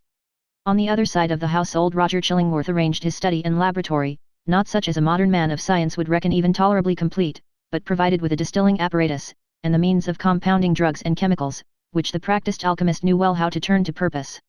With such commodiousness of situation, these two learned persons sat themselves down, each in his own domain, yet familiarly passing from one apartment to the other, and bestowing a mutual and not incurious inspection into one another's business. And the Reverend Arthur Dimmesdale's best discerning friends, as we have intimated, very reasonably imagined that the hand of Providence had done all this, for the purpose, besought in so many public, and domestic, and secret prayers, of restoring the young minister to health. But, it must now be said, another portion of the community had latterly begun to take its own view of the relation betwixt Mr. Dimmesdale and the mysterious old physician. When an uninstructed multitude attempts to see with its eyes, it is exceedingly apt to be deceived. When, however, it forms its judgment, as it usually does, on the intuitions of its great and warm heart, the conclusions thus attained are often so profound and so unerring, as to possess the character of truth supernaturally revealed. The people, in the case of which we speak, could justify its prejudice against Roger Chillingworth by no fact or argument worthy of serious refutation. There was an aged handicraftsman, it is true, who had been a citizen of London at the period of Sir Thomas Overbury's murder, now some 30 years agone. He testified to having seen the physician, under some other name, which the narrator of the story had now forgotten, in company with Dr. Forman, the famous old conjurer, who was implicated in the affair of Overbury. 2 or 3 individuals hinted, that the man of skill, during his Indian captivity, had enlarged his medical attainments by joining in the incantations of the savage priests, who were universally acknowledged to be powerful enchanters, often performing seemingly miraculous cures by their skill in the black art. A large number, and many of these were persons of such sober sense and practical observation that their opinions would have been valuable, in other matters, affirmed that Roger Chillingworth's aspect had undergone a remarkable change while he had dwelt in town, and especially since his abode with Mr. Dimmesdale. At first, his expression had been calm, meditative, scholar-like. Now, there was something ugly and evil in his face, which they had not previously noticed, and which grew still the more obvious to sight, the oftener they looked upon him. According to the vulgar idea, the fire in his laboratory had been brought from the lower regions, and was fed with infernal fuel, and so, as might be expected, his visage was getting sooty with the smoke. To sum up the matter, it grew to be a widely diffused opinion, that the Reverend Arthur Dimmesdale, like many other personages of especial sanctity, in all ages of the Christian world, was haunted either by Satan himself, or Satan's emissary, in the guise of old Roger Chillingworth. This diabolical agent had the divine permission, for a season, to burrow into the clergyman's intimacy, and plot against his soul. No sensible man, it was confessed, could doubt on which side the victory would turn. The people looked, with an unshaken hope, to see the minister come forth out of the conflict, transfigured with the glory which he would unquestionably win. Meanwhile, nevertheless, it was sad to think of the perchance mortal agony through which he must struggle towards his triumph. Alas! To judge from the gloom and terror in the depths of the poor minister's eyes, the battle was a sore one and the victory anything but secure. Chapter 10. The Leech and his Patient. Old Roger Chillingworth, throughout life, had been calm in temperament, kindly, though not of warm affections, but ever, and in all his relations with the world, a pure and upright man. He had begun an investigation, as he imagined, with the severe and equal integrity of a judge, desirous only of truth, even as if the question involved no more than the air-drawn lines and figures of a geometrical problem, instead of human passions, and wrongs inflicted on himself. But, as he proceeded, a terrible fascination, a kind of fierce, though still calm, necessity, seized the old man within its gripe, and never set him free again, until he had done all its bidding. He now dug into the poor clergyman's heart, like a miner searching for gold, or, rather, like a sexton delving into a grave, possibly in quest of a jewel that had been buried on the dead man's bosom, but likely to find nothing save mortality and corruption. Alas for his own soul, if these were what he sought. Sometimes, a light glimmered out of the physician's eyes, burning blue and ominous, like the reflection of a furnace, or, let us say, like one of those gleams of ghastly fire that darted from Bunyan's awful doorway in the hillside, and quivered on the pilgrim's face. The soil where this dark miner was working had perchance shown indications that encouraged him. This man, said he, at one such moment, to himself, pure as they deem him, all spiritual as he seems, hath inherited a strong animal nature from his father or his mother. Let us dig a little further in the direction of this vein. Then, after long search into the minister's dim interior, and turning over many precious materials, in the shape of high aspirations for the welfare of his race, warm love of souls, pure sentiments, natural piety, strengthened by thought and study, and illuminated by revelation, all of which invaluable gold was perhaps no better than rubbish to the seeker, he would turn back, discouraged, and begin his quest towards another point. He groped along as stealthily, with as cautious a tread, and as wary an outlook, as a thief entering a chamber where a man lies only half asleep, or, it may be, broad awake, with purpose to steal the very treasure which this man guards as the apple of his eye.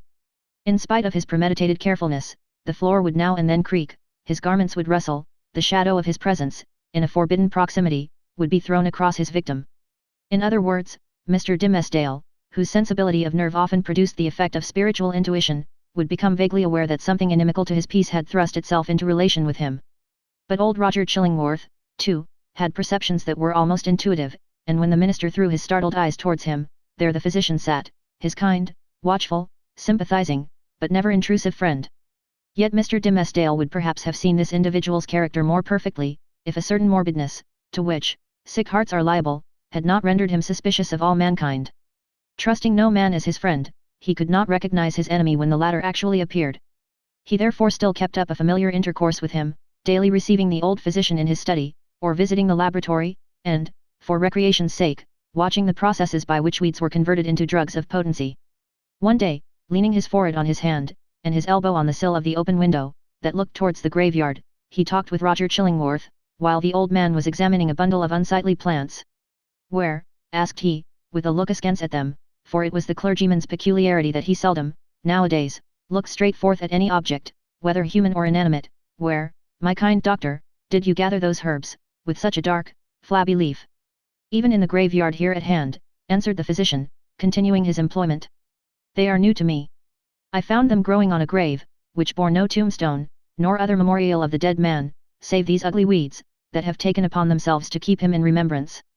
They grew out of his heart, and typify, it may be, some hideous secret that was buried with him, and which he had done better to confess during his lifetime." "Perchance," said Mr. Dimmesdale, "he earnestly desired it, but could not." "And wherefore?" rejoined the physician. "Wherefore not, since all the powers of nature call so earnestly for the confession of sin, that these black weeds have sprung up out of a buried heart, to make manifest an unspoken crime." "That, good sir, is but a fantasy of yours," replied the minister. "There can be, if I forbode aright, no power, short of the divine mercy, to disclose, whether by uttered words, or by type or emblem, the secrets that may be buried with a human heart. The heart, making itself guilty of such secrets, must perforce hold them, until the day when all hidden things shall be revealed. Nor have I so read or interpreted Holy Writ, as to understand that the disclosure of human thoughts and deeds, then to be made, is intended as a part of the retribution. That, surely, were a shallow view of it. No, these revelations, unless I greatly err, are meant merely to promote the intellectual satisfaction of all intelligent beings, who will stand waiting, on that day, to see the dark problem of this life made plain. A knowledge of men's hearts will be needful to the completest solution of that problem. And I conceive, moreover, that the hearts holding such miserable secrets as you speak of will yield them up, at that last day, not with reluctance, but with a joy unutterable." "Then why not reveal them here?" asked Roger Chillingworth, glancing quietly aside at the minister. "Why should not the guilty ones sooner avail themselves of this unutterable solace?" "They mostly do," said the clergyman, griping hard at his breast as if afflicted with an importunate throb of pain. "Many, many a poor soul hath given its confidence to me, not only on the deathbed, but while strong in life, and fair in reputation. And ever, after such an outpouring, oh, what a relief have I witnessed in those sinful brethren! Even as in one who at last draws free air, after long stifling with his own polluted breath. How can it be otherwise? Why should a wretched man, guilty, we will say, of murder, prefer to keep the dead corpse buried in his own heart, rather than fling it forth at once, and let the universe take care of it? Yet some men bury their secrets thus, observed the calm physician. True, there are such men, answered Mr. Dimmesdale. But, not to suggest more obvious reasons, it may be that they are kept silent by the very constitution of their nature. Or, can we not suppose it, guilty as they may be, retaining, nevertheless, a zeal for God's glory and man's welfare, they shrink from displaying themselves black and filthy in the view of men, because, thenceforward, no good can be achieved by them, no evil of the past be redeemed by better service. So, to their own unutterable torment, they go about among their fellow creatures, looking pure as new fallen snow while their hearts are all speckled and spotted with iniquity of which they cannot rid themselves. These men deceive themselves, said Roger Chillingworth, with somewhat more emphasis than usual, and making a slight gesture with his forefinger. They fear to take up the shame that rightfully belongs to them. Their love for man, their zeal for God's service, these holy impulses may or may not coexist in their hearts with the evil inmates to which their guilt has unbarred the door, and which must needs propagate a hellish breed within them. But, if they seek to glorify God, let them not lift heavenward their unclean hands. If they would serve their fellow men, let them do it by making manifest the power and reality of conscience, in constraining them to penitential self-abasement. Wouldst thou have me to believe, O wise and pious friend, that a false show can be better, can be more for God's glory, or man's welfare, than God's own truth? Trust me, such men deceive themselves. It may be so, said the young clergyman, indifferently, as waiving a discussion that he considered irrelevant or unseasonable. He had a ready faculty, indeed, of escaping from any topic that agitated his too sensitive and nervous temperament, but, now, I would ask of my well-skilled physician, whether, in good sooth, he deems me to have profited by his kindly care of this weak frame of mine. Before Roger Chillingworth could answer, they heard the clear, wild laughter of a young child's voice, proceeding from the adjacent burial ground. Looking instinctively from the open window, for it was summer time, the minister beheld Hester Prynne and little Pearl passing along the footpath that traversed the enclosure. Pearl looked as beautiful as the day, but was in one of those moods of perverse merriment which, whenever they occurred, seemed to remove her entirely out of the sphere of sympathy or human contact. She now skipped irreverently from one grave to another, until, coming to the broad, flat, armorial tombstone of a departed worthy, perhaps of Isaac Johnson himself, she began to dance upon it. In reply to her mother's command and entreaty that she would behave more decorously, little Pearl paused to gather the prickly burrs from a tall burdock which grew beside the tomb. Taking a handful of these, she arranged them along the lines of the scarlet letter that decorated the maternal bosom, to which the burrs, as their nature was, tenaciously adhered. Hester did not pluck them off. Roger Chillingworth had by this time approached the window, and smiled grimly down. There is no law, nor reverence for authority, no regard for human ordinances or opinions, right or wrong, mixed up with that child's composition, remarked he, as much to himself as to his companion. I saw her, the other day, bespatter the governor himself with water, at the cattle trough in Spring Lane. What, in heaven's name, is she? Is the imp altogether evil? Hath she affections? Hath she any discoverable principle of being? None, save the freedom of a broken law, answered Mr. Dimmesdale, in a quiet way, as if he had been discussing the point within himself. Whether capable of good, I know not. The child probably overheard their voices, for, looking up to the window, with a bright, but naughty smile of mirth and intelligence, she threw one of the prickly burrs at the Reverend Mr. Dimmesdale. The sensitive clergyman shrunk, with nervous dread, from the light missile. Detecting his emotion, Pearl clapped her little hands, in the most extravagant ecstasy. Hester Prynne, likewise, had involuntarily looked up, and all these four persons, old and young, regarded one another in silence, till the child laughed aloud, and shouted, "Come away, mother! Come away, or yonder old black man will catch you. He hath got hold of the minister already. Come away, mother, or he will catch you." But he cannot catch little Pearl. So she drew her mother away, skipping, dancing, and frisking fantastically, among the hillocks of the dead people, like a creature that had nothing in common with a bygone and buried generation, nor owned herself akin to it. It was as if she had been made afresh, out of new elements, and must perforce be permitted to live her own life, and be a law unto herself, without her eccentricities being reckoned to her for a crime. There goes a woman, resumed Roger Chillingworth, after a pause, who, be her demerits what they may, hath none of that mystery of hidden sinfulness which you deem so grievous to be borne. Is Hester Prynne the less miserable, think you, for that scarlet letter on her breast? I do verily believe it, answered the clergyman. Nevertheless, I cannot answer for her. There was a look of pain in her face, which I would gladly have been spared the sight of. But still, methinks, it must needs be better for the sufferer to be free to show his pain, as this poor woman Hester is, than to cover it all up in his heart. There was another pause, and the physician began anew to examine and arrange the plants which he had gathered. "You inquired of me, a little time agone," said he, at length, "my judgment as touching your health." "I did," answered the clergyman, "and would gladly learn it." "Speak frankly, I pray you, be it for life or death." "Freely, then, and plainly," said the physician, still busy with his plants, but keeping a wary eye on Mr. Dimmesdale. "The disorder is a strange one, not so much in itself, nor as outwardly manifested, in so far, at least, as the symptoms have been laid open to my observation. Looking daily at you, my good sir, and watching the tokens of your aspect, now for months gone by, I should deem you a man sore sick, it may be, yet not so sick but that an instructed and watchful physician might well hope to cure you. But, I know not what to say, the disease is what I seem to know, yet know it not." "You speak in riddles, learned sir," said the pale minister, glancing aside out of the window.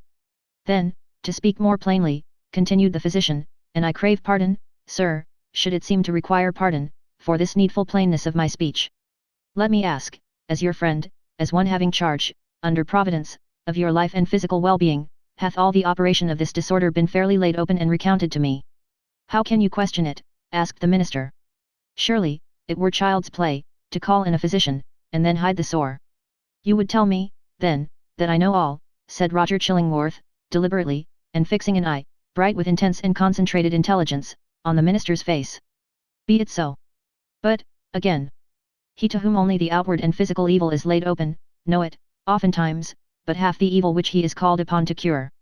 A bodily disease, which we look upon as whole and entire within itself, may, after all, be but a symptom of some ailment in the spiritual part. Your pardon, once again, good sir, if my speech give the shadow of offence. You, sir, of all men whom I have known, are he whose body is the closest conjoined and imbued and identified, so to speak, with the spirit whereof it is the instrument." "Then I need ask no further," said the clergyman, somewhat hastily rising from his chair.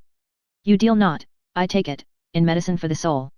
Thus, a sickness," continued Roger Chillingworth, going on, in an unaltered tone, without heeding the interruption, but standing up, and confronting the emaciated and white-cheeked minister, with his low, dark, and misshapen figure, "a sickness, a sore place, if we may so call it, in your spirit, hath immediately its appropriate manifestation in your bodily frame.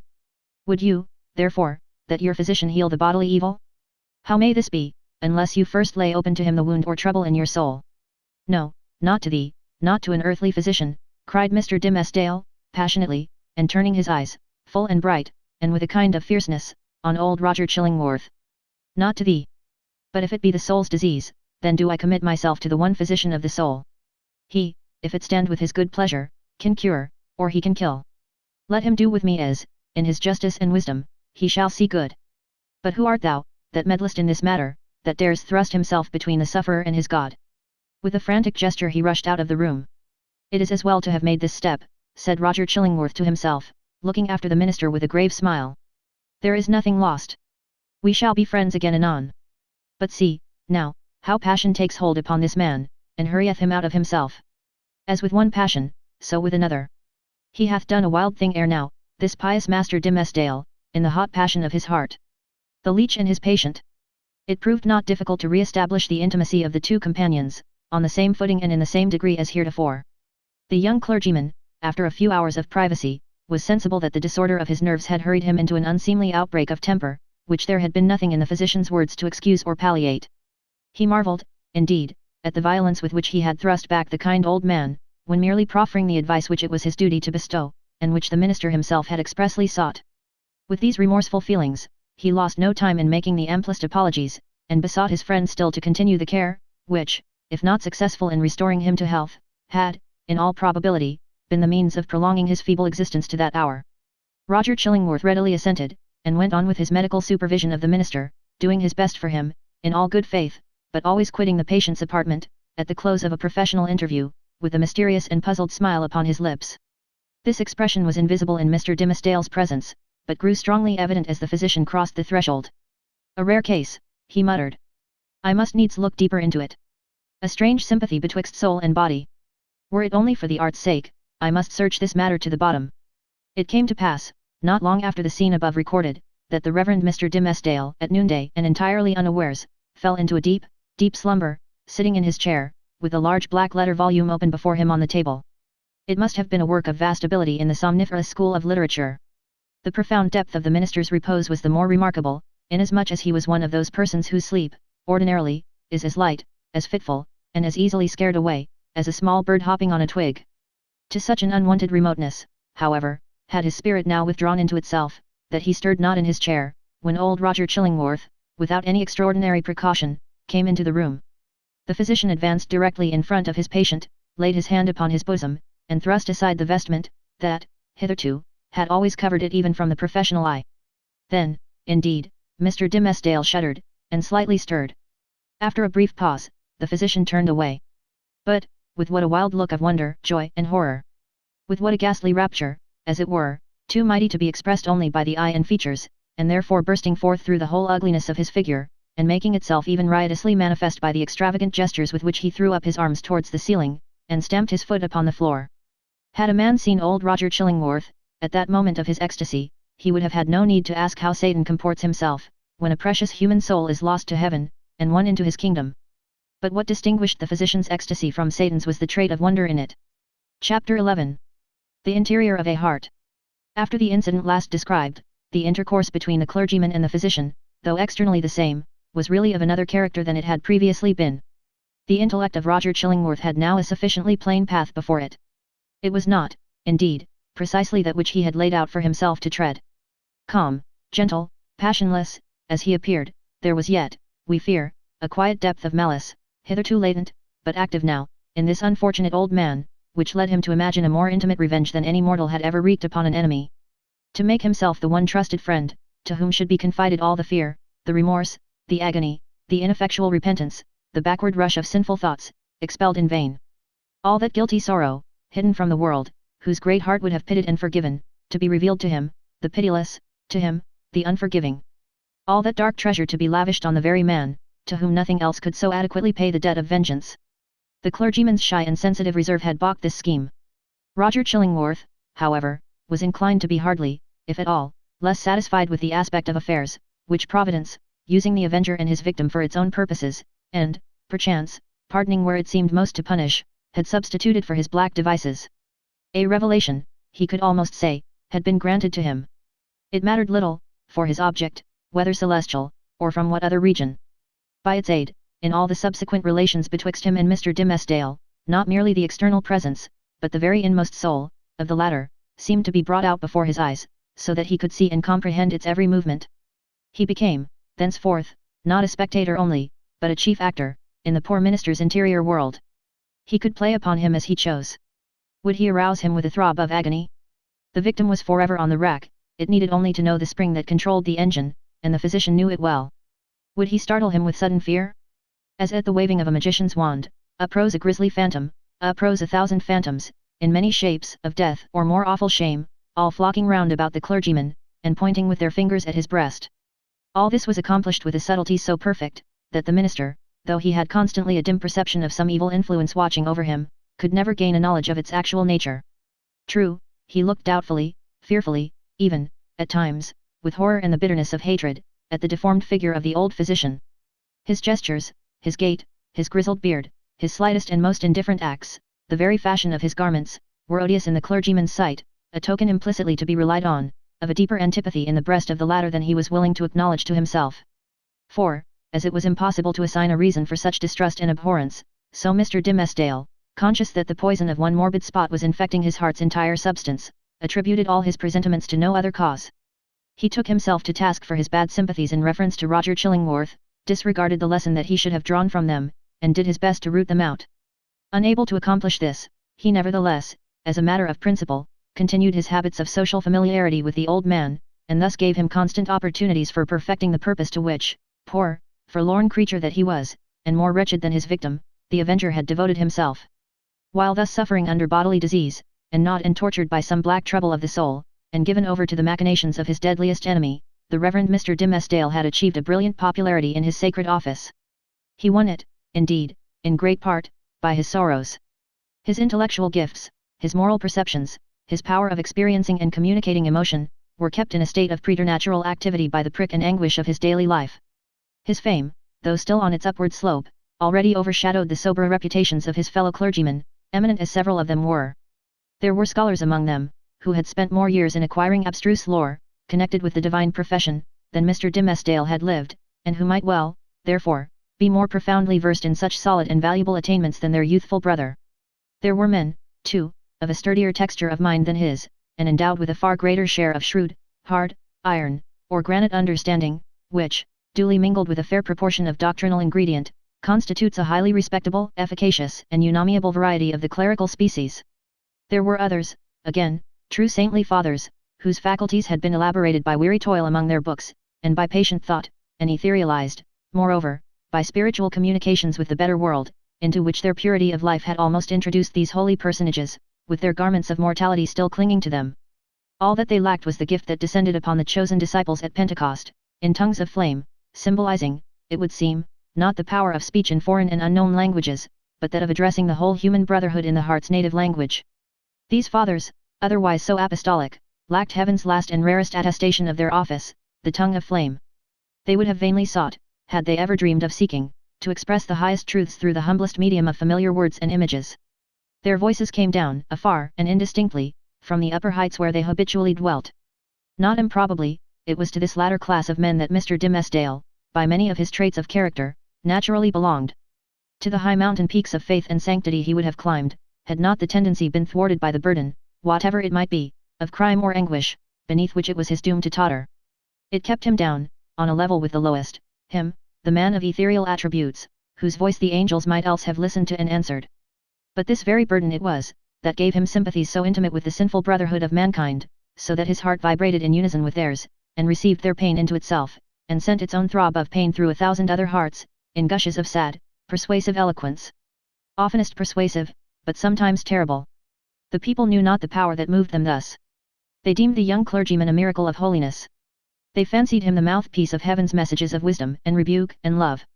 In their eyes, the very ground on which he trod was sanctified.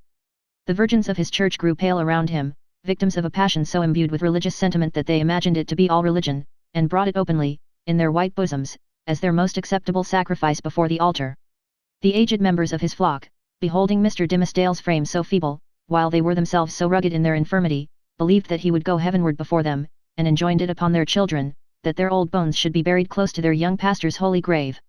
And, all this time, perchance, when poor Mr. Dimmesdale was thinking of his grave, he questioned with himself whether the grass would ever grow on it, because an accursed thing must there be buried. It is inconceivable, the agony with which this public veneration tortured him. It was his genuine impulse to adore the truth, and to reckon all things shadow-like, and utterly devoid of weight or value, that had not its divine essence as the life within their life. Then, what was he, a substance, or the dimmest of all shadows? He longed to speak out, from his own pulpit, at the full height of his voice, and tell the people what he was. I, whom you behold in these black garments of the priesthood, I, who ascend the sacred desk, and turn my pale face heavenward, taking upon myself to hold communion, in your behalf, with the Most High Omniscience, I, in whose daily life you discern the sanctity of Enoch, I, whose footsteps, as you suppose, leave a gleam along my earthly track, whereby the pilgrims that shall come after me may be guided to the regions of the blessed, I, who have laid the hand of baptism upon your children, I, who have breathed the parting prayer over your dying friends, to whom the Amen sounded faintly from a world which they had quitted, I, your pastor, whom you so reverence and trust, am utterly a pollution and a lie. More than once, Mr. Dimmesdale had gone into the pulpit, with the purpose never to come down its steps, until he should have spoken words like the above.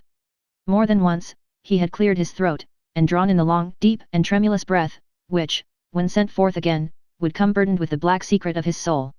More than once, nay, more than 100 times, he had actually spoken. Spoken. But how? He had told his hearers that he was altogether vile, a viler companion of the vilest, the worst of sinners, an abomination, a thing of unimaginable iniquity, and that the only wonder was, that they did not see his wretched body shriveled up before their eyes, by the burning wrath of the Almighty. Could there be plainer speech than this? Would not the people start up in their seats, by a simultaneous impulse, and tear him down out of the pulpit which he defiled? Not so, indeed. They heard it all, and did but reverence him the more. They little guessed what deadly purport lurked in those self-condemning words. The godly youth, said they among themselves. The saint on earth. Alas, if he discerned such sinfulness in his own white soul, what horrid spectacle would he behold in thine or mine? The minister well knew, subtle, but remorseful hypocrite that he was, the light in which his vague confession would be viewed. He had striven to put a cheat upon himself by making the avowal of a guilty conscience, but had gained only one other sin, and a self-acknowledged shame, without the momentary relief of being self-deceived. He had spoken the very truth, and transformed it into the veriest falsehood. And yet, by the constitution of his nature, he loved the truth, and loathed the lie, as few men ever did. Therefore, above all things else, he loathed his miserable self. His inward trouble drove him to practices more in accordance with the old, corrupted faith of Rome, than with the better light of the church in which he had been born and bred. In Mr. Dimmesdale's secret closet, under lock and key, there was a bloody scourge. Oftentimes, this Protestant and Puritan divine had plied it on his own shoulders, laughing bitterly at himself the while, and smiting so much the more pitilessly because of that bitter laugh.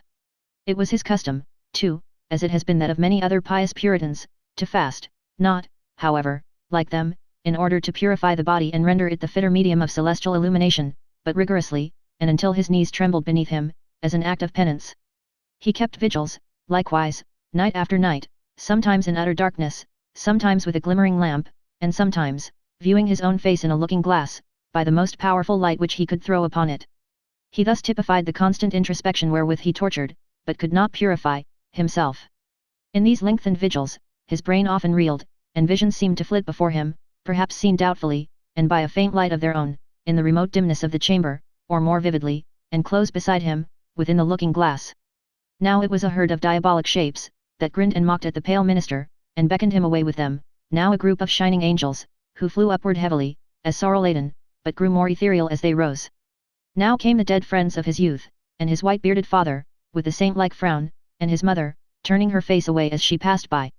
Ghost of a mother, thinnest fantasy of a mother, methinks she might yet have thrown a pitying glance towards her son. And now, through the chamber which these spectral thoughts had made so ghastly, glided Hester Prynne, leading along little Pearl, in her scarlet garb, and pointing her forefinger, first at the scarlet letter on her bosom, and then at the clergyman's own breast. None of these visions ever quite deluded him. At any moment, by an effort of his will, he could discern substances through their misty lack of substance, and convince himself that they were not solid in their nature, like yonder table of carved oak, or that big, square, leathern-bound and brazen-clasped volume of divinity. But, for all that, they were, in one sense, the truest and most substantial things which the poor minister now dealt with. It is the unspeakable misery of a life so false as his, that it steals the pith and substance out of whatever realities there are around us, and which were meant by heaven to be the spirit's joy and nutriment. To the untrue man, the whole universe is false, it is impalpable, it shrinks to nothing within his grasp. And he himself, in so far as he shows himself in a false light, becomes a shadow, or, indeed, ceases to exist. The only truth that continued to give Mr. Dimmesdale a real existence on this earth, was the anguish in his inmost soul, and the undissembled expression of it in his aspect. Had he once found power to smile, and wear a face of gaiety, there would have been no such man. On one of those ugly nights, which we have faintly hinted at, but forborne to picture forth, the minister started from his chair. A new thought had struck him. There might be a moment's peace in it. Attiring himself with as much care as if it had been for public worship, and precisely in the same manner, he stole softly down the staircase, undid the door, and issued forth. Chapter 12. The Minister's Vigil. Walking in the shadow of a dream, as it were, and perhaps actually under the influence of a species of somnambulism, Mr. Dimmesdale reached the spot where, now so long since, Hester Prynne had lived through her first hours of public ignominy. The same platform or scaffold, black and weather-stained with the storm or sunshine of 7 long years, and foot-worn, too, with the tread of many culprits who had since ascended it, remained standing beneath the balcony of the meeting-house. The minister went up the steps. It was an obscure night of early May. An unvaried pall of cloud muffled the whole expanse of sky from zenith to horizon. If the same multitude which had stood as eyewitnesses while Hester Prynne sustained her punishment could now have been summoned forth, they would have discerned no face above the platform, nor hardly the outline of a human shape, in the dark grey of the midnight. But the town was all asleep. There was no peril of discovery. The minister might stand there, if it so pleased him, until morning should redden in the east, without other risk than that the dank and chill night air would creep into his frame, and stiffen his joints with rheumatism, and clog his throat with catarrh and cough, thereby defrauding the expectant audience of tomorrow's prayer and sermon. No eye could see him, save that ever-wakeful one which had seen him in his closet, wielding the bloody scourge. Why, then, had he come hither? Was it but the mockery of penitence? A mockery, indeed, but in which his soul trifled with itself. A mockery at which angels blushed and wept, while fiends rejoiced, with jeering laughter. He had been driven hither by the impulse of that remorse which dogged him everywhere, and whose own sister and closely linked companion was that cowardice which invariably drew him back, with her tremulous gripe, just when the other impulse had hurried him to the verge of a disclosure. Poor, miserable man! What right had infirmity like his to burden itself with crime? Crime is for the iron-nerved, who have their choice either to endure it, or, if it press too hard, to exert their fierce and savage strength for a good purpose, and fling it off at once. This feeble and most sensitive of spirits could do neither, yet continually did one thing or another, which intertwined, in the same inextricable knot, the agony of heaven-defying guilt and vain repentance. And thus, while standing on the scaffold, in this vain show of expiation, Mr. Dimmesdale was overcome with a great horror of mind, as if the universe were gazing at a scarlet token on his naked breast, right over his heart. On that spot, in very truth, there was, and there had long been, the gnawing and poisonous tooth of bodily pain. Without any effort of his will, or power to restrain himself, he shrieked aloud, an outcry that went pealing through the night, and was beaten back from one house to another, and reverberated from the hills in the background, as if a company of devils, detecting so much misery and terror in it, had made a plaything of the sound, and were bandying it to and fro. "It is done," muttered the minister, covering his face with his hands. "The whole town will awake, and hurry forth, and find me here."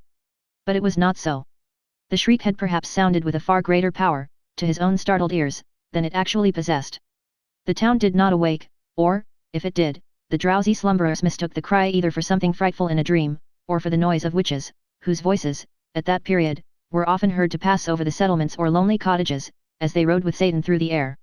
The clergyman, therefore, hearing no symptoms of disturbance, uncovered his eyes and looked about him.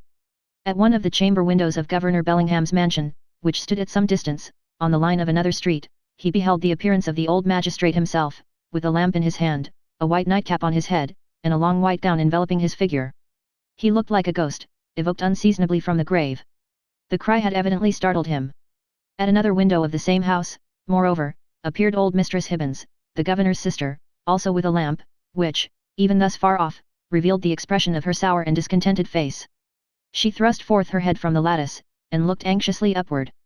Beyond the shadow of a doubt, this venerable witch lady had heard Mr. Dimmesdale's outcry, and interpreted it, with its multitudinous echoes and reverberations, as the clamour of the fiends and night hags, with whom she was well known to make excursions into the forest. Detecting the gleam of Governor Bellingham's lamp, the old lady quickly extinguished her own, and vanished. Possibly, she went up among the clouds. The minister saw nothing further of her motions. The magistrate, after a wary observation of the darkness, into which, nevertheless, he could see but little further than he might into a millstone, retired from the window. The minister grew comparatively calm. His eyes, however, were soon greeted by a little, glimmering light, which, at first a long way off, was approaching up the street. It threw a gleam of recognition on here a post, and there a garden fence, and here a latticed window pane, and there a pump, with its full trough of water, and here, again, an arched door of oak, with an iron knocker, and a rough log for the doorstep. The Reverend Mr. Dimmesdale noted all these minute particulars, even while firmly convinced that the doom of his existence was stealing onward, in the footsteps which he now heard, and that the gleam of the lantern would fall upon him, in a few moments more, and reveal his long-hidden secret. As the light drew nearer, he beheld, within its illuminated circle, his brother clergyman, or, to speak more accurately, his professional father, as well as highly valued friend, the Reverend Mr. Wilson, who, as Mr. Dimmesdale now conjectured, had been praying at the bedside of some dying man. And so he had. The good old minister came freshly from the death chamber of Governor Winthrop, who had passed from earth to heaven within that very hour. And now, surrounded, like the saint-like personages of olden times, with a radiant halo, that glorified him amid this gloomy night of sin, as if the departed governor had left him an inheritance of his glory, or as if he had caught upon himself the distant shine of the celestial city, while looking thitherward to see the triumphant pilgrim pass within its gates. Now, in short, good Father Wilson was moving homeward, aiding his footsteps with a lighted lantern. The glimmer of this luminary suggested the above conceits to Mr. Dimmesdale, who smiled, nay, almost laughed at them, and then wondered if he were going mad. As the Reverend Mr. Wilson passed beside the scaffold, closely muffling his Geneva cloak about him with one arm, and holding the lantern before his breast with the other, the minister could hardly restrain himself from speaking. "A good evening to you, Venerable Father Wilson. Come up hither, I pray you, and pass a pleasant hour with me." Good heavens! Had Mr. Dimmesdale actually spoken? For one instant, he believed that these words had passed his lips. But they were uttered only within his imagination. The Venerable Father Wilson continued to step slowly onward, looking carefully at the muddy pathway before his feet, and never once turning his head towards the guilty platform. When the light of the glimmering lantern had faded quite away, the minister discovered, by the faintness which came over him, that the last few moments had been a crisis of terrible anxiety, although his mind had made an involuntary effort to relieve itself by a kind of lurid playfulness. Shortly afterwards, the light grisly sense of the humorous again stole in among the solemn phantoms of his thought. He felt his limbs growing stiff with the unaccustomed chilliness of the night, and doubted whether he should be able to descend the steps of the scaffold. Morning would break, and find him there. The neighborhood would begin to rouse itself.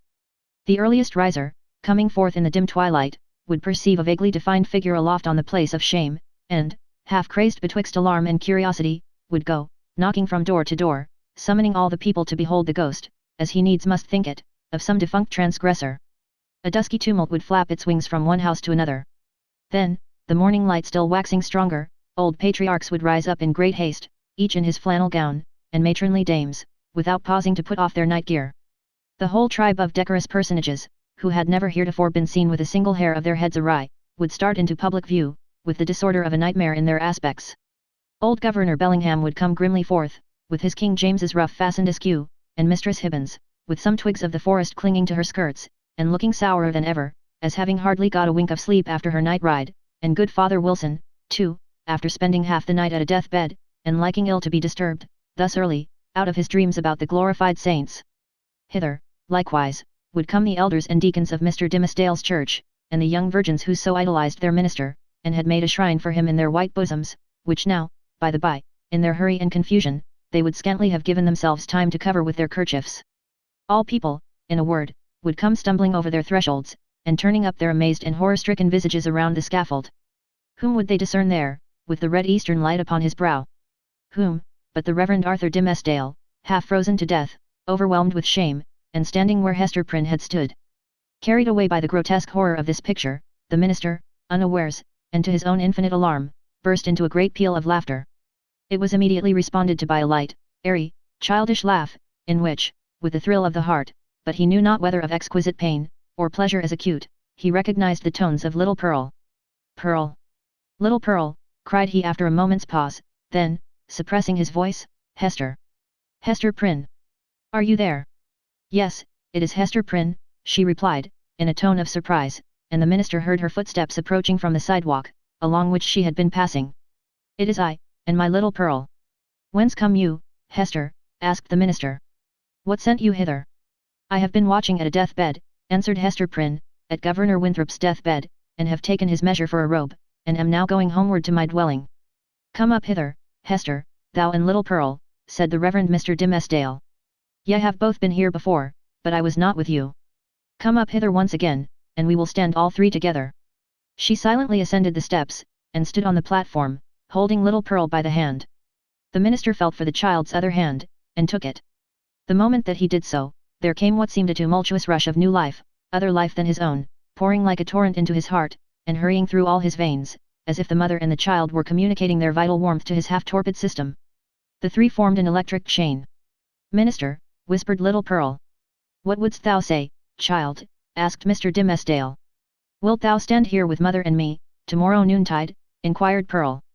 Nay, not so, my little Pearl, answered the minister, for, with the new energy of the moment, all the dread of public exposure, that had so long been the anguish of his life, had returned upon him, and he was already trembling at the conjunction in which, with a strange joy, nevertheless, he now found himself. Not so, my child. I shall, indeed, stand with thy mother and thee one other day, but not tomorrow. Pearl laughed, and attempted to pull away her hand. But the minister held it fast. A moment longer, my child, said he.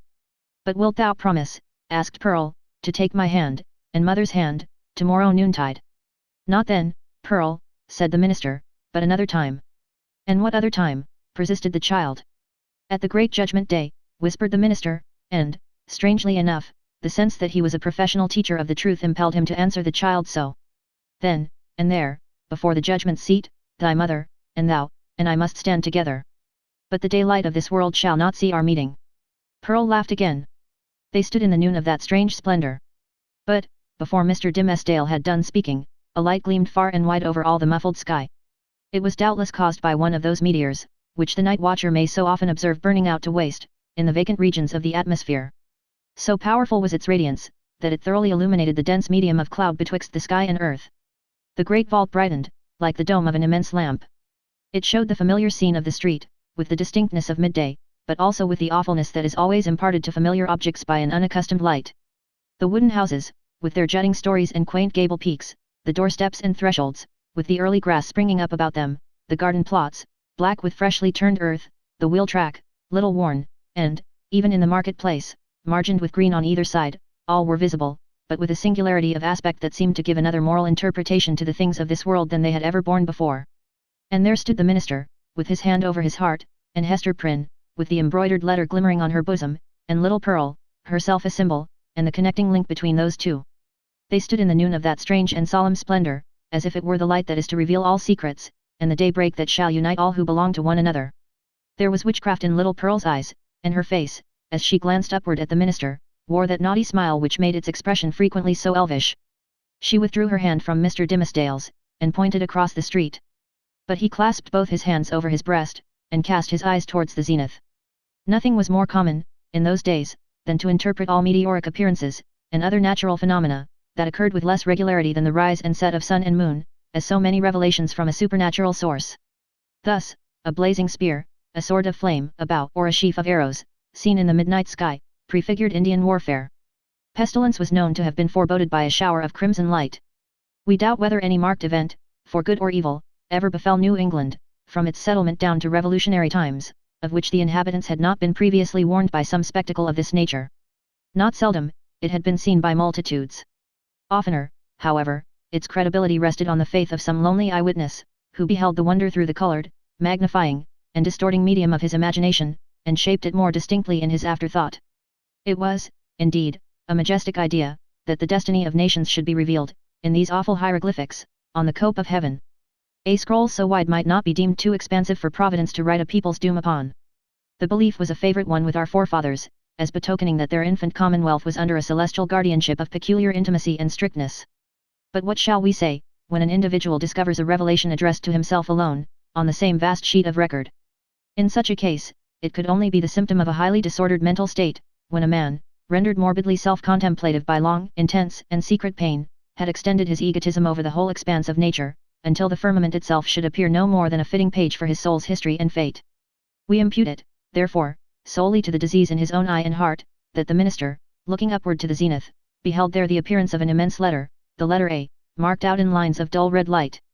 Not but the meteor may have shown itself at that point, burning duskily through a veil of cloud, but with no such shape as his guilty imagination gave it, or, at least, with so little definiteness, that another's guilt might have seen another symbol in it. There was a singular circumstance that characterized Mr. Dimmesdale's psychological state, at this moment. All the time that he gazed upward to the zenith, he was, nevertheless, perfectly aware that little Pearl was pointing her finger towards old Roger Chillingworth, who stood at no great distance from the scaffold. The minister appeared to see him, with the same glance that discerned the miraculous letter. To his features, as to all other objects, the meteoric light imparted a new expression, or it might well be that the physician was not careful then, as at all other times, to hide the malevolence with which he looked upon his victim.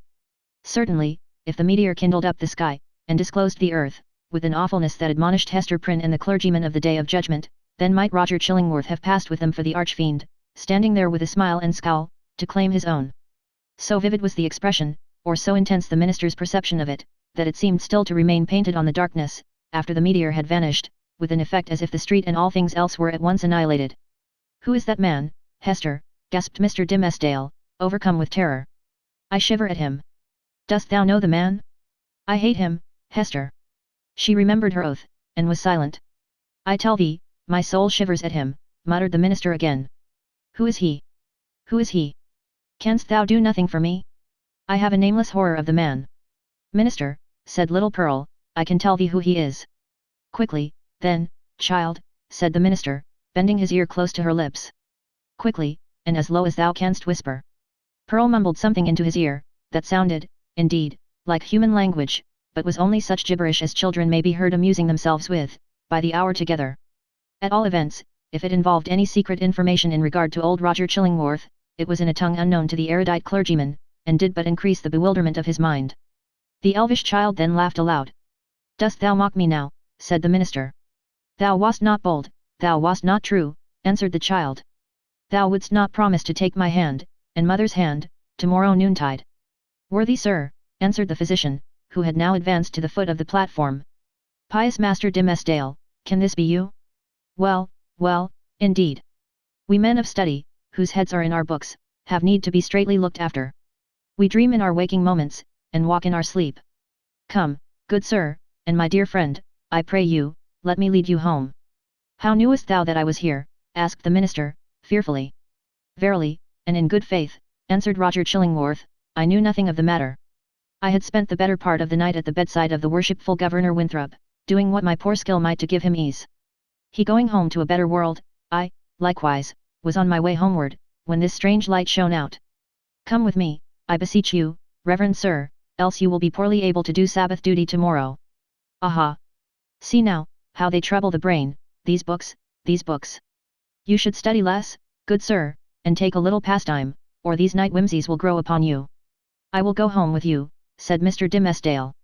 With a chill despondency, like one awaking, all nerveless, from an ugly dream, he yielded himself to the physician, and was led away. The next day, however, being the Sabbath, he preached a discourse which was held to be the richest and most powerful, and the most replete with heavenly influences, that had ever proceeded from his lips. Souls, it is said more souls than one, were brought to the truth by the efficacy of that sermon, and vowed within themselves to cherish a holy gratitude towards Mr. Dimmesdale throughout the long hereafter.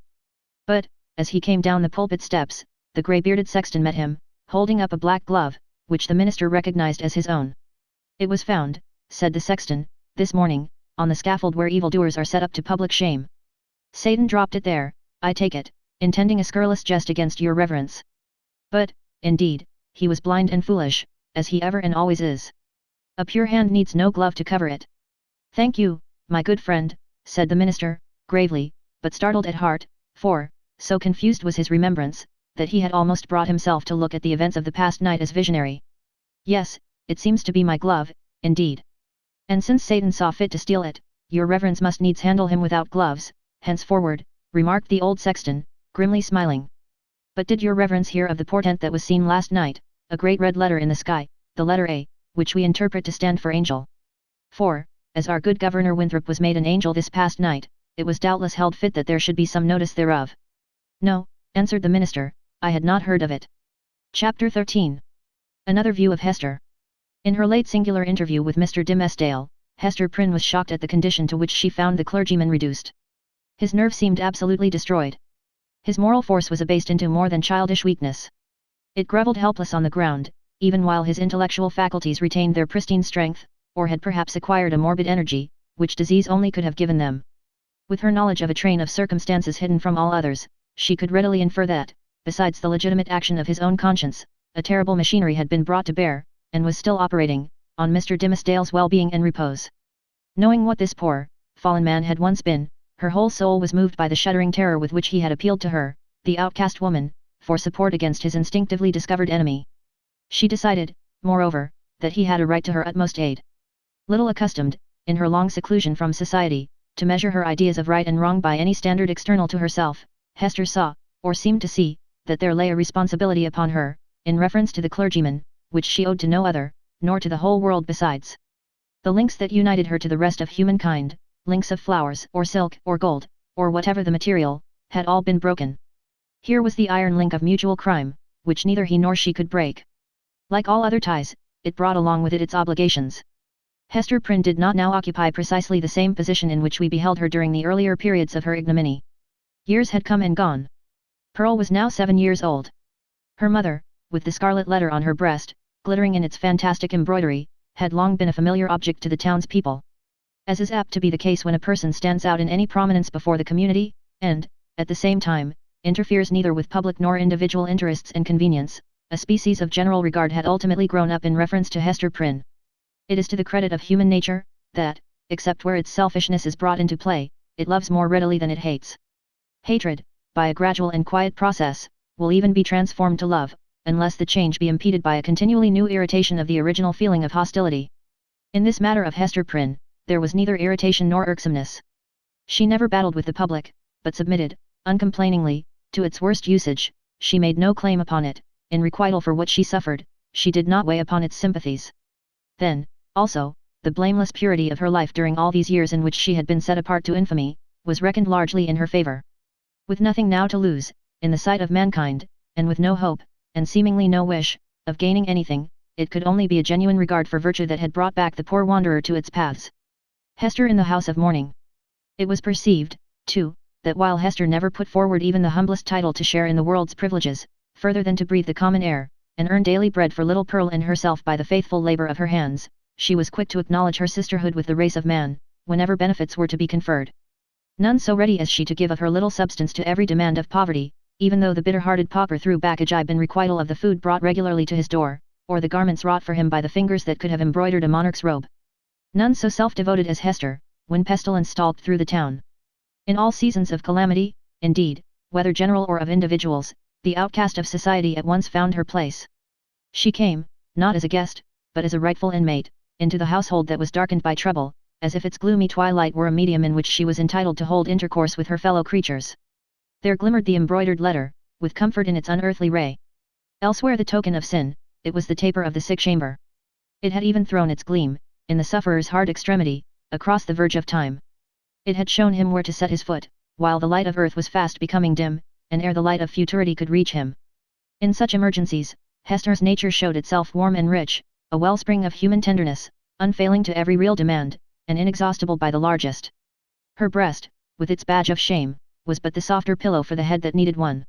She was self-ordained a sister of mercy, or, we may rather say, the world's heavy hand had so ordained her, when neither the world nor she looked forward to this result. The letter was the symbol of her calling. Such helpfulness was found in her, so much power to do, and power to sympathize, that many people refused to interpret the Scarlet A by its original signification. They said that it meant able, so strong was Hester Prynne, with a woman's strength.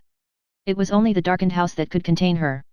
When sunshine came again, she was not there. Her shadow had faded across the threshold. The helpful inmate had departed, without one backward glance to gather up the meed of gratitude, if any were in the hearts of those whom she had served so zealously.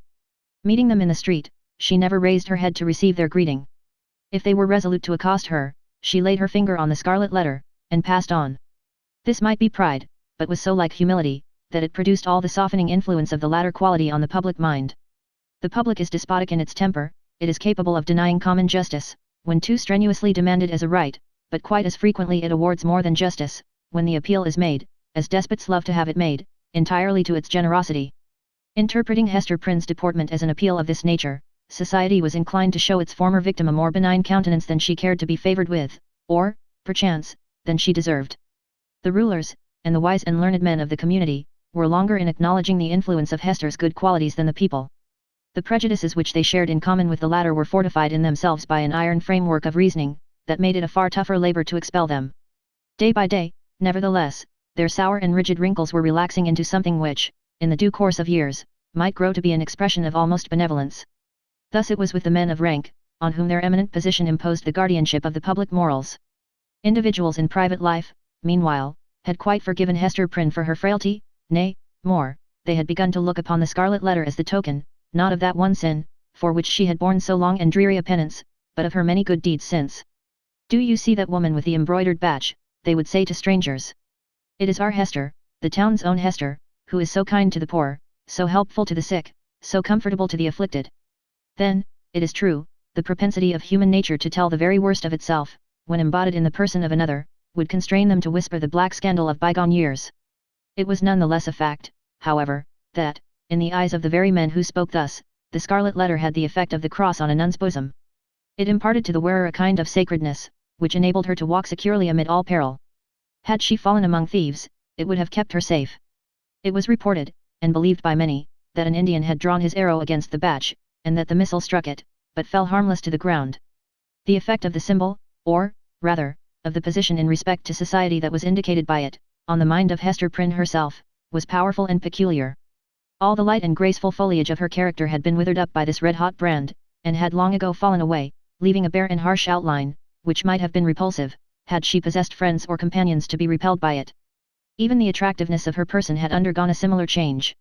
It might be partly owing to the studied austerity of her dress, and partly to the lack of demonstration in her manners. It was a sad transformation, too, that her rich and luxuriant hair had either been cut off, or was so completely hidden by a cap, that not a shining lock of it ever once gushed into the sunshine. It was due in part to all these causes, but still more to something else, that there seemed to be no longer anything in Hester's face for love to dwell upon, nothing in Hester's form, though majestic and statue-like, that passion would ever dream of clasping in its embrace, nothing in Hester's bosom, to make it ever again the pillow of affection.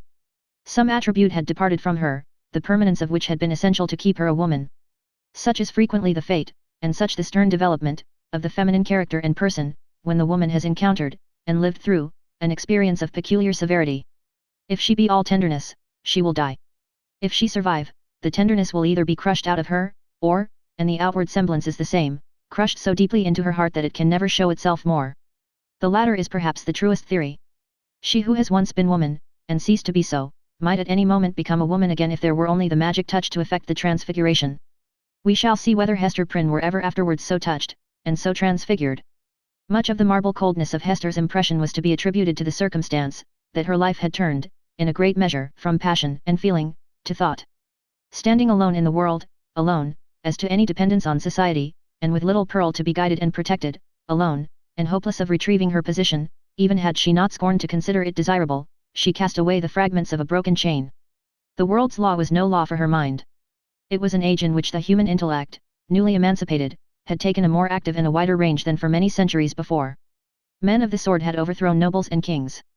Men bolder than these had overthrown and rearranged, not actually, but within the sphere of theory, which was their most real abode, the whole system of ancient prejudice, wherewith was linked much of ancient principle. Hester Prynne imbibed this spirit. She assumed a freedom of speculation, then common enough on the other side of the Atlantic, but which our forefathers, had they known it, would have held to be a deadlier crime than that stigmatized by the Scarlet Letter. In her lonesome cottage, by the seashore, thoughts visited her, such as dared to enter no other dwelling in New England, shadowy guests, that would have been as perilous as demons to their entertainer, could they have been seen so much as knocking at her door. It is remarkable, that persons who speculate the most boldly often conform with the most perfect quietude to the external regulations of society. The thought suffices them, without investing itself in the flesh and blood of action. So it seemed to be with Hester. Yet, had little Pearl never come to her from the spiritual world, it might have been far otherwise. Then, she might have come down to us in history, hand in hand with Anne Hutchinson, as the foundress of a religious sect. She might, in one of her phases, have been a prophetess. She might, and not improbably would, have suffered death from the stern tribunals of the period, for attempting to undermine the foundations of the Puritan establishment. But, in the education of her child, the mother's enthusiasm of thought had something to wreak itself upon. Providence, in the person of this little girl, had assigned to Hester's charge the germ and blossom of womanhood, to be cherished and developed amid a host of difficulties. Everything was against her. The world was hostile. The child's own nature had something wrong in it, which continually betokened that she had been born amiss, the effluence of her mother's lawless passion, and often impelled Hester to ask, in bitterness of heart, whether it were for ill or good that the poor little creature had been born at all. Indeed, the same dark question often rose into her mind, with reference to the whole race of womanhood. Was existence worth accepting, even to the happiest among them? As concerned her own individual existence, she had long ago decided in the negative, and dismissed the point as settled. A tendency to speculation, though it may keep woman quiet, as it does man, yet makes her sad. She discerns, it may be, such a hopeless task before her. As a first step, the whole system of society is to be torn down, and built up anew. Then, the very nature of the opposite sex, or its long hereditary habit, which has become like nature, is to be essentially modified, before woman can be allowed to assume what seems a fair and suitable position. Finally, all other difficulties being obviated, woman cannot take advantage of these preliminary reforms, until she herself shall have undergone a still mightier change, in which, perhaps, the ethereal essence, wherein she has her truest life, will be found to have evaporated. A woman never overcomes these problems by any exercise of thought. They are not to be solved, or only in one way. If her heart chance to come uppermost, they vanish. Thus, Hester Prynne, whose heart had lost its regular and healthy throb, wandered without a clue in the dark labyrinth of mind, now turned aside by an insurmountable precipice, now starting back from a deep chasm. There was wild and ghastly scenery all around her, and a home and comfort nowhere. At times, a fearful doubt strove to possess her soul, whether it were not better to send Pearl at once to heaven, and go herself to such futurity as eternal justice should provide. The Scarlet Letter had not done its office. Now, however, her interview with the Reverend Mr. Dimmesdale, on the night of his vigil, had given her a new theme of reflection, and held up to her an object that appeared worthy of any exertion and sacrifice for its attainment.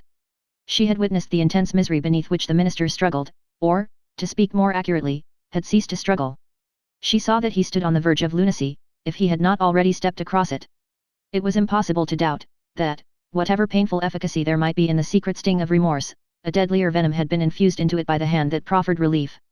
A secret enemy had been continually by his side, under the semblance of a friend and helper, and had availed himself of the opportunities thus afforded for tampering with the delicate springs of Mr. Dimmesdale's nature. Hester could not but ask herself, whether there had not originally been a defect of truth, courage, and loyalty, on her own part, in allowing the minister to be thrown into a position where so much evil was to be foreboded, and nothing auspicious to be hoped. Her only justification lay in the fact, that she had been able to discern no method of rescuing him from a blacker ruin than had overwhelmed herself, except by acquiescing in Roger Chillingworth's scheme of disguise. Under that impulse, she had made her choice, and had chosen, as it now appeared, the more wretched alternative of the two. She determined to redeem her error, so far as it might yet be possible. Strengthened by years of hard and solemn trial, she felt herself no longer so inadequate to cope with Roger Chillingworth as on that night, abased by sin, and half maddened by the ignominy that was still new, when they had talked together in the prison chamber. She had climbed her way, since then, to a higher point. The old man, on the other hand, had brought himself nearer to her level, or perhaps below it, by the revenge which he had stooped for. In fine, Hester Prynne resolved to meet her former husband, and do what might be in her power for the rescue of the victim on whom he had so evidently set his gripe. The occasion was not long to seek. One afternoon, walking with Pearl in a retired part of the peninsula, she beheld the old physician, with a basket on one arm, and a staff in the other hand, stooping along the ground, in quest of roots and herbs to concoct his medicines withal. Chapter 14. Hester and the Physician. Hester bade little Pearl run down to the margin of the water, and play with the shells and tangled seaweed, until she should have talked a while with yonder gatherer of herbs. So the child flew away like a bird, and, making bare her small white feet, went pattering along the moist margin of the sea. Here and there she came to a full stop, and peeped curiously into a pool, left by the retiring tide as a mirror for Pearl to see her face in. Forth peeped at her, out of the pool, with dark, glistening curls around her head, and an elf smile in her eyes, the image of a little maid, whom Pearl, having no other playmate, invited to take her hand, and run a race with her. But the visionary little maid, on her part, beckoned likewise, as if to say, "This is a better place. Come thou into the pool." And Pearl, stepping in, mid-leg deep, beheld her own white feet at the bottom, while, out of a still lower depth, came the gleam of a kind of fragmentary smile, floating to and fro in the agitated water. Meanwhile, her mother had accosted the physician. "I would speak a word with you," said she, "a word that concerns us much." "Aha, and is it Mistress Hester that has a word for old Roger Chillingworth?" answered he, raising himself from his stooping posture. "With all my heart." "Why, mistress, I hear good tidings of you on all hands. No longer ago than yestereve, a magistrate, a wise and godly man, was discoursing of your affairs, Mistress Hester, and whispered me that there had been question concerning you in the council. It was debated whether or no, with safety to the common weal, yonder scarlet letter might be taken off your bosom. On my life, Hester, I made my entreaty to the worshipful magistrate that it might be done forthwith." "It lies not in the pleasure of the magistrates to take off this badge," calmly replied Hester. "Were I worthy to be quit of it, it would fall away of its own nature, or be transformed into something that should speak a different purport." "Nay, then, wear it, if it suit you better," rejoined he. "A woman must needs follow her own fancy, touching the adornment of her person. The letter is gaily embroidered, and shows right bravely on your bosom." All this while, Hester had been looking steadily at the old man, and was shocked, as well as wonder-smitten, to discern what a change had been wrought upon him within the past 7 years. It was not so much that he had grown older, for though the traces of advancing life were visible, he bore his age well, and seemed to retain a wiry vigor and alertness. But the former aspect of an intellectual and studious man, calm and quiet, which was what she best remembered in him, had altogether vanished, and been succeeded by an eager, searching, almost fierce, yet carefully guarded look. It seemed to be his wish and purpose to mask this expression with a smile, but the latter played him false, and flickered over his visage so derisively, that the spectator could see his blackness all the better for it. Ever and anon, too, there came a glare of red light out of his eyes, as if the old man's soul were on fire, and kept on smouldering duskily within his breast, until, by some casual puff of passion, it was blown into a momentary flame. This he repressed, as speedily as possible, and strove to look as if nothing of the kind had happened. In a word, old Roger Chillingworth was a striking evidence of man's faculty of transforming himself into a devil, if he will only, for a reasonable space of time, undertake a devil's office. This unhappy person had effected such a transformation, by devoting himself, for 7 years, to the constant analysis of a heart full of torture, and deriving his enjoyment thence, and adding fuel to those fiery tortures which he analysed and gloated over. The scarlet letter burned on Hester Prynne's bosom. Here was another ruin, the responsibility of which came partly home to her. "What see you in my face," asked the physician, "that you look at it so earnestly?" "Something that would make me weep, if there were any tears bitter enough for it," answered she. "But let it pass. It is of yonder miserable man that I would speak." "And what of him?" cried Roger Chillingworth, eagerly, as if he loved the topic, and were glad of an opportunity to discuss it with the only person of whom he could make a confidant. "Not to hide the truth, Mistress Hester, my thoughts happen just now to be busy with the gentleman. So speak freely, and I will make answer. When we last spake together, said Hester, now 7 years ago, it was your pleasure to extort a promise of secrecy, as touching the former relation betwixt yourself and me. As the life and good fame of yonder man were in your hands, there seemed no choice to me, save to be silent, in accordance with your behest. Yet it was not without heavy misgivings that I thus bound myself, for, having cast off all duty towards other human beings, there remained a duty towards him, and something whispered me that I was betraying it, in pledging myself to keep your counsel. Since that day, no man is so near to him as you. You tread behind his every footstep. You are beside him, sleeping and waking. You search his thoughts. You burrow and rankle in his heart. Your clutch is on his life, and you cause him to die daily a living death, and still he knows you not. In permitting this, I have surely acted a false part by the only man to whom the power was left me to be true. What choice had you? Asked Roger Chillingworth. My finger, pointed at this man, would have hurled him from his pulpit into a dungeon, thence, peradventure, to the gallows. It had been better so, said Hester Prynne. What evil have I done the man? Asked Roger Chillingworth again. I tell thee, Hester Prynne, the richest fee that ever physician earned from monarch could not have bought such care as I have wasted on this miserable priest. But for my aid, his life would have burned away in torments, within the first 2 years after the perpetration of his crime and thine. For, Hester, his spirit lacked the strength that could have borne up, as thine has, beneath a burden like thy scarlet letter. Oh, I could reveal a goodly secret. But enough. What art can do, I have exhausted on him. That he now breathes, and creeps about on earth, is owing all to me. Better he had died at once, said Hester Prynne. Yet, woman, thou sayest truly, cried old Roger Chillingworth, letting the lurid fire of his heart blaze out before her eyes. Better had he died at once. Never did mortal suffer what this man has suffered. And all, in the sight of his worst enemy. He has been conscious of me. He has felt an influence dwelling always upon him like a curse. He knew, by some spiritual sense, for the Creator never made another being so sensitive as this, he knew that no friendly hand was pulling at his heartstrings, and that an eye was looking curiously into him, which sought only evil, and found it. But he knew not that the eye and hand were mine. With the superstition common to his brotherhood, he fancied himself given over to a fiend, to be tortured with frightful dreams, and desperate thoughts, the sting of remorse, and despair of pardon, as a foretaste of what awaits him beyond the grave. But it was the constant shadow of my presence, the closest propinquity of the man whom he had most vilely wronged, and who had grown to exist only by this perpetual poison of the direst revenge. Yet, indeed, he did not err, there was a fiend at his elbow. A mortal man, with once a human heart, has become a fiend for his especial torment. The unfortunate physician, while uttering these words, lifted his hands with a look of horror, as if he had beheld some frightful shape, which he could not recognize, usurping the place of his own image in a glass. It was one of those moments, which sometimes occur only at the interval of years, when a man's moral aspect is faithfully revealed to his mind's eye.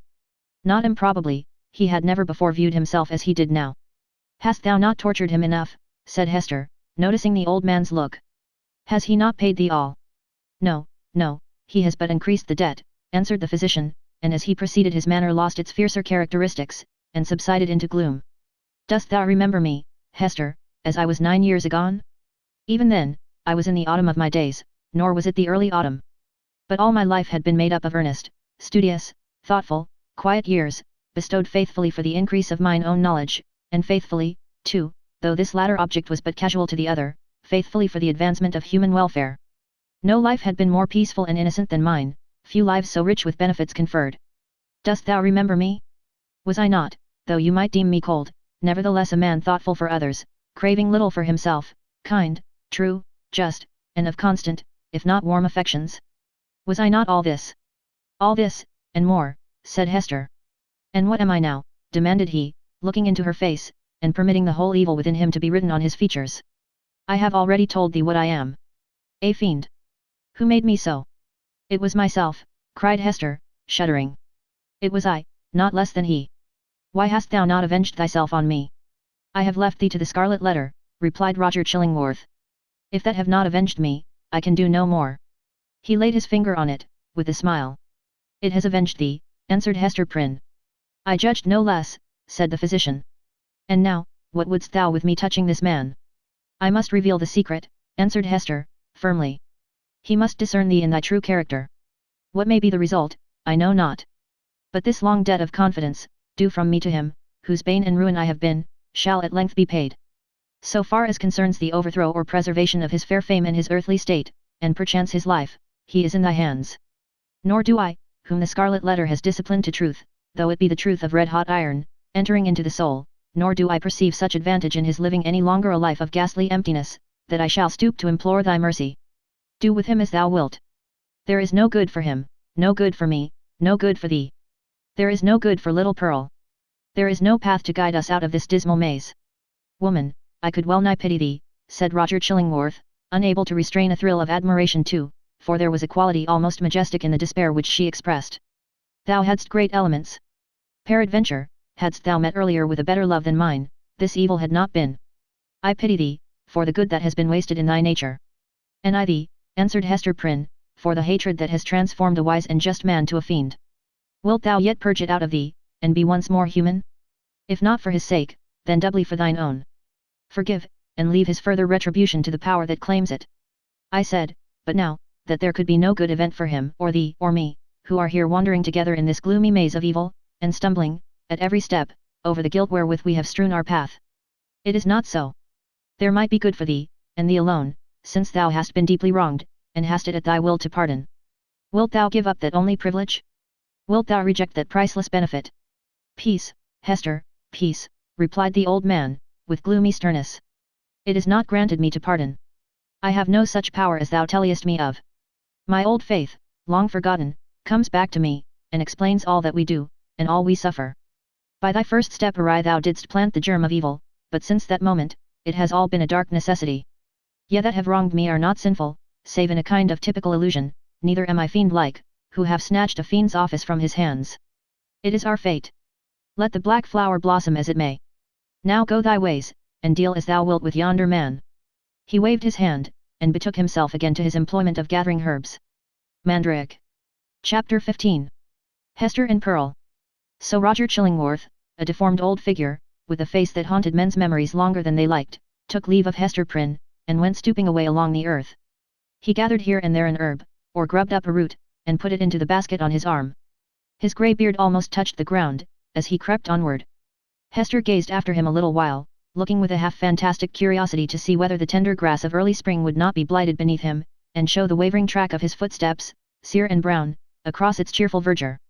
She wondered what sort of herbs they were, which the old man was so sedulous to gather. Would not the earth, quickened to an evil purpose by the sympathy of his eye, greet him with poisonous shrubs, of species hitherto unknown, that would start up under his fingers? Or might it suffice him, that every wholesome growth should be converted into something deleterious and malignant at his touch? Did the sun, which shone so brightly everywhere else, really fall upon him? Or was there, as it rather seemed, a circle of ominous shadow moving along with his deformity, whichever way he turned himself? And whither was he now going?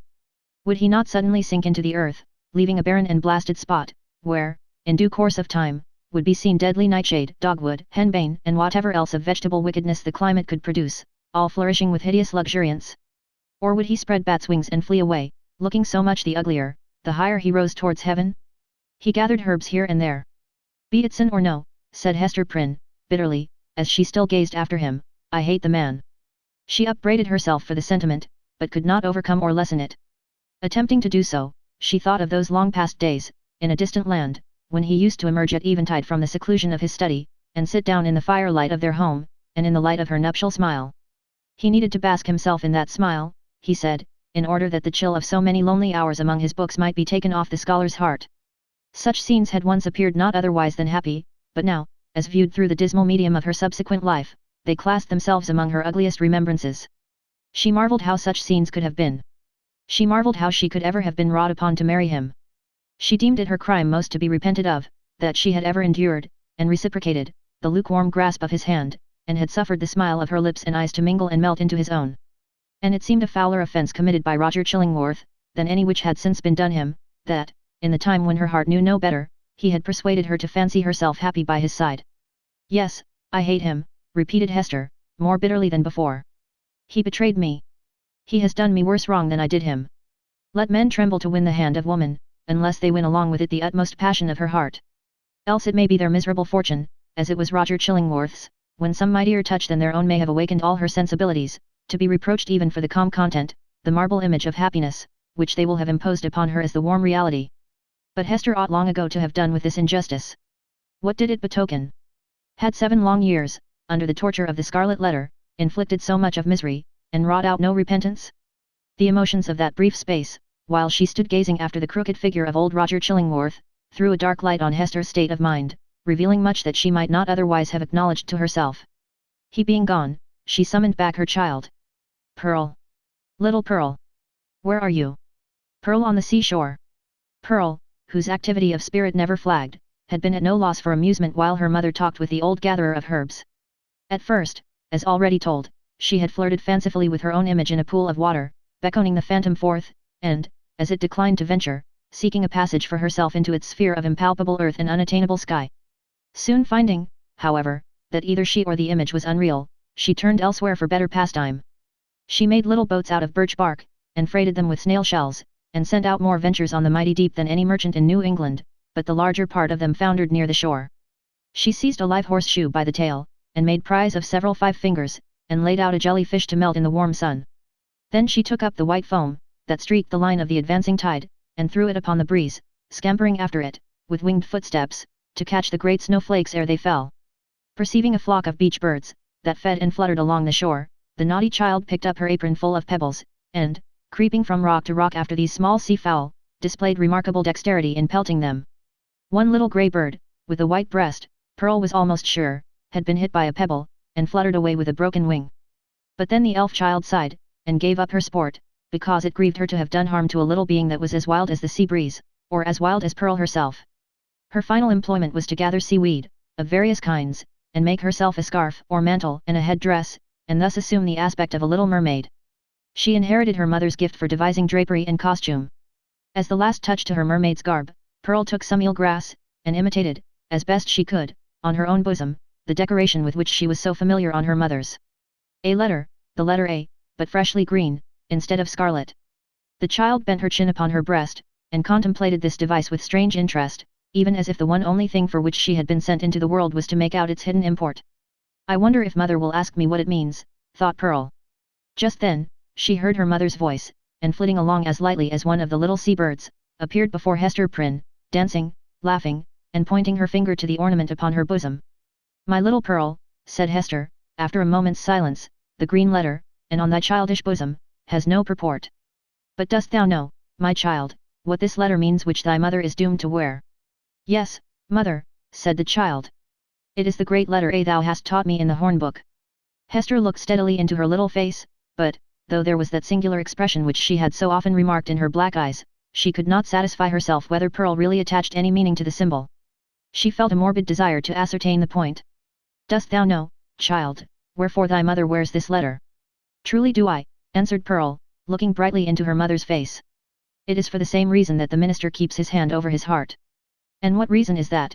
Asked Hester, half smiling at the absurd incongruity of the child's observation, but, on second thoughts, turning pale. What has the letter to do with any heart, save mine? Nay, mother, I have told all I know, said Pearl, more seriously than she was wont to speak. Ask yonder old man whom thou hast been talking with. It may be he can tell. But in good earnest now, mother dear, what does this scarlet letter mean, and why dost thou wear it on thy bosom, and why does the minister keep his hand over his heart? She took her mother's hand in both her own, and gazed into her eyes with an earnestness that was seldom seen in her wild and capricious character. The thought occurred to Hester, that the child might really be seeking to approach her with childlike confidence, and doing what she could, and as intelligently as she knew how, to establish a meeting point of sympathy. It showed Pearl in an unwonted aspect.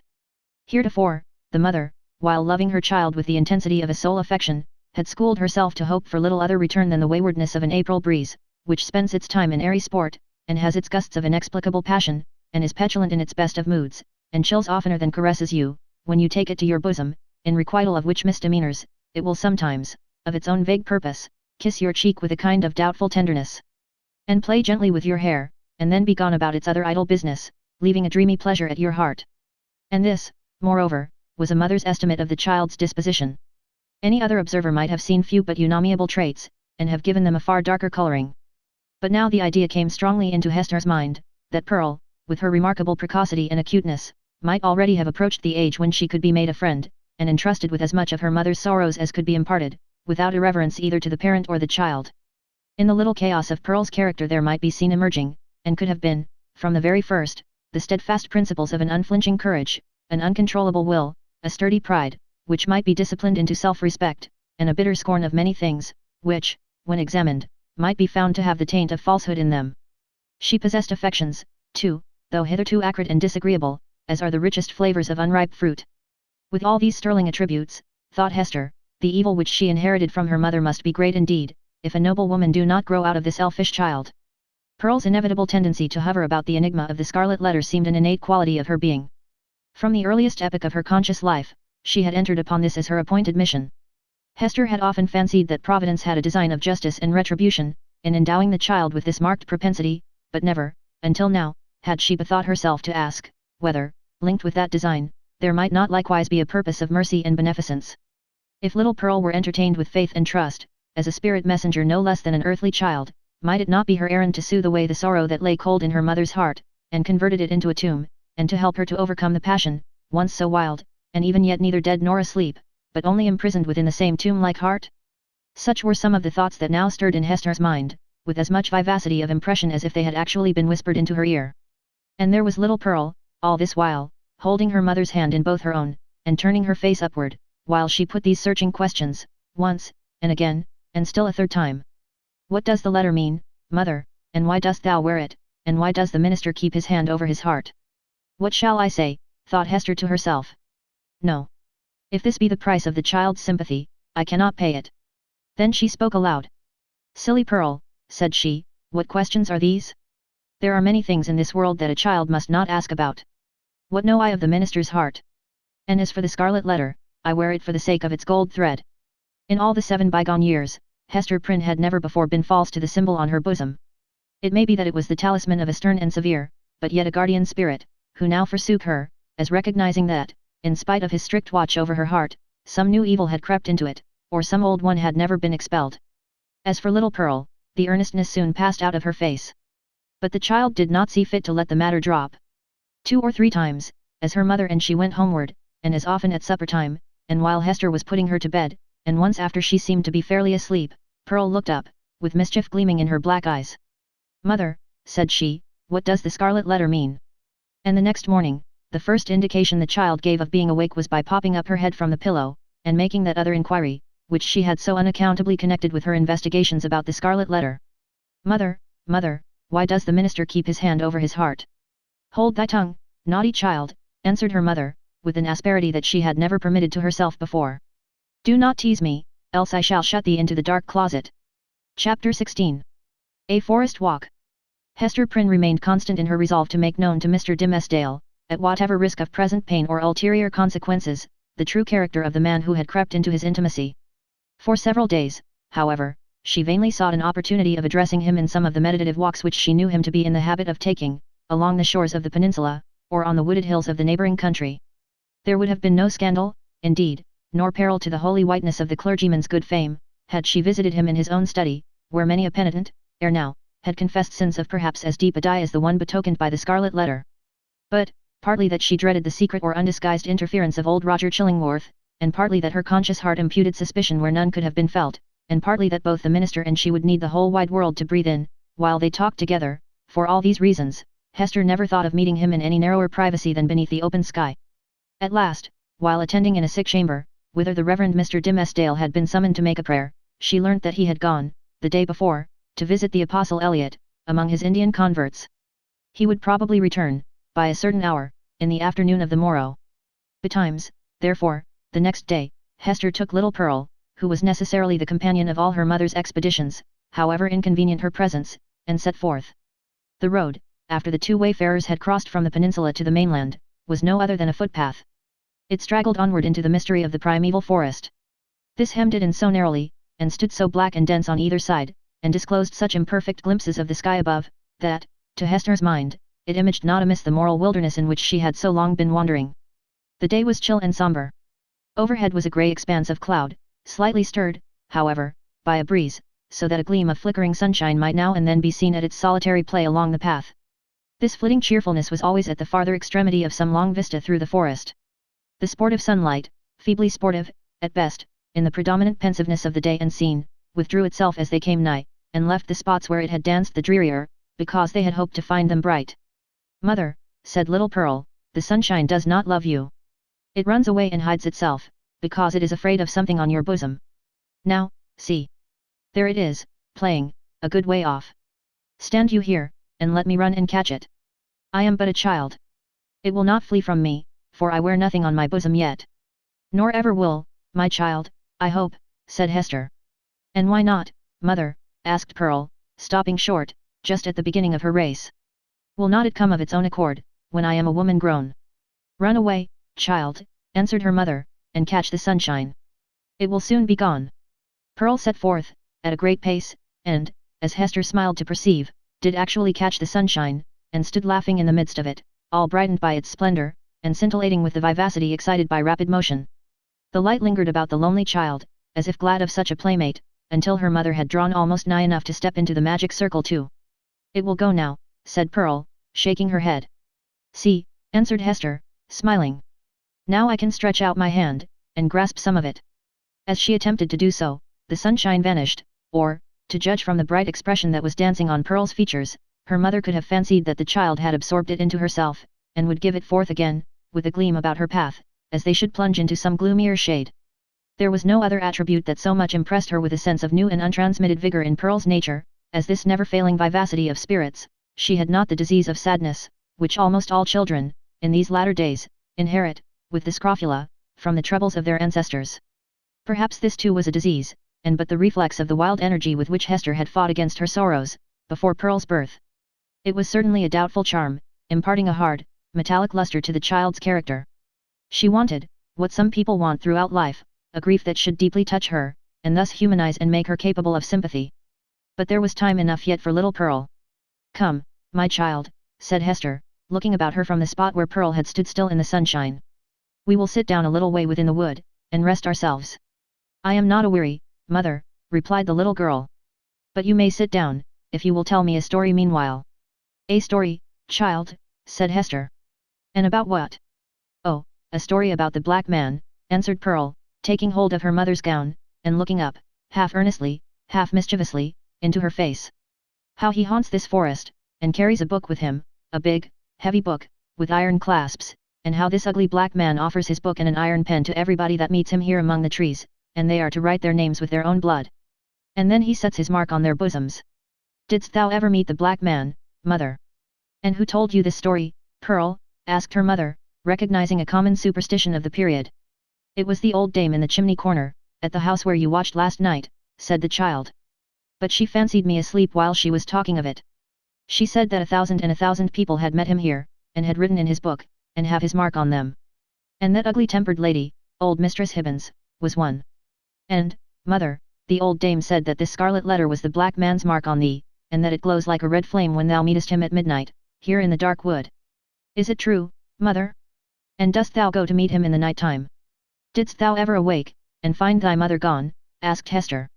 Not that I remember, said the child. If thou fearest to leave me in our cottage, thou mightest take me along with thee. I would very gladly go. But, mother, tell me now. Is there such a black man? And didst thou ever meet him? And is this his mark? Wilt thou let me be at peace, if I once tell thee? Asked her mother. Yes, if thou telliest me all, answered Pearl. Once in my life I met the black man, said her mother. This scarlet letter is his mark. Thus conversing, they entered sufficiently deep into the wood to secure themselves from the observation of any casual passenger along the forest track. Here they sat down on a luxuriant heap of moss, which, at some epoch of the preceding century, had been a gigantic pine, with its roots and trunk in the darksome shade, and its head aloft in the upper atmosphere. It was a little dell where they had seated themselves, with a leaf-strewn bank rising gently on either side, and a brook flowing through the midst, over a bed of fallen and drowned leaves. The trees impending over it had flung down great branches, from time to time, which choked up the current and compelled it to form eddies and black depths at some points, while, in its swifter and livelier passages, there appeared a channelway of pebbles, and brown, sparkling sand. Letting the eyes follow along the course of the stream, they could catch the reflected light from its water, at some short distance within the forest, but soon lost all traces of it amid the bewilderment of tree trunks and underbrush, and here and there a huge rock covered over with grey lichens. All these giant trees and boulders of granite seemed intent on making a mystery of the course of this small brook, fearing, perhaps, that, with its never-ceasing loquacity, it should whisper tales out of the heart of the old forest whence it flowed, or mirror its revelations on the smooth surface of a pool. Continually, Indeed, as it stole onward, the streamlet kept up a babble, kind, quiet, soothing, but melancholy, like the voice of a young child that was spending its infancy without playfulness, and knew not how to be merry among sad acquaintance and events of sombre hue. "O brook! O foolish and tiresome little brook," cried Pearl, after listening a while to its talk. "Why art thou so sad? Pluck up a spirit, and do not be all the time sighing and murmuring." But the brook, in the course of its little lifetime among the forest trees, had gone through so solemn an experience that it could not help talking about it, and seemed to have nothing else to say. Pearl resembled the brook, inasmuch as the current of her life gushed from a wellspring as mysterious, and had flowed through scenes shadowed as heavily with gloom. But, unlike the little stream, she danced and sparkled, and prattled airily along her course. "What does this sad little brook say, mother?" inquired she. "If thou hadst a sorrow of thine own, the brook might tell thee of it," answered her mother, "even as it is telling me of mine. But now, Pearl, I hear a footstep along the path, and the noise of one putting aside the branches. I would have thee betake thyself to play, and leave me to speak with him that comes yonder." "Is it the black man?" asked Pearl. "Wilt thou go and play, child?" repeated her mother. "But do not stray far into the wood. And take heed that thou come at my first call." "Yes, mother," answered Pearl. "But if it be the black man, wilt thou not let me stay a moment, and look at him, with his big book under his arm?" "Go, silly child," said her mother, impatiently. "It is no black man. Thou canst see him now, through the trees. It is the minister." "And so it is," said the child. "And, mother, he has his hand over his heart. Is it because, when the minister wrote his name in the book, the black man set his mark in that place? But why does he not wear it outside his bosom, as thou dost, mother?" "Go now, child, and thou shalt tease me as thou wilt another time," cried Hester Prynne. "But do not stray far. Keep where thou canst hear the babble of the brook." The child went singing away, following up the current of the brook, and striving to mingle a more lightsome cadence with its melancholy voice. But the little stream would not be comforted, and still kept telling its unintelligible secret of some very mournful mystery that had happened, or making a prophetic lamentation about something that was yet to happen, within the verge of the dismal forest. So Pearl, who had enough of shadow in her own little life, chose to break off all acquaintance with this repining brook. She set herself, therefore, to gathering violets and wood anemones, and some scarlet columbines that she found growing in the crevices of a high rock. When her elf child had departed, Hester Prynne made a step or two towards the track that led through the forest, but still remained under the deep shadow of the trees. She beheld the minister advancing along the path, entirely alone, and leaning on a staff which he had cut by the wayside. He looked haggard and feeble, and betrayed a nerveless despondency in his air, which had never so remarkably characterized him in his walks about the settlement, nor in any other situation where he deemed himself liable to notice. Here it was woefully visible, in this intense seclusion of the forest, which of itself would have been a heavy trial to the spirits. There was a listlessness in his gait, as if he saw no reason for taking one step farther, nor felt any desire to do so, but would have been glad, could he be glad of anything, to fling himself down at the root of the nearest tree, and lie there passive, forevermore. The leaves might bestrew him, and the soil gradually accumulate and form a little hillock over his frame, no matter whether there were life in it or no. Death was too definite an object to be wished for, or avoided. To Hester's eye, the Reverend Mr. Dimmesdale exhibited no symptom of positive and vivacious suffering, except that, as little Pearl had remarked, he kept his hand over his heart. Chapter 17. The pastor and his parishioner. Slowly as the minister walked, he had almost gone by, before Hester Prynne could gather voice enough to attract his observation. At length, she succeeded. "Arthur Dimmesdale," she said, faintly at first, then louder, but hoarsely. "Arthur Dimmesdale." "Who speaks?" answered the minister. Gathering himself quickly up, he stood more erect, like a man taken by surprise in a mood to which he was reluctant to have witnesses. Throwing his eyes anxiously in the direction of the voice, he indistinctly beheld a form under the trees, clad in garments so sombre, and so little relieved from the grey twilight into which the clouded sky and the heavy foliage had darkened the noontide, that he knew not whether it were a woman or a shadow. It may be, that his pathway through life was haunted thus, by a spectre that had stolen out from among his thoughts. He made a step nigher, and discovered the scarlet letter. "Hester. Hester Prynne," said he. "Is it thou? Art thou in life?" "Even so," she answered. "In such life as has been mine these 7 years past." "And thou, Arthur Dimmesdale, dost thou yet live?" It was no wonder that they thus questioned one another's actual and bodily existence, and even doubted of their own. So strangely did they meet, in the dim wood, that it was like the first encounter, in the world beyond the grave, of two spirits who had been intimately connected in their former life, but now stood coldly shuddering, in mutual dread, as not yet familiar with their state, nor wanted to the companionship of disembodied beings. Each a ghost, and awe-stricken at the other ghost. They were awe-stricken likewise at themselves, because the crisis flung back to them their consciousness, and revealed to each heart its history and experience, as life never does, except at such breathless epochs. The soul beheld its features in the mirror of the passing moment. It was with fear, and tremulously, and, as it were, by a slow, reluctant necessity, that Arthur Dimmesdale put forth his hand, chill as death, and touched the chill hand of Hester Prynne. The grasp, cold as it was, took away what was dreariest in the interview. They now felt themselves, at least, inhabitants of the same sphere. Without a word more spoken, neither he nor she assuming the guidance, but with an unexpressed consent, they glided back into the shadow of the woods, whence Hester had emerged, and sat down on the heap of moss where she and Pearl had before been sitting. When they found voice to speak, it was, at first, only to utter remarks and inquiries such as any two acquaintance might have made, about the gloomy sky, the threatening storm, and, next, the health of each. Thus they went onward, not boldly, but step by step, into the themes that were brooding deepest in their hearts. So long estranged by fate and circumstances, they needed something slight and casual to run before, and throw open the doors of intercourse, so that their real thoughts might be led across the threshold. After a while, the minister fixed his eyes on Hester Prynne's. "Hester," said he, "hast thou found peace?" She smiled drearily, looking down upon her bosom. "Hast thou?" she asked. "None, nothing but despair," he answered. "What else could I look for, being what I am, and leading such a life as mine? Were I an atheist, a man devoid of conscience, a wretch with coarse and brutal instincts, I might have found peace, long ere now. Nay, I never should have lost it. But, as matters stand with my soul, whatever of good capacity there originally was in me, all of God's gifts that were the choicest have become the ministers of spiritual torment. Hester, I am most miserable." "The people reverence thee," said Hester. "And surely thou workest good among them. Doth this bring thee no comfort?" "More misery, Hester, only the more misery," answered the clergyman, with a bitter smile. "As concerns the good which I may appear to do, I have no faith in it. It must needs be a delusion. What can a ruined soul, like mine, effect towards the redemption of other souls, or a polluted soul towards their purification? And as for the people's reverence, would that it were turned to scorn and hatred. Canst thou deem it, Hester, a consolation, that I must stand up in my pulpit, and meet so many eyes turned upward to my face, as if the light of heaven were beaming from it, must see my flock hungry for the truth, and listening to my words as if a tongue of Pentecost were speaking, and then look inward, and discern the black reality of what they idolize? I have laughed, in bitterness and agony of heart, at the contrast between what I seem and what I am. And Satan laughs at it. You wrong yourself in this," said Hester, gently. "You have deeply and sorely repented. Your sin is left behind you, in the days long past. Your present life is not less holy, in very truth, than it seems in people's eyes. Is there no reality in the penitence thus sealed and witnessed by good works? And wherefore should it not bring you peace?" "No, Hester, no," replied the clergyman. "There is no substance in it. It is cold and dead, and can do nothing for me. Of penance, I have had enough. Of penitence, there has been none.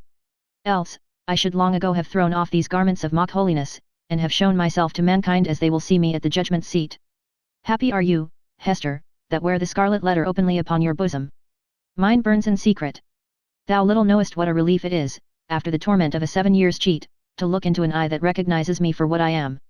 Had I one friend, or were it my worst enemy, to whom, when sickened with the praises of all other men, I could daily betake myself, and be known as the vilest of all sinners, methinks my soul might keep itself alive thereby. Even thus much of truth would save me.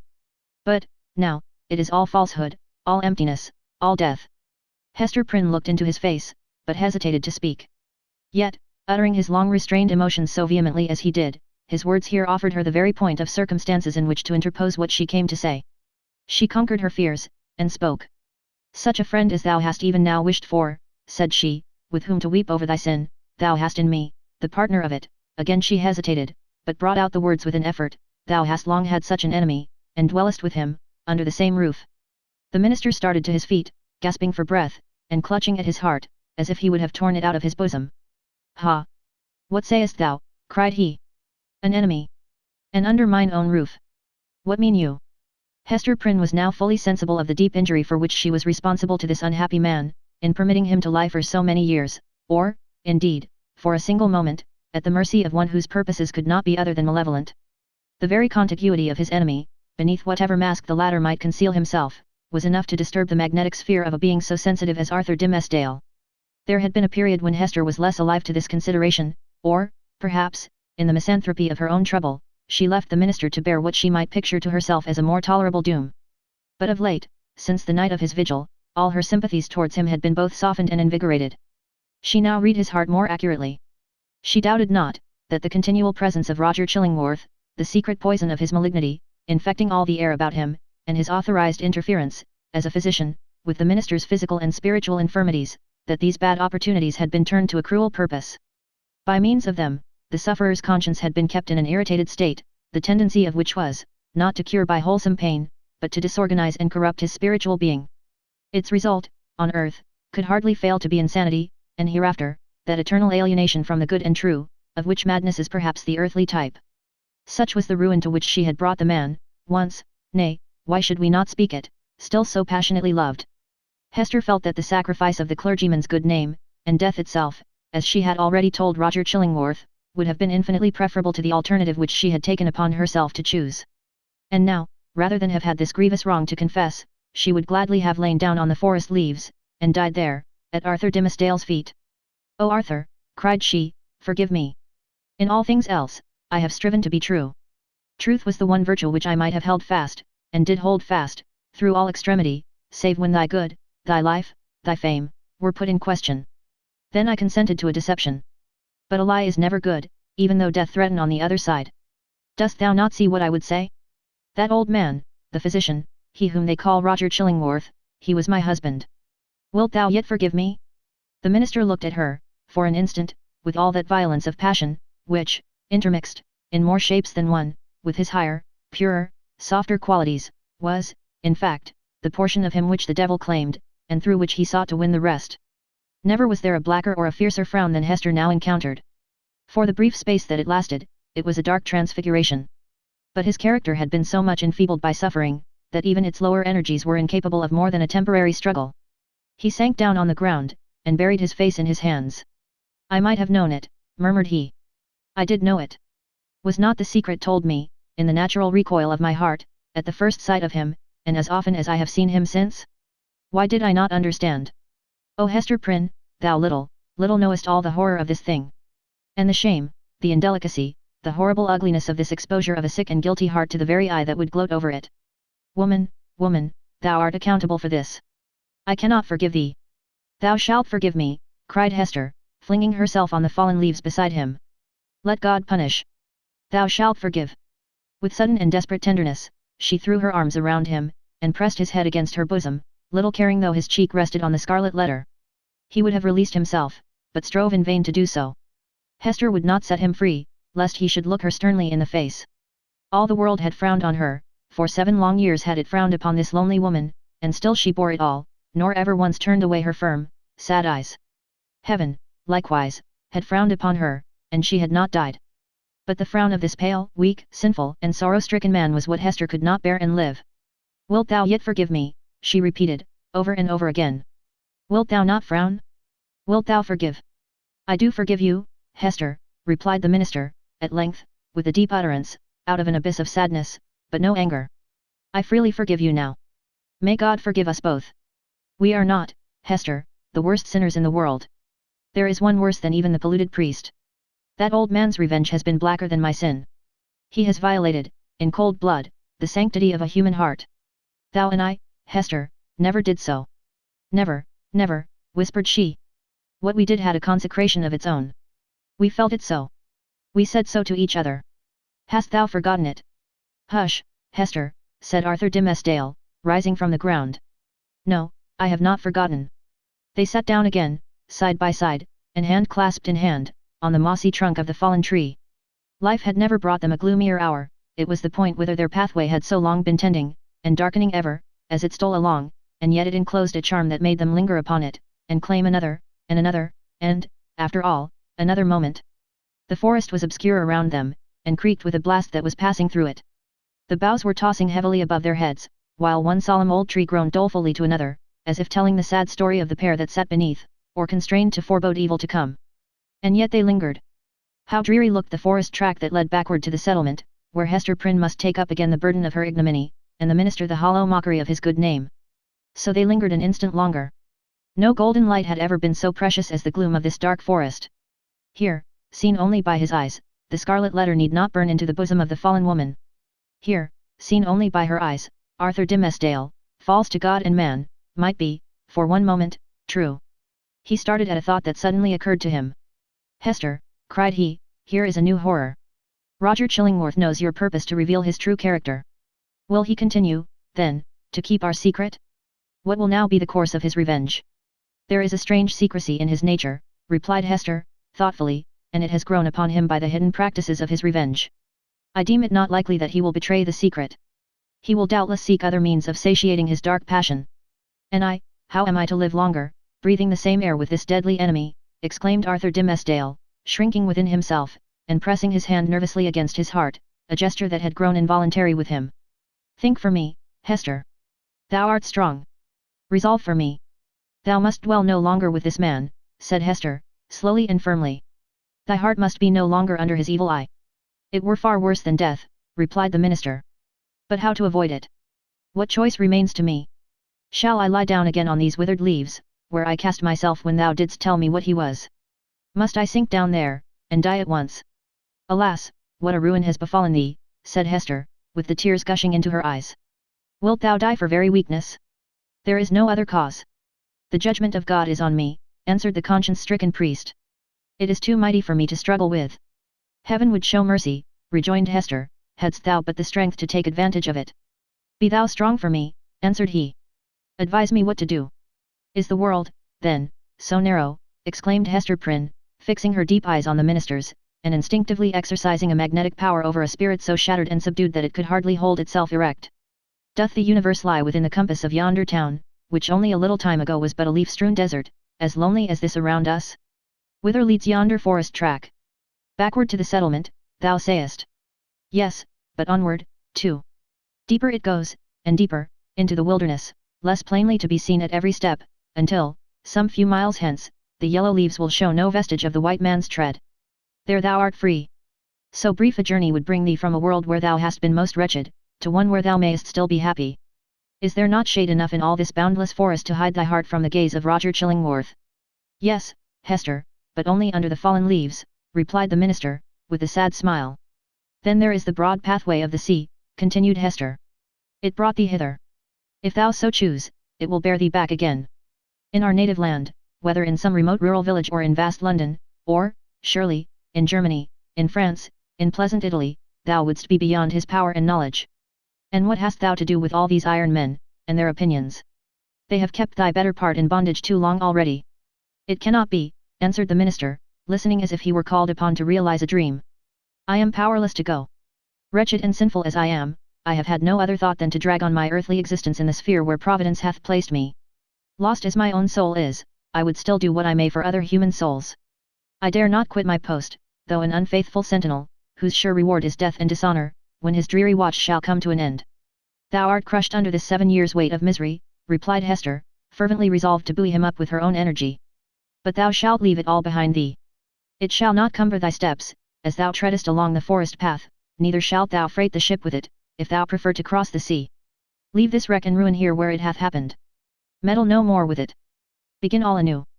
Hast thou exhausted possibility in the failure of this one trial? Not so. The future is yet full of trial and success. There is happiness to be enjoyed. There is good to be done. Exchange this false life of thine for a true one. Be, if thy spirit summon thee to such a mission, the teacher and apostle of the red men. Or, as is more thy nature, be a scholar and a sage among the wisest and the most renowned of the cultivated world. Preach. Write. Act. Do anything, save to lie down and die. Give up this name of Arthur Dimmesdale, and make thyself another, and a high one, such as thou canst wear without fear or shame. Why shouldst thou tarry so much as one other day in the torments that have so gnawed into thy life, that have made thee feeble to will and to do, that will leave thee powerless even to repent? Up, and away. O Hester, cried Arthur Dimmesdale, in whose eyes a fitful light, kindled by her enthusiasm, flashed up and died away, thou tellest of running a race to a man whose knees are tottering beneath him. I must die here. There is not the strength or courage left me to venture into the wide, strange, difficult world, alone. It was the last expression of the despondency of a broken spirit. He lacked energy to grasp the better fortune that seemed within his reach. He repeated the word. Alone, Hester. Thou shalt not go alone, answered she, in a deep whisper. Then, all was spoken.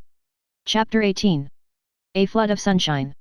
Arthur Dimmesdale gazed into Hester's face with a look in which hope and joy shone out, indeed, but with fear betwixt them, and a kind of horror at her boldness, who had spoken what he vaguely hinted at, but dared not speak.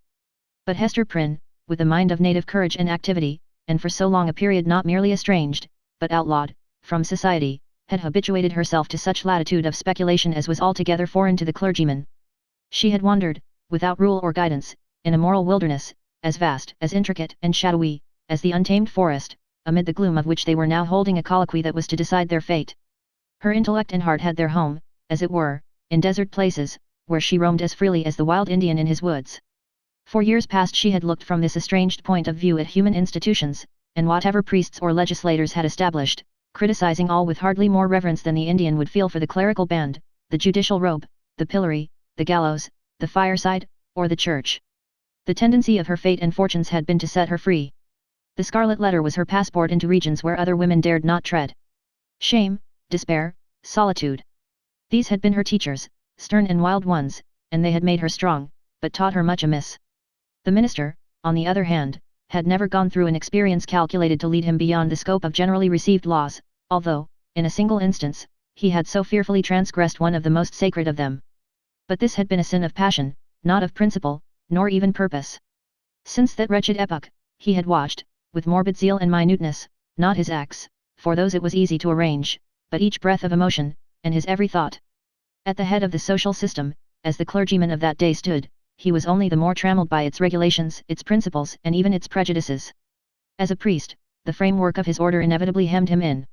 As a man who had once sinned, but who kept his conscience all alive and painfully sensitive by the fretting of an unhealed wound, he might have been supposed safer within the line of virtue than if he had never sinned at all. Thus, we seem to see that, as regarded Hester Prynne, the whole 7 years of outlaw and ignominy had been little other than a preparation for this very hour. But Arthur Dimmesdale, were such a man once more to fall, what plea could be urged in extenuation of his crime? None, unless it avail him somewhat, that he was broken down by long and exquisite suffering, that his mind was darkened and confused by the very remorse which harrowed it, that, between fleeing as an avowed criminal, and remaining as a hypocrite, conscience might find it hard to strike the balance, that it was human to avoid the peril of death and infamy, and the inscrutable machinations of an enemy, that, finally, to this poor pilgrim, on his dreary and desert path, faint, sick, miserable, there appeared a glimpse of human affection and sympathy, a new life, and a true one, in exchange for the heavy doom which he was now expiating. And be the stern and sad truth spoken, that the breach which guilt has once made into the human soul is never, in this mortal state, repaired. It may be watched and guarded, so that the enemy shall not force his way again into the citadel, and might even, in his subsequent assaults, select some other avenue, in preference to that where he had formerly succeeded. But there is still the ruined wall, and, near it, the stealthy tread of the foe that would win over again his unforgotten triumph. The struggle, if there were one, need not be described. Let it suffice, that the clergyman resolved to flee, and not alone. If, in all these past 7 years, thought he, I could recall one instant of peace or hope, I would yet endure, for the sake of that earnest of heaven's mercy. But now, since I am irrevocably doomed, wherefore should I not snatch the solace allowed to the condemned culprit before his execution? Or, if this be the path to a better life, as Hester would persuade me, I surely give up no fairer prospect by pursuing it. Neither can I any longer live without her companionship, so powerful is she to sustain, so tender to soothe. O thou to whom I dare not lift mine eyes, wilt thou yet pardon me? Thou wilt go, said Hester, calmly, as he met her glance. The decision once made, a glow of strange enjoyment threw its flickering brightness over the trouble of his breast. It was the exhilarating effect, upon a prisoner just escaped from the dungeon of his own heart, of breathing the wild, free atmosphere of an unredeemed, unchristianized, lawless region. His spirit rose, as it were, with a bound, and attained a nearer prospect of the sky, than throughout all the misery which had kept him grovelling on the earth. Of a deeply religious temperament, there was inevitably a tinge of the devotional in his mood. Do I feel joy again? Cried he, wondering at himself. Methought the germ of it was dead in me. O Hester, thou art my better angel. I seem to have flung myself, sick, sin-stained, and sorrow-blackened, down upon these forest leaves, and to have risen up all made anew, and with new powers to glorify him that hath been merciful. This is already the better life. Why did we not find it sooner? Let us not look back, answered Hester Prynne. The past is gone. Wherefore should we linger upon it now? See. With this symbol, I undo it all, and make it as it had never been. So speaking, she undid the clasp that fastened the scarlet letter, and, taking it from her bosom, threw it to a distance among the withered leaves. The mystic token alighted on the hither verge of the stream. With a hand's breadth farther flight it would have fallen into the water, and have given the little brook another woe to carry onward, besides the unintelligible tale which it still kept murmuring about. But there lay the embroidered letter, glittering like a lost jewel, which some ill-fated wanderer might pick up, and thenceforth be haunted by strange phantoms of guilt, sinkings of the heart, and unaccountable misfortune. A gleam of sunshine. The stigma gone, Hester heaved a long, deep sigh, in which the burden of shame and anguish departed from her spirit. Oh, exquisite relief! She had not known the weight, until she felt the freedom. By another impulse, she took off the formal cap that confined her hair, and down it fell upon her shoulders, dark and rich, with at once a shadow and a light in its abundance, and imparting the charm of softness to her features. There played around her mouth, and beamed out of her eyes, a radiant and tender smile, that seemed gushing from the very heart of womanhood. A crimson flush was glowing on her cheek, that had been long so pale. Her sex, her youth, and the whole richness of her beauty, came back from what men call the irrevocable past, and clustered themselves, with her maiden hope, and a happiness before unknown, within the magic circle of this hour. And, as if the gloom of the earth and sky had been but the effluence of these two mortal hearts, it vanished with their sorrow.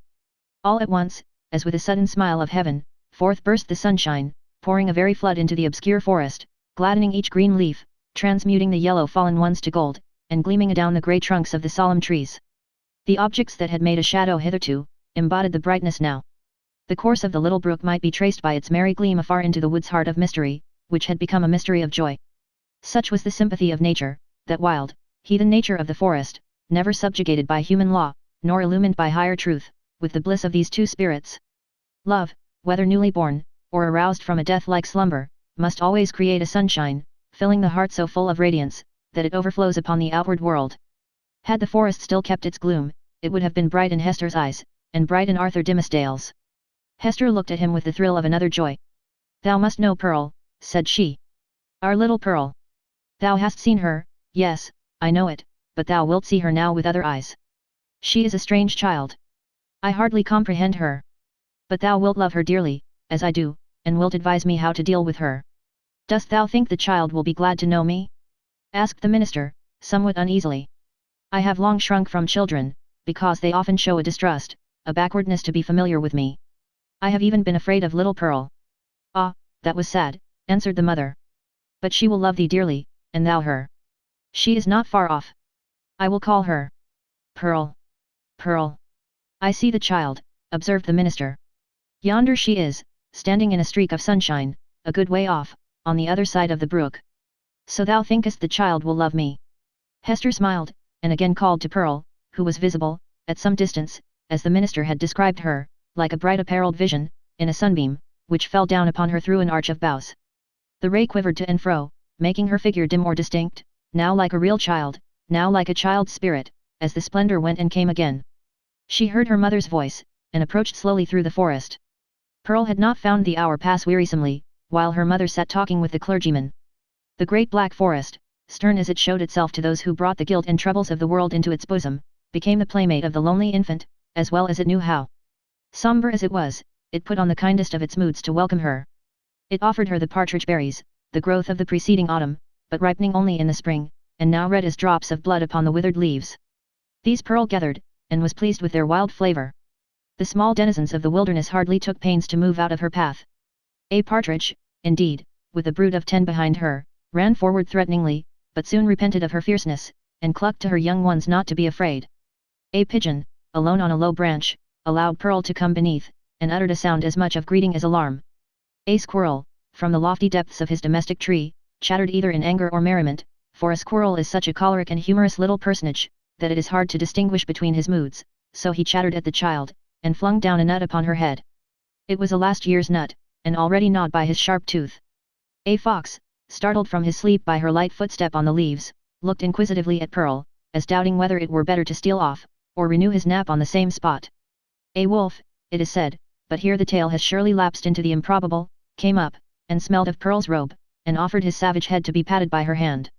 The truth seems to be, however, that the mother forest, and these wild things which it nourished, all recognized a kindred wildness in the human child. And she was gentler here than in the grassy margin streets of the settlement, or in her mother's cottage. The flowers appeared to know it, and one and another whispered as she passed, "Adorn thyself with me, thou beautiful child, adorn thyself with me," and, to please them, Pearl gathered the violets and anemones and columbines, and some twigs of the freshest green, which the old trees held down before her eyes. With these she decorated her hair, and her young waist, and became a nymph child, or an infant dryad, or whatever else was in closest sympathy with the antique wood. In such guise had Pearl adorned herself, when she heard her mother's voice, and came slowly back. Slowly, for she saw the clergyman. Chapter 19. The Child at the Brookside. Thou wilt love her dearly, repeated Hester Prynne, as she and the minister sat watching little Pearl. Dost thou not think her beautiful? And see with what natural skill she has made those simple flowers adorn her. Had she gathered pearls and diamonds and rubies, in the wood, they could not have become her better. She is a splendid child. But I know whose brow she has. Dost thou know, Hester, said Arthur Dimmesdale, with an unquiet smile, that this dear child, tripping about always at thy side, hath caused me many an alarm? Methought, O Hester, what a thought is that, and how terrible to dread it, that my own features were partly repeated in her face, and so strikingly that the world might see them. But she is mostly thine. No, no. Not mostly, answered the mother, with a tender smile. A little longer, and thou needest not to be afraid to trace whose child she is. But how strangely beautiful she looks, with those wild flowers in her hair. It is as if one of the fairies, whom we left in our dear old England, had decked her out to meet us. It was with a feeling which neither of them had ever before experienced, that they sat and watched Pearl's slow advance. In her was visible the tie that united them. She had been offered to the world, these 7 years past, as the living hieroglyphic, in which was revealed the secret they so darkly sought to hide, all written in this symbol, all plainly manifest, had there been a prophet or magician skilled to read the character of flame. And Pearl was the oneness of their being. Be the foregone evil what it might, how could they doubt that their earthly lives and future destinies were conjoined, when they beheld at once the material union, and the spiritual idea, in whom they met, and were to dwell immortally together? Thoughts like these, and perhaps other thoughts, which they did not acknowledge or define, threw an awe about the child, as she came onward. Let her see nothing strange, no passion nor eagerness, in thy way of accosting her, whispered Hester. Our Pearl is a fitful and fantastic little elf, sometimes. Especially, she is seldom tolerant of emotion, when she does not fully comprehend the why and wherefore. But the child hath strong affections. She loves me, and will love thee. Thou canst not think, said the minister, glancing aside at Hester Prynne, how my heart dreads this interview, and yearns for it. But, in truth, as I already told thee, children are not readily won to be familiar with me. They will not climb my knee, nor prattle in my ear, nor answer to my smile, but stand apart, and eye me strangely. Even little babes, when I take them in my arms, weep bitterly. Yet Pearl, twice in her little lifetime, hath been kind to me. The first time, thou knowest it well. The last was when thou ledst her with thee to the house of yonder stern old governor. And thou didst plead so bravely in her behalf and mine, answered the mother. I remember it, and so shall little Pearl. Fear nothing. She may be strange and shy at first, but will soon learn to love thee. By this time Pearl had reached the margin of the brook, and stood on the farther side, gazing silently at Hester and the clergyman, who still sat together on the mossy tree trunk, waiting to receive her. Just where she had paused, the brook chanced to form a pool, so smooth and quiet that it reflected a perfect image of her little figure, with all the brilliant picturesqueness of her beauty, in its adornment of flowers and wreathed foliage, but more refined and spiritualized than the reality. This image, so nearly identical with the living Pearl, seemed to communicate somewhat of its own shadowy and intangible quality to the child herself. It was strange, the way in which Pearl stood, looking so steadfastly at them through the dim medium of the forest gloom, herself, meanwhile, all glorified with a ray of sunshine, that was attracted thitherward as by a certain sympathy. In the brook beneath stood another child, another and the same, with likewise its ray of golden light. Hester felt herself, in some indistinct and tantalizing manner, estranged from Pearl, as if the child, in her lonely ramble through the forest, had strayed out of the sphere in which she and her mother dwelt together, and was now vainly seeking to return to it. There was both truth and error in the impression, the child and mother were estranged, but through Hester's fault, not Pearl's. Since the latter rambled from her side, another inmate had been admitted within the circle of the mother's feelings, and so modified the aspect of them all, that Pearl, the returning wanderer, could not find her wonted place, and hardly knew where she was. I have a strange fancy, observed the sensitive minister, that this brook is the boundary between two worlds, and that thou canst never meet thy Pearl again. Or is she an elfish spirit, who, as the legends of our childhood taught us, is forbidden to cross a running stream? Pray hasten her, for this delay has already imparted a tremor to my nerves.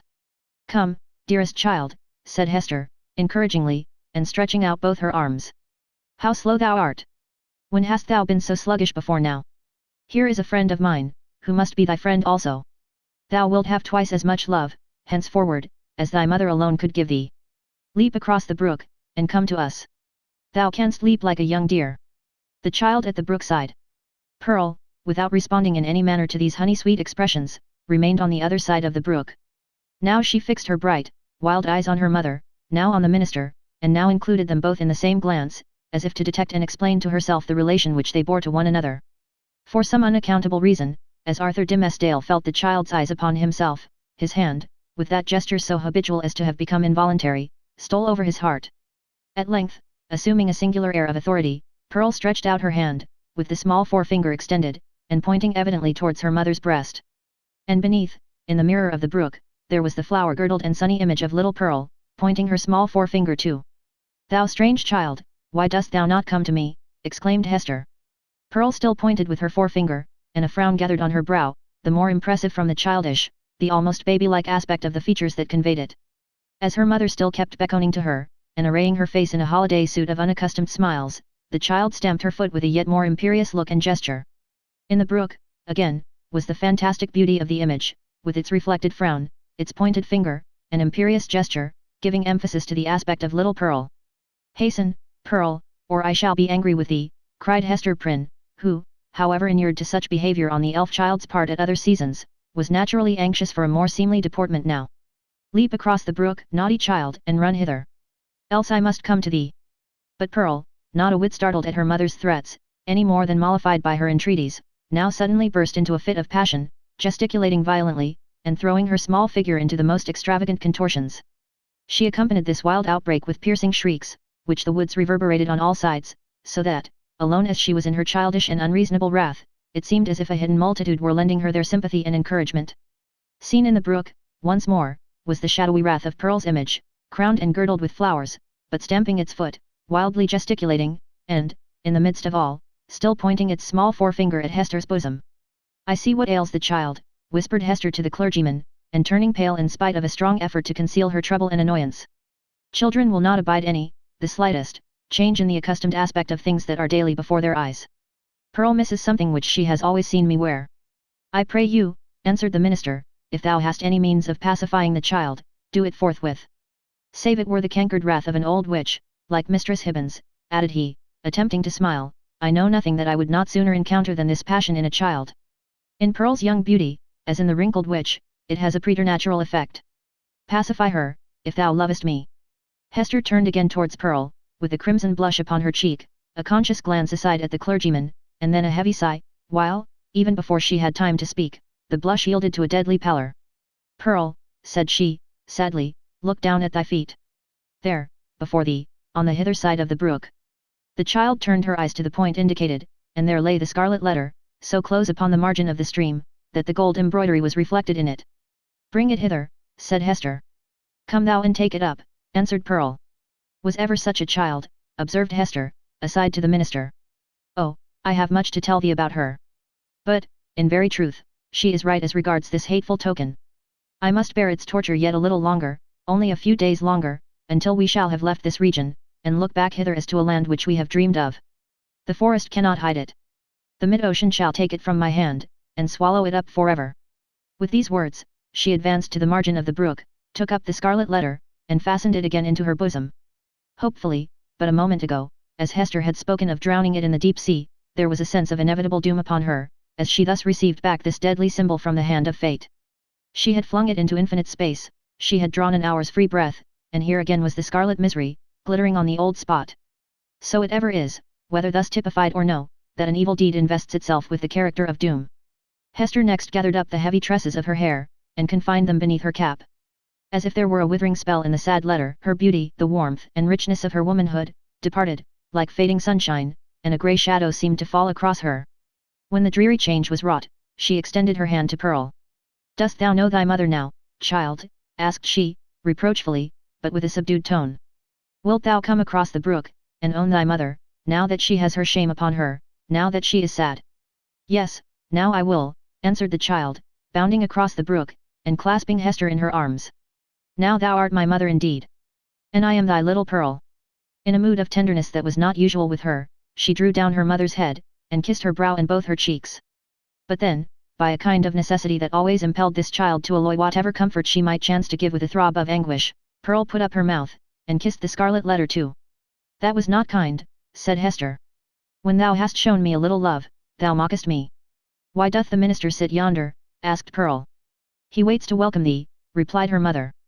"Come thou, and entreat his blessing. He loves thee, my little Pearl, and loves thy mother too. Wilt thou not love him? Come. He longs to greet thee." "Doth he love us?" said Pearl, looking up, with acute intelligence, into her mother's face. "Will he go back with us, hand in hand, we three together, into the town?" "Not now, dear child," answered Hester. "But in days to come he will walk hand in hand with us. We will have a home and fireside of our own, and thou shalt sit upon his knee, and he will teach thee many things, and love thee dearly. Thou wilt love him, wilt thou not?" "And will he always keep his hand over his heart?" inquired Pearl. "Foolish child, what a question is that?" exclaimed her mother. "Come and ask his blessing." But, whether influenced by the jealousy that seems instinctive with every petted child towards a dangerous rival, or from whatever caprice of her freakish nature, Pearl would show no favour to the clergyman. It was only by an exertion of force that her mother brought her up to him, hanging back, and manifesting her reluctance by odd grimaces, of which, ever since her babyhood, she had possessed a singular variety, and could transform her mobile physiognomy into a series of different aspects, with a new mischief in them, each and all. The minister, painfully embarrassed, but hoping that a kiss might prove a talisman to admit him into the child's kindlier regards, bent forward, and impressed one on her brow. Hereupon, Pearl broke away from her mother, and, running to the brook, stooped over it, and bathed her forehead, until the unwelcome kiss was quite washed off, and diffused through a long lapse of the gliding water. She then remained apart, silently watching Hester and the clergyman, while they talked together, and made such arrangements as were suggested by their new position, and the purposes soon to be fulfilled. And now this fateful interview had come to a close.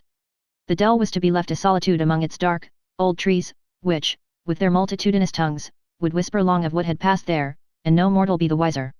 And the melancholy brook would add this other tale to the mystery with which its little heart was already overburdened, and whereof it still kept up a murmuring babble, with not a whit more cheerfulness of tone than for ages heretofore. Chapter 20. The Minister in a Maze. As the minister departed, in advance of Hester Prynne and little Pearl, he threw a backward glance, half expecting that he should discover only some faintly traced features or outline of the mother and the child, slowly fading into the twilight of the woods. So great a vicissitude in his life could not at once be received as real. But there was Hester, clad in her grey robe, still standing beside the tree trunk, which some blast had overthrown a long antiquity ago, and which time had ever since been covering with moss, so that these two faded ones, with earth's heaviest burden on them, might there sit down together, and find a single hour's rest and solace.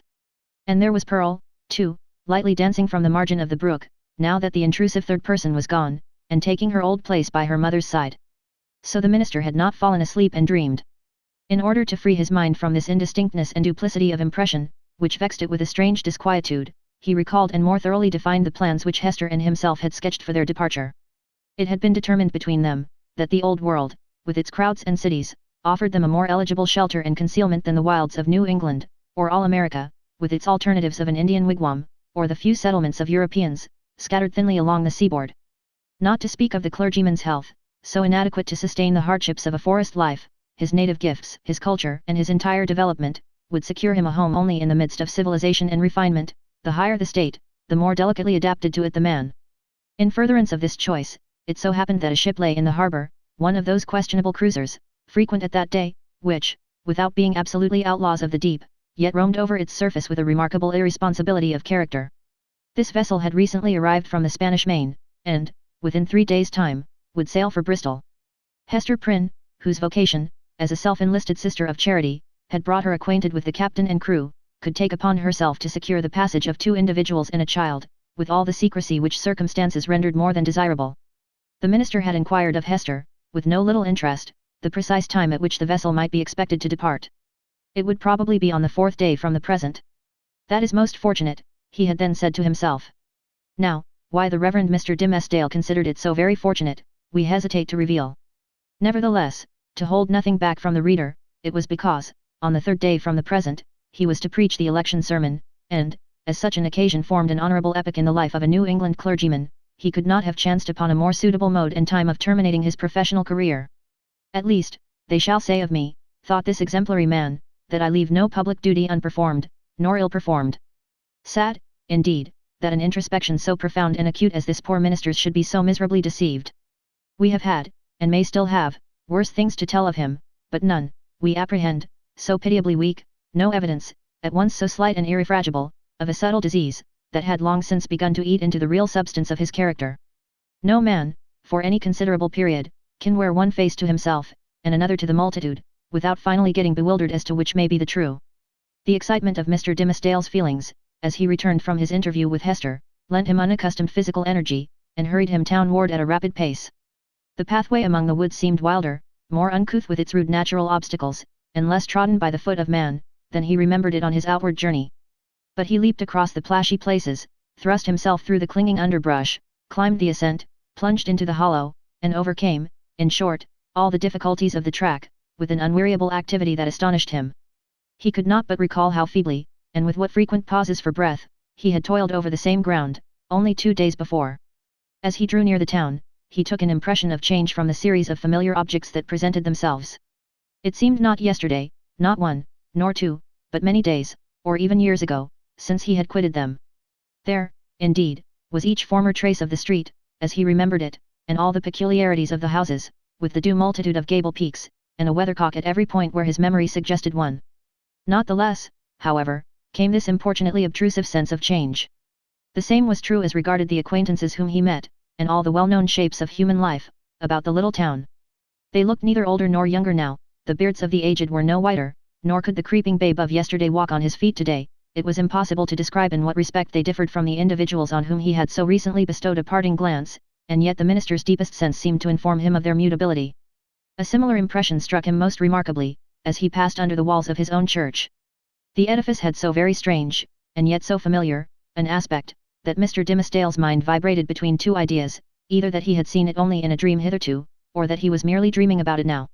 This phenomenon, in the various shapes which it assumed, indicated no external change, but so sudden and important a change in the spectator of the familiar scene, that the intervening space of a single day had operated on his consciousness like the lapse of years.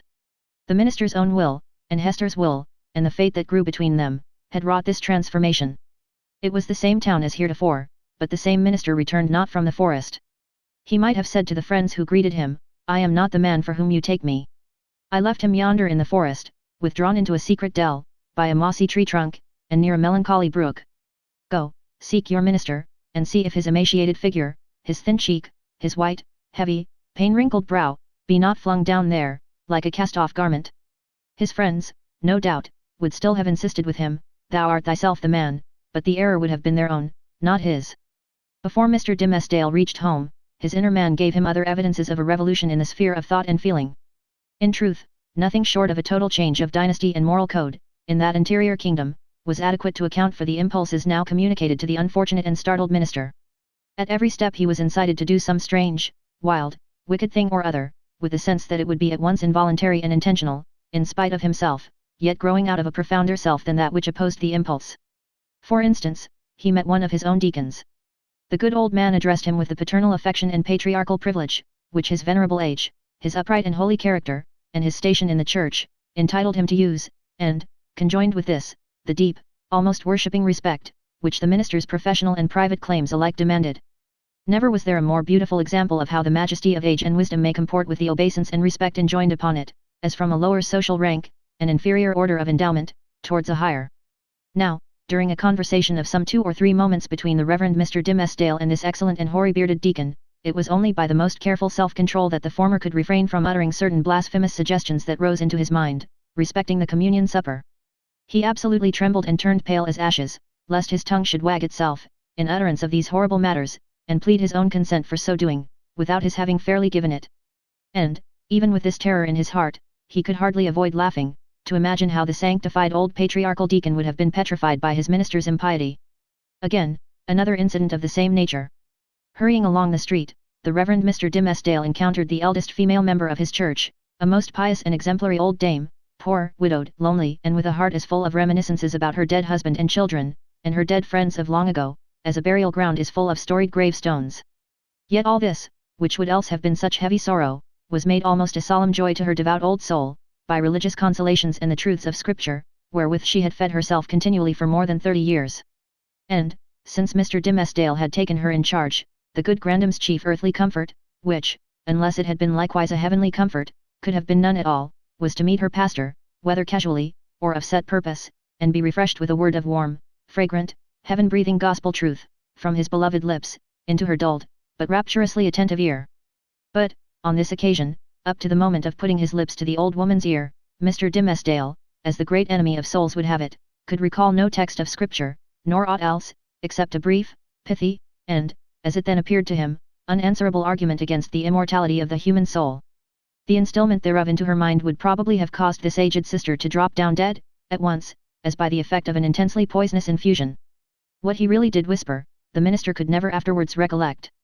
There was, perhaps, a fortunate disorder in his utterance, which failed to impart any distinct idea to the good widow's comprehension, or which Providence interpreted after a method of its own. Assuredly, as the minister looked back, he beheld an expression of divine gratitude and ecstasy that seemed like the shine of the celestial city on her face, so wrinkled and ashy pale. Again, a third instance. After parting from the old church member, he met the youngest sister of them all. It was a maiden newly won, and won by the Reverend Mr. Dimmesdale's own sermon, on the Sabbath after his vigil, to barter the transitory pleasures of the world for the heavenly hope, that was to assume brighter substance as life grew dark around her, and which would gild the utter gloom with final glory. She was fair and pure as a lily that had bloomed in paradise. The minister knew well that he was himself enshrined within the stainless sanctity of her heart, which hung its snowy curtains about his image, imparting to religion the warmth of love, and to love a religious purity. Satan, that afternoon, had surely led the poor young girl away from her mother's side, and thrown her into the pathway of this sorely tempted, or, shall we not rather say, this lost and desperate man. As she drew nigh, the arch-fiend whispered him to condense into small compass and drop into her tender bosom a germ of evil that would be sure to blossom darkly soon, and bear black fruit betimes. Such was his sense of power over this virgin soul, trusting him as she did, that the minister felt potent to blight all the field of innocence with but one wicked look, and develop all its opposite with but a word. So, with a mightier struggle than he had yet sustained, he held his Geneva cloak before his face, and hurried onward, making no sign of recognition, and leaving the young sister to digest his rudeness as she might. She ransacked her conscience, which was full of harmless little matters, like her pocket or her work-bag, and took herself to task, poor thing, for 1,000 imaginary faults, and went about her household duties with swollen eyelids the next morning. Before the minister had time to celebrate his victory over this last temptation, he was conscious of another impulse, more ludicrous, and almost as horrible. It was, we blush to tell it, it was to stop short in the road, and teach some very wicked words to a knot of little Puritan children who were playing there, and had but just begun to talk. Denying himself this freak, as unworthy of his cloth, he met a drunken seaman, one of the ship's crew from the Spanish Main. And, here, since he had so valiantly forborne all other wickedness, poor Mr. Dimmesdale longed, at least, to shake hands with the tarry blackguard, and recreate himself with a few improper jests, such as dissolute sailors so abound with, and a volley of good, round, solid, satisfactory, and heaven-defying oaths. It was not so much a better principle as partly his natural good taste, and still more his buckrammed habit of clerical decorum, that carried him safely through the latter crisis. What is it that haunts and tempts me thus? Cried the minister to himself, at length, pausing in the street, and striking his hand against his forehead. Am I mad, or am I given over utterly to the fiend? Did I make a contract with him in the forest, and sign it with my blood? And does he now summon me to its fulfillment, by suggesting the performance of every wickedness which his most foul imagination can conceive? At the moment when the Reverend Mr. Dimmesdale thus communed with himself, and struck his forehead with his hand, old Mistress Hibbins, the reputed witch lady, is said to have been passing by. She made a very grand appearance, having on a high head dress, a rich gown of velvet, and a ruff done up with the famous yellow starch, of which Anne Turner, her especial friend, had taught her the secret, before this last good lady had been hanged for Sir Thomas Overbury's murder. Whether the witch had read the minister's thoughts, or no, she came to a full stop, looked shrewdly into his face, smiled craftily, and, though little given to converse with clergymen, began a conversation. So, Reverend Sir, you have made a visit into the forest, observed the witch lady, nodding her high head dress at him. The next time, I pray you to allow me only a fair warning, and I shall be proud to bear you company. Without taking over much upon myself, my good word will go far towards gaining any strange gentleman a fair reception from yonder potentate you wot of. I profess, madam, answered the clergyman, with a grave obeisance, such as the lady's rank demanded, and his own good breeding made imperative, I profess, on my conscience and character, that I am utterly bewildered as touching the purport of your words. I went not into the forest to seek a potentate, neither do I, at any future time, design a visit thither, with a view to gaining the favour of such a personage. My one sufficient object was to greet that pious friend of mine, the Apostle Eliot, and rejoice with him over the many precious souls he hath won from Heat Hendam. Ha, ha, ha, cackled the old witch lady, still nodding her high head dress at the minister.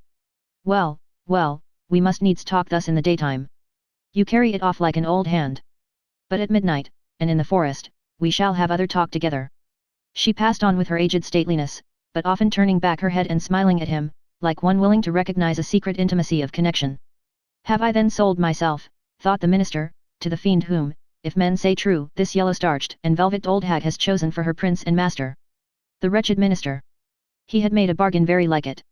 Tempted by a dream of happiness, he had yielded himself, with deliberate choice, as he had never done before, to what he knew was deadly sin. And the infectious poison of that sin had been thus rapidly diffused throughout his moral system. It had stupefied all blessed impulses, and awakened into vivid life the whole brotherhood of bad ones.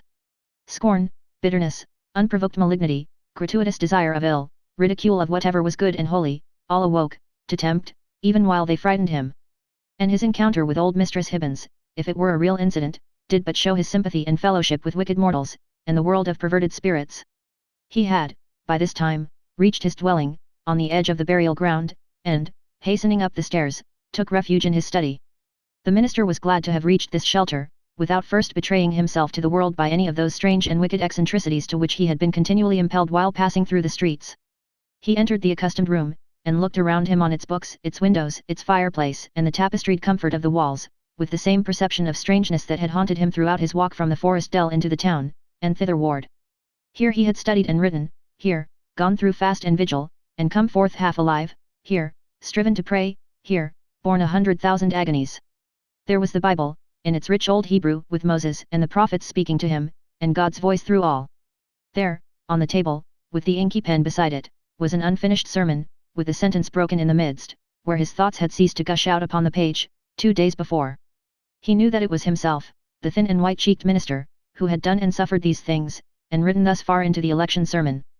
But he seemed to stand apart, and eye this former self with scornful, pitying, but half envious curiosity. That self was gone. Another man had returned out of the forest, a wiser one, with the knowledge of hidden mysteries which the simplicity of the former never could have reached. A bitter kind of knowledge that. While occupied with these reflections, a knock came at the door of the study, and the minister said, "Come in," not wholly devoid of an idea that he might behold an evil spirit. And so he did. It was old Roger Chillingworth that entered. The minister stood, white and speechless, with one hand on the Hebrew scriptures, and the other spread upon his breast. "Welcome home, Reverend Sir," said the physician. "And how found you that godly man, the Apostle Eliot? But methinks, dear sir, you look pale, as if the travel through the wilderness had been too sore for you. Will not my aid be requisite to put you in heart and strength to preach your election sermon?" "Nay, I think not so," rejoined the Reverend Mr. Dimmesdale. "My journey, and the sight of the holy Apostle yonder, and the free air which I have breathed, have done me good, after so long confinement in my study. I think to need no more of your drugs, my kind physician, good though they be, and administered by a friendly hand." All this time, Roger Chillingworth was looking at the minister with the grave and intent regard of a physician towards his patient. But, in spite of this outward show, the latter was almost convinced of the old man's knowledge, or, at least, his confident suspicion, with respect to his own interview with Hester Prynne. The physician knew then, that, in the minister's regard, he was no longer a trusted friend, but his bitterest enemy. So much being known, it would appear natural that a part of it should be expressed. It is singular, however, how long a time often passes before words embody things, and with what security two persons, who choose to avoid a certain subject, may approach its very verge, and retire without disturbing it. Thus, the minister felt no apprehension that Roger Chillingworth would touch, in express words, upon the real position which they sustained towards one another. Yet did the physician, in his dark way, creep frightfully near the secret.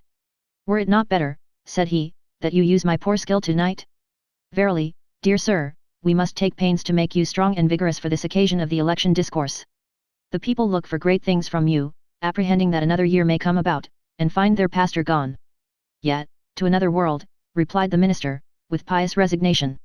"Heaven grant it be a better one, for, in good sooth, I hardly think to tarry with my flock through the flitting seasons of another year.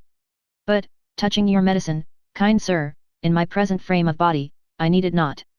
"I joy to hear it," answered the physician. "It may be that my remedies, so long administered in vain, begin now to take due effect. Happy man were I, and well deserving of New England's gratitude, could I achieve this cure. I thank you from my heart, most watchful friend," said the Reverend Mr. Dimmesdale, with a solemn smile. "I thank you, and can but requite your good deeds with my prayers. A good man's prayers are golden recompense, rejoined old Roger Chillingworth, as he took his leave. Yet, they are the current gold coin of the New Jerusalem, with the king's own mint mark on them. Left alone, the minister summoned a servant of the house, and requested food, which, being set before him, he ate with ravenous appetite. Then, flinging the already written pages of the election sermon into the fire, he forthwith began another, which he wrote with such an impulsive flow of thought and emotion, that he fancied himself inspired, and only wondered that heaven should see fit to transmit the grand and solemn music of its oracles through so foul an organ pipe as he. However, leaving that mystery to solve itself, or go unsolved forever, he drove his task onward, with earnest haste and ecstasy. Thus the night fled away, as if it were a winged steed, and he careering on it. Morning came, and peeped, blushing, through the curtains, and at last sunrise threw a golden beam into the study and laid it right across the minister's bedazzled eyes. There he was, with the pen still between his fingers, and a vast, immeasurable tract of written space behind him. Chapter 21. The New England Holiday. Betimes in the morning of the day on which the new governor was to receive his office at the hands of the people, Hester Prynne and little Pearl came into the market-place. It was already thronged with the craftsmen and other plebeian inhabitants of the town, in considerable numbers, among whom, likewise, were many rough figures, whose attire of deerskins marked them as belonging to some of the forest settlements, which surrounded the little metropolis of the colony. On this public holiday, as on all other occasions, for 7 years past, Hester was clad in a garment of coarse grey cloth. Not more by its hue than by some indescribable peculiarity in its fashion, it had the effect of making her fade personally out of sight and outline, while, again, the scarlet letter brought her back from this twilight indistinctness, and revealed her under the moral aspect of its own illumination. Her face, so long familiar to the townspeople, showed the marble quietude which they were accustomed to behold there. It was like a mask, or, rather, like the frozen calmness of a dead woman's features, owing this dreary resemblance to the fact that Hester was actually dead, in respect to any claim of sympathy, and had departed out of the world with which she still seemed to mingle. It might be, on this one day, that there was an expression unseen before, nor, indeed, vivid enough to be detected now, unless some preternaturally gifted observer should have first read the heart, and have afterwards sought a corresponding development in the countenance and mien. Such a spiritual seer might have conceived, that, after sustaining the gaze of the multitude through 7 miserable years as a necessity, a penance, and something which it was a stern religion to endure, she now, for one last time more, encountered it freely and voluntarily, in order to convert what had so long been agony into a kind of triumph. Look your last on the scarlet letter and its wearer, the people's victim and lifelong bond-slave, as they fancied her, might say to them. Yet a little while, and she will be beyond your reach. A few hours longer, and the deep, mysterious ocean will quench and hide forever the symbol which ye have caused to burn upon her bosom. Nor were it an inconsistency too improbable to be assigned to human nature, should we suppose a feeling of regret in Hester's mind, at the moment when she was about to win her freedom from the pain which had been thus deeply incorporated with her being. Might there not be an irresistible desire to quaff a last, long, breathless draught of the cup of wormwood and aloes, with which nearly all her years of womanhood had been perpetually flavored? The wine of life, henceforth to be presented to her lips, must be indeed rich, delicious, and exhilarating, in its chaste and golden beaker, or else leave an inevitable and weary languor, after the lees of bitterness wherewith she had been drugged, as with a cordial of intensest potency. Pearl was decked out with airy gaiety. It would have been impossible to guess that this bright and sunny apparition owed its existence to the shape of gloomy grey, or that a fancy, at once so gorgeous and so delicate as must have been requisite to contrive the child's apparel, was the same that had achieved a task perhaps more difficult, in imparting so distinct a peculiarity to Hester's simple robe. The dress, so proper was it to little Pearl, seemed an effluence, or inevitable development and outward manifestation of her character, no more to be separated from her than the many-hued brilliancy from a butterfly's wing, or the painted glory from the leaf of a bright flower. As with these, so with the child, her garb was all of one idea with her nature. On this eventful day, moreover, there was a certain singular inquietude and excitement in her mood, resembling nothing so much as the shimmer of a diamond, that sparkles and flashes with the varied throbbings of the breast on which it is displayed. Children have always a sympathy in the agitations of those connected with them, always, especially, a sense of any trouble or impending revolution, of whatever kind, in domestic circumstances, and therefore Pearl, who was the gem on her mother's unquiet bosom, betrayed, by the very dance of her spirits, the emotions which none could detect in the marble passiveness of Hester's brow. This effervescence made her flit with a bird-like movement, rather than walk by her mother's side. She broke continually into shouts of a wild, inarticulate, and sometimes piercing music. When they reached the market-place, she became still more restless, on perceiving the stir and bustle that enlivened the spot, for it was usually more like the broad and lonesome green before a village meeting-house, than the centre of a town's business. "Why, what is this, mother?" cried she. "Wherefore have all the people left their work today? Is it a play day for the whole world? See, there is the blacksmith. He has washed his sooty face, and put on his Sabbath day clothes, and looks as if he would gladly be merry, if any kind body would only teach him how. And there is Master Brackett, the old jailer, nodding and smiling at me. Why does he do so, mother? He remembers thee a little babe, my child, answered Hester. He should not nod and smile at me, for all that, the black, grim, ugly-eyed old man, said Pearl. He may nod at thee, if he will, for thou art clad in grey, and wearest the scarlet letter. But see, mother, how many faces of strange people, and Indians among them, and sailors. What have they all come to do, here in the market-place? They wait to see the procession pass, said Hester. For the governor and the magistrates are to go by, and the ministers, and all the great people and good people, with the music and the soldiers marching before them. And will the minister be there? Asked Pearl. And will he hold out both his hands to me, as when thou ledst me to him from the brookside? He will be there, child, answered her mother. But he will not greet thee today, nor must thou greet him. What a strange, sad man is he, said the child, as if speaking partly to herself. In the dark night time he calls us to him, and holds thy hand and mine, as when we stood with him on the scaffold yonder. And in the deep forest, where only the old trees can hear, and the strip of sky see it, he talks with thee, sitting on a heap of moss. And he kisses my forehead, too, so that the little brook would hardly wash it off. But here, in the sunny day, and among all the people, he knows us not, nor must we know him. A strange, sad man is he, with his hand always over his heart. Be quiet, Pearl. Thou understandest not these things, said her mother. Think not now of the minister, but look about thee, and see how cheery is everybody's face today. The children have come from their schools, and the grown people from their workshops and their fields, on purpose to be happy. For, today, a new man is beginning to rule over them, and so, as has been the custom of mankind ever since a nation was first gathered, they make merry and rejoice, as if a good and golden year were at length to pass over the poor old world. It was as Hester said, in regard to the unwonted jollity that brightened the faces of the people. Into this festal season of the year, as it already was, and continued to be during the greater part of 2 centuries, the Puritans compressed whatever mirth and public joy they deemed allowable to human infirmity, thereby so far dispelling the customary cloud, that, for the space of a single holiday, they appeared scarcely more grave than most other communities at a period of general affliction.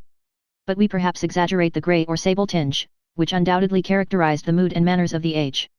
The persons now in the marketplace of Boston had not been born to an inheritance of puritanic gloom.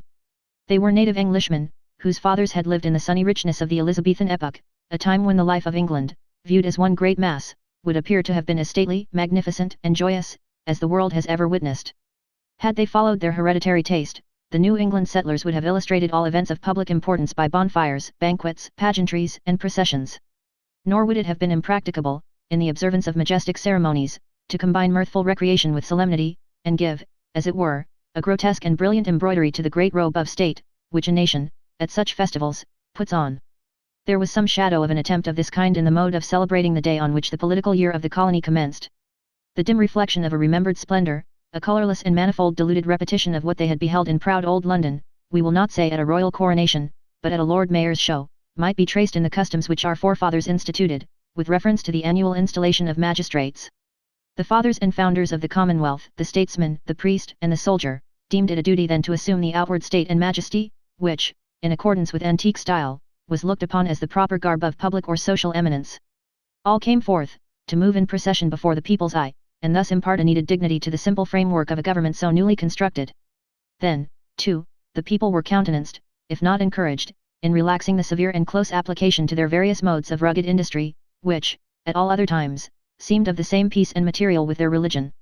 Here, it is true, were none of the applicationances which popular merriment would so readily have found in the England of Elizabeth's time, or that of James, no rude shows of a theatrical kind, no minstrel, with his harp and legendary ballad, nor gleeman, with an ape dancing to his music, no juggler, with his tricks of mimic witchcraft, no Merry Andrew, to stir up the multitude with jests, perhaps hundreds of years old, but still effective, by their appeals to the very broadest sources of mirthful sympathy.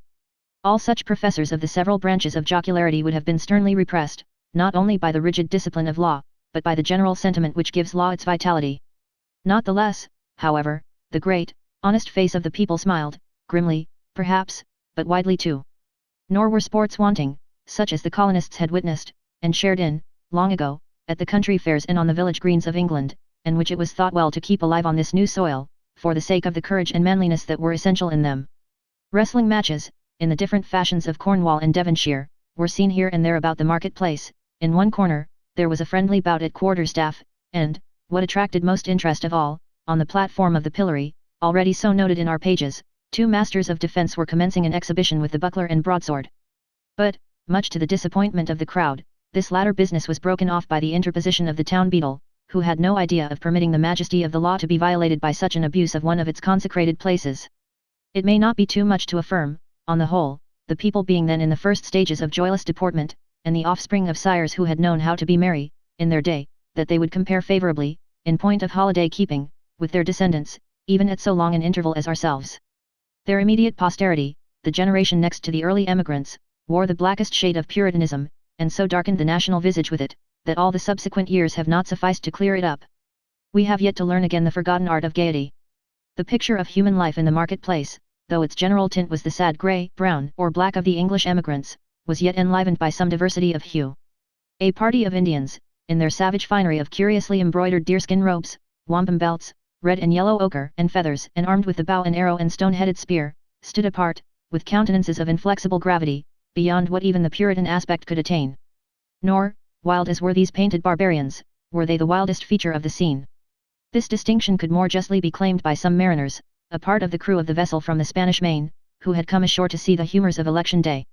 They were rough-looking desperadoes, with sun-blackened faces, and an immensity of beard. Their wide, short trousers were confined about the waist by belts, often clasped with a rough plate of gold, and sustaining always a long knife, and, in some instances, a sword. From beneath their broad-brimmed hats of palm leaf gleamed eyes which, even in good nature and merriment, had a kind of animal ferocity.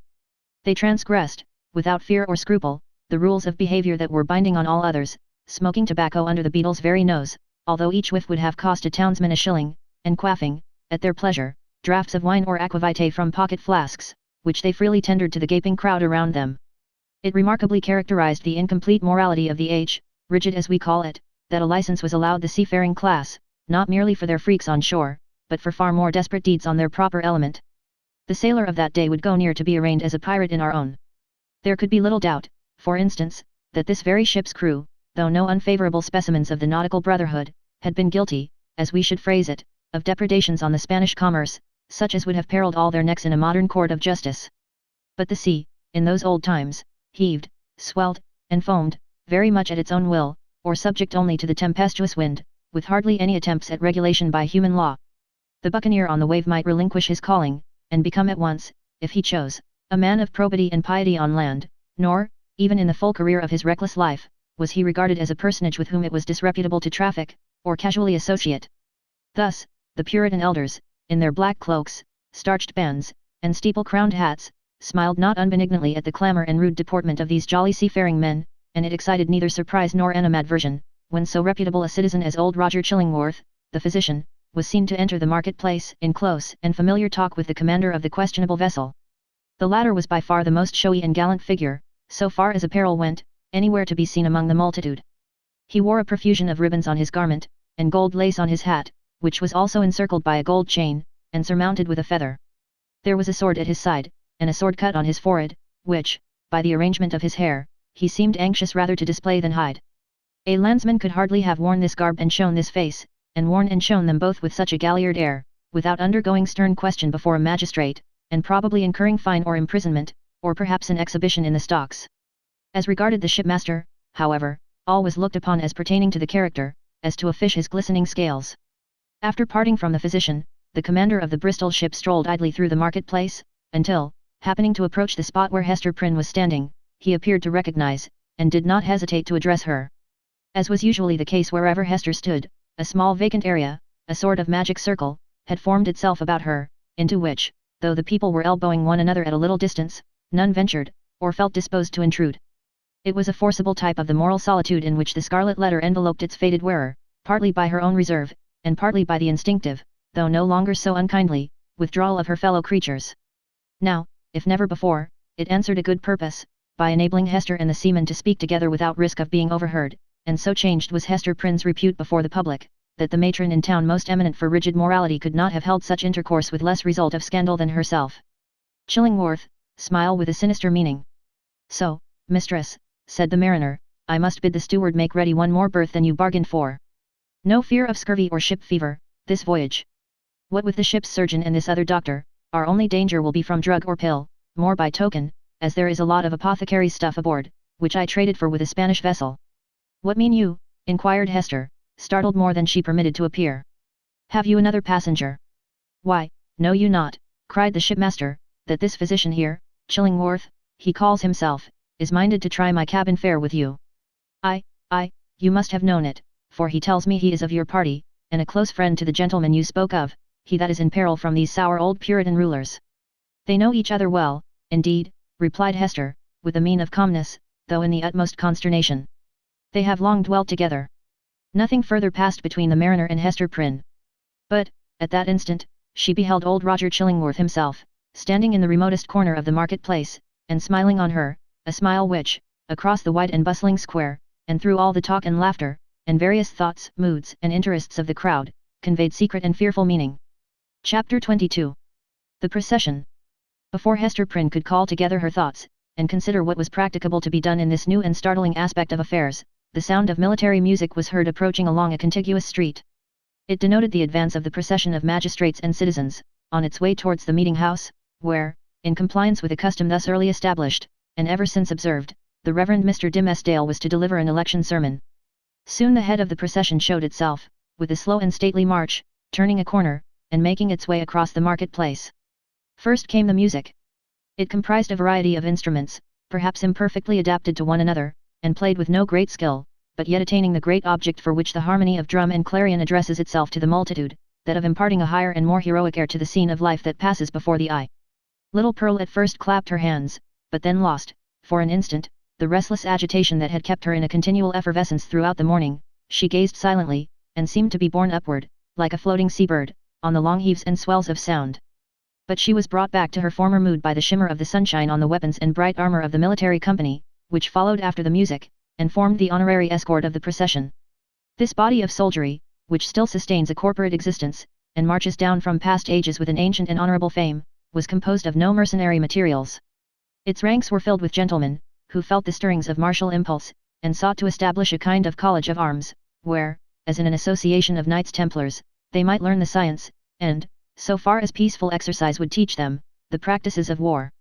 The high estimation then placed upon the military character might be seen in the lofty port of each individual member of the company. Some of them, indeed, by their services in the Low Countries and on other fields of European warfare, had fairly won their title to assume the name and pomp of soldiership. The entire array, moreover, clad in burnished steel, and with plumage nodding over their bright morions, had a brilliancy of effect which no modern display can aspire to equal. And yet the men of civil eminence, who came immediately behind the military escort, were better worth a thoughtful observer's eye. Even in outward demeanour, they showed a stamp of majesty that made the warrior's haughty stride look vulgar, if not absurd. It was an age when what we call talent had far less consideration than now, but the massive materials which produce stability and dignity of character a great deal more. The people possessed, by hereditary right, the quality of reverence, which, in their descendants, if it survive at all, exists in smaller proportion, and with a vastly diminished force, in the selection and estimate of public men. The change may be for good or ill, and is partly, perhaps, for both. In that old day, the English settler on these rude shores, having left king, nobles, and all degrees of awful rank behind, while still the faculty and necessity of reverence were strong in him, bestowed it on the white hair and venerable brow of age, on long-tried integrity, on solid wisdom and sad-colored experience, on endowments of that grave and weighty order which gives the idea of permanence, and comes under the general definition of respectability.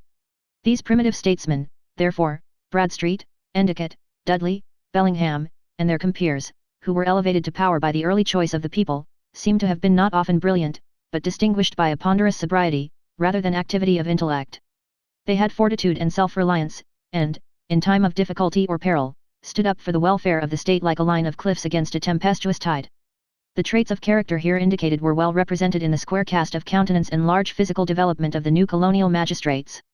So far as a demeanour of natural authority was concerned, the mother country need not have been ashamed to see these foremost men of an actual democracy adopted into the House of Peers, or made the Privy Council of the Sovereign. Next in order to the magistrates came the young and eminently distinguished divine, from whose lips the religious discourse of the anniversary was expected. His was the profession, at that era, in which intellectual ability displayed itself far more than in political life, for, leaving a higher motive out of the question, it offered inducements powerful enough, in the almost worshipping respect of the community, to win the most aspiring ambition into its service. Even political power, as in the case of Increase Mather, was within the grasp of a successful priest. It was the observation of those who beheld him now, that never, since Mr. Dimmesdale first set his foot on the New England shore, had he exhibited such energy as was seen in the gait and air with which he kept his pace in the procession. There was no feebleness of step, as at other times, his frame was not bent, nor did his hand rest ominously upon his heart. Yet, if the clergyman were rightly viewed, his strength seemed not of the body. It might be spiritual, and imparted to him by angelic ministrations. It might be the exhilaration of that potent cordial, which is distilled only in the furnace glow of earnest and long-continued thought. Or, perchance, his sensitive temperament was invigorated by the loud and piercing music, that swelled heavenward, and uplifted him on its ascending wave. Nevertheless, so abstracted was his look, it might be questioned whether Mr. Dimmesdale even heard the music. There was his body, moving onward, and with an unaccustomed force. But where was his mind? Far and deep in its own region, busying itself, with preternatural activity, to marshal a procession of stately thoughts that were soon to issue thence, and so he saw nothing, heard nothing, knew nothing, of what was around him, but the spiritual element took up the feeble frame, and carried it along, unconscious of the burden, and converting it to spirit like itself. Men of uncommon intellect, who have grown morbid, possess this occasional power of mighty effort, into which they throw the life of many days, and then are lifeless for as many more. Hester Prynne, gazing steadfastly at the clergyman, felt a dreary influence come over her, but wherefore or whence she knew not, unless that he seemed so remote from her own sphere, and utterly beyond her reach. One glance of recognition, she had imagined, must needs pass between them. She thought of the dim forest, with its little dell of solitude and love and anguish, and the mossy tree trunk, where, sitting hand in hand, they had mingled their sad and passionate talk with the melancholy murmur of the brook. How deeply had they known each other then? And was this the man? She hardly knew him now. He, moving proudly past, enveloped, as it were, in the rich music, with the procession of majestic and venerable fathers, he, so unattainable in his worldly position, and still more so in that far vista of his unsympathizing thoughts, through which she now beheld him. Her spirit sank with the idea that all must have been a delusion, and that, vividly as she had dreamed it, there could be no real bond betwixt the clergyman and herself.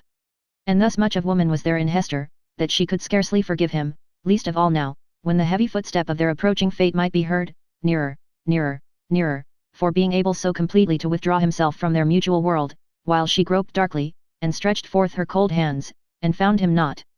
Pearl either saw and responded to her mother's feelings, or herself felt the remoteness and intangibility that had fallen around the minister. While the procession passed, the child was uneasy, fluttering up and down, like a bird on the point of taking flight. When the whole had gone by, she looked up into Hester's face. "Mother," said she, "was that the same minister that kissed me by the brook?" "Hold thy peace, dear little Pearl," whispered her mother. "We must not always talk in the marketplace of what happens to us in the forest." "I could not be sure that it was he, so strange he looked," continued the child. "Else I would have run to him, and bid him kiss me now, before all the people, even as he did yonder among the dark old trees." "What would the minister have said, mother? Would he have clapped his hand over his heart, and scowled on me, and bid me be gone?" "What should he say, Pearl?" answered Hester, "save that it was no time to kiss, and that kisses are not to be given in the marketplace. Well for thee, foolish child, that thou didst not speak to him." Another shade of the same sentiment, in reference to Mr. Dimmesdale, was expressed by a person whose eccentricities, or insanity, as we should term it, led her to do what few of the townspeople would have ventured on, to begin a conversation with the wearer of the scarlet letter, in public. It was Mistress Hibbins, who, arrayed in great magnificence, with a triple ruff, a broidered stomacher, a gown of rich velvet, and a gold-headed cane, had come forth to see the procession. As this ancient lady had the renown, which subsequently cost her no less a price than her life, of being a principal actor in all the works of necromancy that were continually going forward, the crowd gave way before her, and seemed to fear the touch of her garment, as if it carried the plague among its gorgeous folds. Seen in conjunction with Hester Prynne, kindly as so many now felt towards the latter, the dread inspired by Mistress Hibbins was doubled, and caused a general movement from that part of the marketplace in which the two women stood. "Now, what mortal imagination could conceive it?" whispered the old lady, confidentially, to Hester. "Yonder divine man! That saint on earth, as the people uphold him to be, and as, I must needs say, he really looks.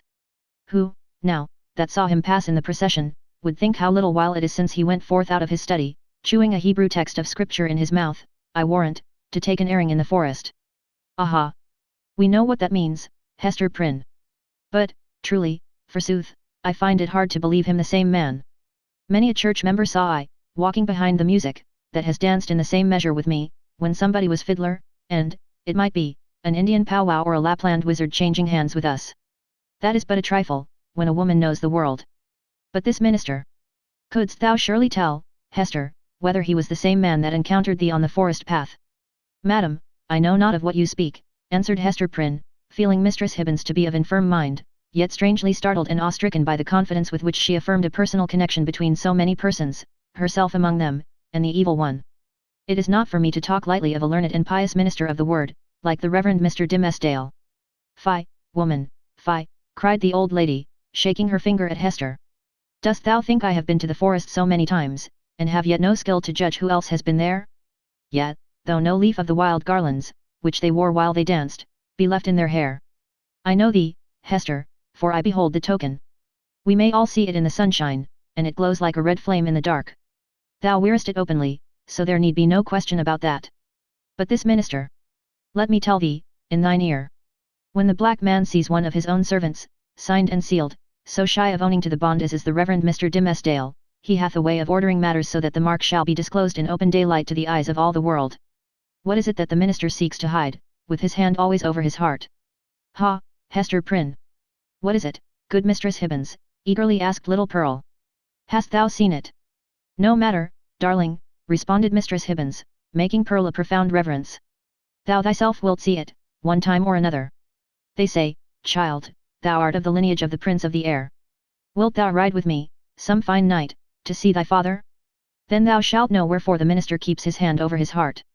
Laughing so shrilly that all the market-place could hear her, the weird old gentlewoman took her departure. By this time the preliminary prayer had been offered in the meeting-house, and the accents of the Reverend Mr. Dimmesdale were heard commencing his discourse. An irresistible feeling kept Hester near the spot. As the sacred edifice was too much thronged to admit another auditor, she took up her position close beside the scaffold of the pillory.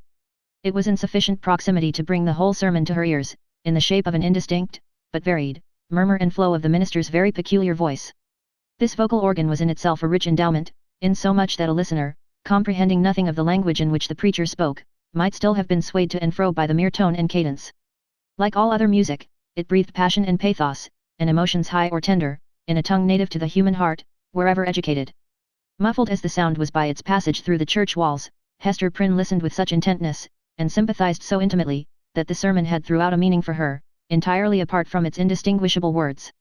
These, perhaps, if more distinctly heard, might have been only a grosser medium, and have clogged the spiritual sense. Now she caught the low undertone, as of the wind sinking down to repose itself, then ascended with it, as it rose through progressive gradations of sweetness and power, until its volume seemed to envelop her with an atmosphere of awe and solemn grandeur. And yet, majestic as the voice sometimes became, there was forever in it an essential character of plaintiveness. A loud or low expression of anguish, the whisper or the shriek, as it might be conceived, of suffering humanity, that touched a sensibility in every bosom. At times this deep strain of pathos was all that could be heard, and scarcely heard, sighing amid a desolate silence. But even when the minister's voice grew high and commanding, when it gushed irrepressibly upward, when it assumed its utmost breadth and power, so overfilling the church as to burst its way through the solid walls, and diffuse itself in the open air, still, if the auditor listened intently, and for the purpose, he could detect the same cry of pain. What was it? The complaint of a human heart, sorrow-laden, perchance guilty, telling its secret, whether of guilt or sorrow, to the great heart of mankind, beseeching its sympathy or forgiveness, at every moment, in each accent, and never in vain. It was this profound and continual undertone that gave the clergyman his most appropriate power. During all this time, Hester stood, statue-like, at the foot of the scaffold. If the minister's voice had not kept her there, there would nevertheless have been an inevitable magnetism in that spot, whence she dated the first hour of her life of ignominy. There was a sense within her, too ill-defined to be made a thought, but weighing heavily on her mind, that her whole orb of life, both before and after, was connected with this spot, as with the one point that gave it unity. Little Pearl, meanwhile, had quitted her mother's side, and was playing at her own will about the market-place. She made the sombre crowd cheerful by her erratic and glistening ray, even as a bird of bright plumage illuminates a whole tree of dusky foliage, by darting to and fro, half seen and half concealed amid the twilight of the clustering leaves. She had an undulating, but, oftentimes, a sharp and irregular movement. It indicated the restless vivacity of her spirit, which today was doubly indefatigable in its tiptoe dance, because it was played upon and vibrated with her mother's disquietude. Whenever Pearl saw anything to excite her ever-active and wandering curiosity, she flew thitherward and, as we might say, seized upon that man or thing as her own property, so far as she desired it, but without yielding the minutest degree of control over her motions in requital. The Puritans looked on, and, if they smiled, were none the less inclined to pronounce the child a demon offspring, from the indescribable charm of beauty and eccentricity that shone through her little figure, and sparkled with its activity. She ran and looked the wild Indian in the face, and he grew conscious of a nature wilder than his own. Thence, with native audacity, but still with a reserve as characteristic, she flew into the midst of a group of mariners, the swarthy-cheeked wild men of the ocean, as the Indians were of the land, and they gazed wonderingly and admiringly at Pearl, as if a flake of the sea foam had taken the shape of a little maid, and were gifted with the soul of the sea fire, that flashes beneath the prow in the night time. One of these seafaring men, the shipmaster, indeed, who had spoken to Hester Prynne, was so smitten with Pearl's aspect, that he attempted to lay hands upon her, with purpose to snatch a kiss. Finding it as impossible to touch her as to catch a hummingbird in the air, he took from his hat the gold chain that was twisted about it, and threw it to the child. Pearl immediately twined it around her neck and waist, with such happy skill, that, once seen there, it became a part of her, and it was difficult to imagine her without it. "Thy mother is yonder woman with the scarlet letter," said the seaman. "Wilt thou carry her a message from me?" "If the message pleases me, I will," answered Pearl. "Then tell her," rejoined he, "that I spake again with the black-visaged, hump-shouldered old doctor, and he engages to bring his friend, the gentleman she wots of, aboard with him. So let thy mother take no thought, save for herself and thee. Wilt thou tell her this, thou witch baby?" "Mistress Hibbins says my father is the prince of the air," cried Pearl, with a naughty smile. "If thou callest me that ill name, I shall tell him of thee, and he will chase thy ship with a tempest." Pursuing a zigzag course across the market-place, the child returned to her mother, and communicated what the mariner had said. Hester's strong, calm, steadfastly enduring spirit almost sank, at last, on beholding this dark and grim countenance of an inevitable doom, which, at the moment when a passage seemed to open for the minister and herself out of their labyrinth of misery, showed itself, with an unrelenting smile, right in the midst of their path. With her mind harassed by the terrible perplexity in which the shipmaster's intelligence involved her, she was also subjected to another trial. There were many people present, from the country round about, who had often heard of the Scarlet Letter, and to whom it had been made terrific by 100 false or exaggerated rumors, but who had never beheld it with their own bodily eyes. These, after exhausting other modes of amusement, now thronged about Hester Prynne with rude and boorish intrusiveness. Unscrupulous as it was, however, it could not bring them nearer than a circuit of several yards. At that distance they accordingly stood, fixed there by the centrifugal force of the repugnance which the mystic symbol inspired. The whole gang of sailors, likewise, observing the press of spectators, and learning the purport of the Scarlet Letter, came and thrust their sunburnt and desperado-looking faces into the ring.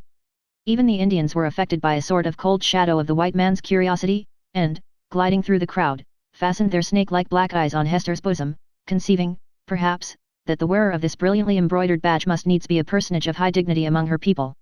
Lastly, the inhabitants of the town, their own interest in this worn-out subject languidly reviving itself, by sympathy with what they saw others feel, lounged idly to the same quarter, and tormented Hester Prynne, perhaps more than all the rest, with their cool, well-acquainted gaze at her familiar shame.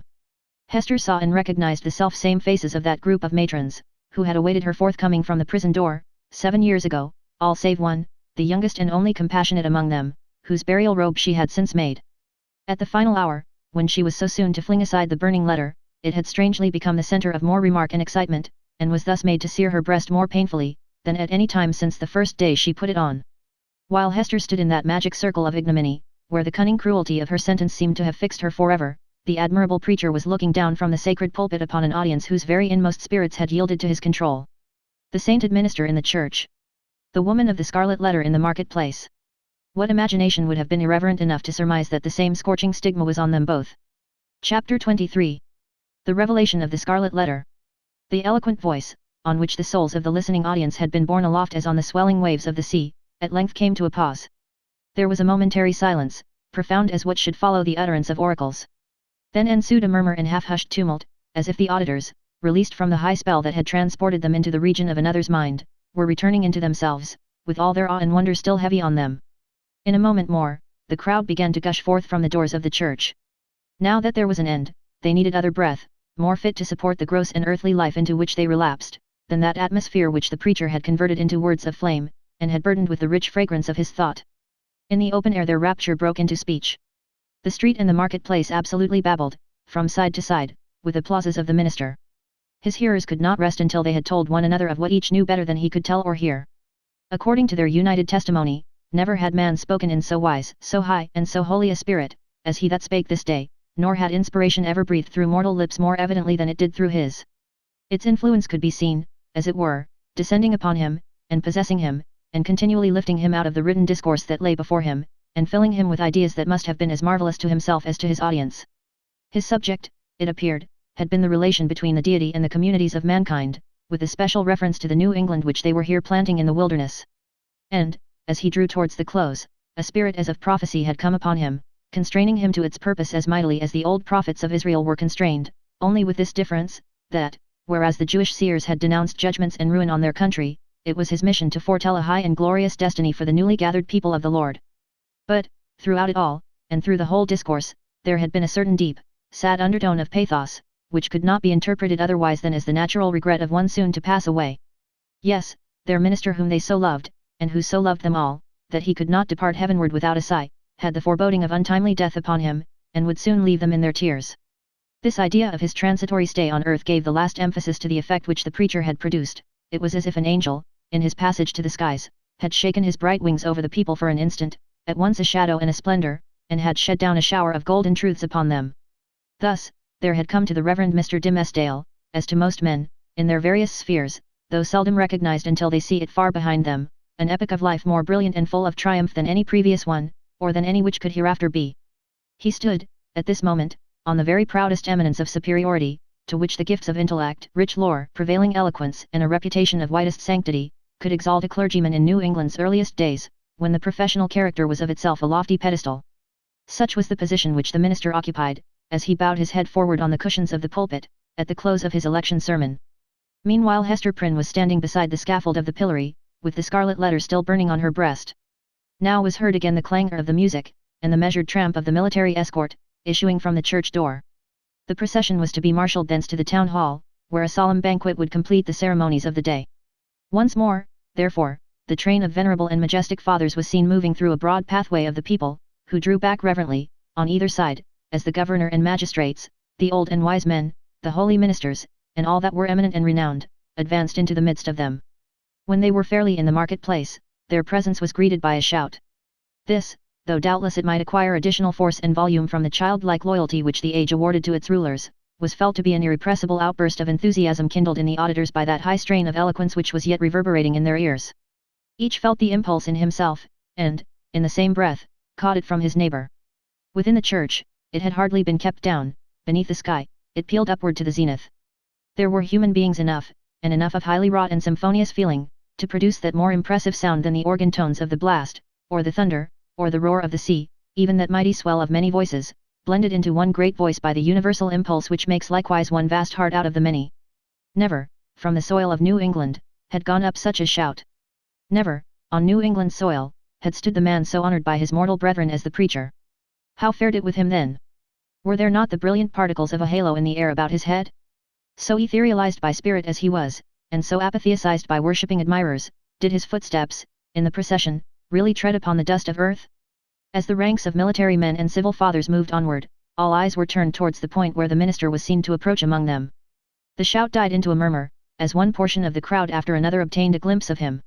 How feeble and pale he looked, amid all his triumph. The energy, or say, rather, the inspiration which had held him up, until he should have delivered the sacred message that brought its own strength along with it from heaven, was withdrawn, now that it had so faithfully performed its office. The glow, which they had just before beheld burning on his cheek, was extinguished, like a flame that sinks down hopelessly among the late decaying embers. It seemed hardly the face of a man alive, with such a death-like hue; it was hardly a man with life in him, that tottered on his path so nervelessly, yet tottered, and did not fall. One of his clerical brethren, it was the venerable John Wilson, observing the state in which Mr. Dimmesdale was left by the retiring wave of intellect and sensibility, stepped forward hastily to offer his support. The minister tremulously, but decidedly, repelled the old man's arm. He still walked onward, if that movement could be so described, which rather resembled the wavering effort of an infant, with its mother's arms in view, outstretched to tempt him forward. And now, almost imperceptible as were the latter steps of his progress, he had come opposite the well-remembered and weather-darkened scaffold, where, long since, with all that dreary lapse of time between, Hester Prynne had encountered the world's ignominious stare. There stood Hester, holding little Pearl by the hand. And there was the scarlet letter on her breast. The minister here made a pause, although the music still played the stately and rejoicing march to which the procession moved. It summoned him onward, onward to the festival, but here he made a pause. Bellingham, for the last few moments, had kept an anxious eye upon him.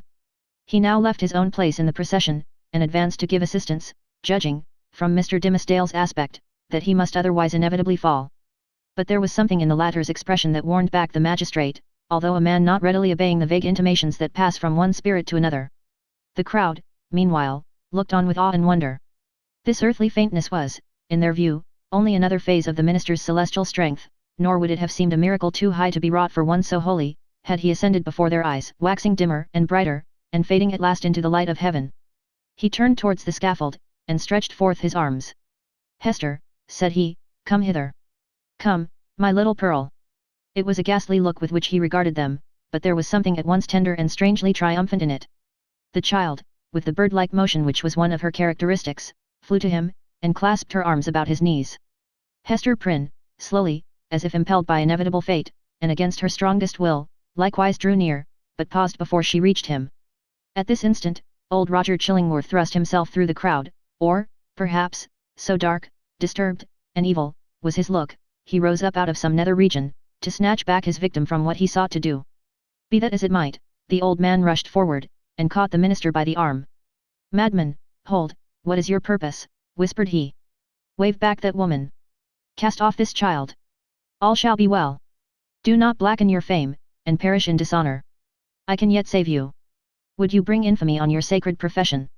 Ha, tempter! Methinks thou art too late," answered the minister, encountering his eye, fearfully, but firmly.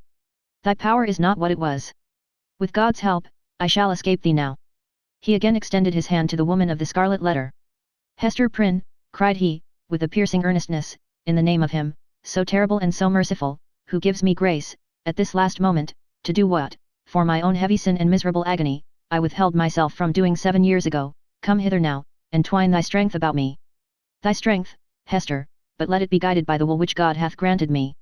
This wretched and wronged old man is opposing it with all his might, with all his own might, and the fiend's.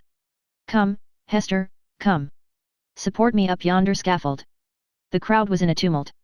The men of rank and dignity, who stood more immediately around the clergyman, were so taken by surprise, and so perplexed as to the purport of what they saw, unable to receive the explanation which most readily presented itself, or to imagine any other, that they remained silent and inactive spectators of the judgment which Providence seemed about to work. They beheld the minister, leaning on Hester's shoulder, and supported by her arm around him, approach the scaffold, and ascend its steps, while still the little hand of the sin-born child was clasped in his. Old Roger Chillingworth followed, as one intimately connected with the drama of guilt and sorrow in which they had all been actors, and well entitled, therefore, to be present at its closing scene. "Hadst thou sought the whole earth over," said he, looking darkly at the clergyman, "there was no one place so secret, no high place nor lowly place, where thou couldst have escaped me, save on this very scaffold. Thanks be to Him who hath led me hither," answered the minister. Yet he trembled, and turned to Hester with an expression of doubt and anxiety in his eyes, not the less evidently betrayed, that there was a feeble smile upon his lips. "Is not this better," murmured he, "than what we dreamed of in the forest?" "I know not. I know not," she hurriedly replied. "Better? Yet, so we may both die, and little Pearl die with us." "For thee and Pearl, be it as God shall order," said the minister, "and God is merciful. Let me now do the will which He hath made plain before my sight. For, Hester, I am a dying man. So let me make haste to take my shame upon me." Partly supported by Hester Prynne, and holding one hand of little Pearl's, the Reverend Mr. Dimmesdale turned to the dignified and venerable rulers, to the holy ministers, who were his brethren, to the people, whose great heart was thoroughly appalled, yet overflowing with tearful sympathy, as knowing that some deep life matter, which, if full of sin, was full of anguish and repentance likewise, was now to be laid open to them. The sun, but little past its meridian, shone down upon the clergyman, and gave a distinctness to his figure, as he stood out from all the earth, to put in his plea of guilty at the bar of eternal justice. "People of New England," cried he, with a voice that rose over them, high, solemn, and majestic, yet had always a tremor through it, and sometimes a shriek, struggling up out of a fathomless depth of remorse and woe, "yet, that have loved me, yet, that have deemed me holy, behold me here, the one sinner of the world. At last, I stand upon the spot where, 7 years since, I should have stood, here, with this woman, whose arm, more than the little strength wherewith I have crept hitherward, sustains me, at this dreadful moment, from grovelling down upon my face. Lo, the scarlet letter which Hester wears. Ye have all shuddered at it. Wherever her walk hath been, wherever, so miserably burdened, she may have hoped to find repose, it hath cast a lurid gleam of awe and horrible repugnance round about her. But there stood one in the midst of you, at whose brand of sin and infamy ye have not shuddered. It seemed, at this point, as if the minister must leave the remainder of his secret undisclosed. But he fought back the bodily weakness, and, still more, the faintness of heart, that was striving for the mastery with him. He threw off all assistance, and stepped passionately forward a pace before the woman and the child. It was on him, he continued, with a kind of fierceness, so determined was he to speak out the whole. God's eye beheld it. The angels were forever pointing at it. The devil knew it well, and fretted it continually with the touch of his burning finger. But he hid it cunningly from men, and walked among you with the mien of a spirit, mournful, because so pure in a sinful world, and sad, because he missed his heavenly kindred. Now, at the death hour, he stands up before you. He bids you look again at Hester's scarlet letter. He tells you, that, with all its mysterious horror, it is but the shadow of what he bears on his own breast, and that even this, his own red stigma, is no more than the type of what has seared his inmost heart. Stand any here that question God's judgment on a sinner? Behold! Behold a dreadful witness of it. Shall we not meet again? With a convulsive motion, he tore away the ministerial band from before his breast. It was revealed. But it were irreverent to describe that revelation. For an instant, the gaze of the horror-stricken multitude was concentrated on the ghastly miracle, while the minister stood, with a flush of triumph in his face, as one who, in the crisis of acutest pain, had won a victory. Then, down he sank upon the scaffold. Hester partly raised him, and supported his head against her bosom. Old Roger Chillingworth knelt down beside him, with a blank, dull countenance, out of which the life seemed to have departed. Thou hast escaped me, he repeated more than once. Thou hast escaped me. May God forgive thee, said the minister. Thou, too, hast deeply sinned. He withdrew his dying eyes from the old man, and fixed them on the woman and the child. My little Pearl, said he, feebly, and there was a sweet and gentle smile over his face, as of a spirit sinking into deep repose. Nay, now that the burden was removed, it seemed almost as if he would be sportive with the child. Dear little Pearl, wilt thou kiss me now? Thou wouldst not, yonder, in the forest. But now thou wilt. Pearl kissed his lips. A spell was broken. The great scene of grief, in which the wild infant bore a part, had developed all her sympathies, and as her tears fell upon her father's cheek, they were the pledge that she would grow up amid human joy and sorrow, nor forever do battle with the world, but be a woman in it. Towards her mother, too, Pearl's errand as a messenger of anguish was all fulfilled. Hester, said the clergyman, farewell. Shall we not meet again, whispered she, bending her face down close to his. Shall we not spend our immortal life together? Surely, surely, we have ransomed one another, with all this woe.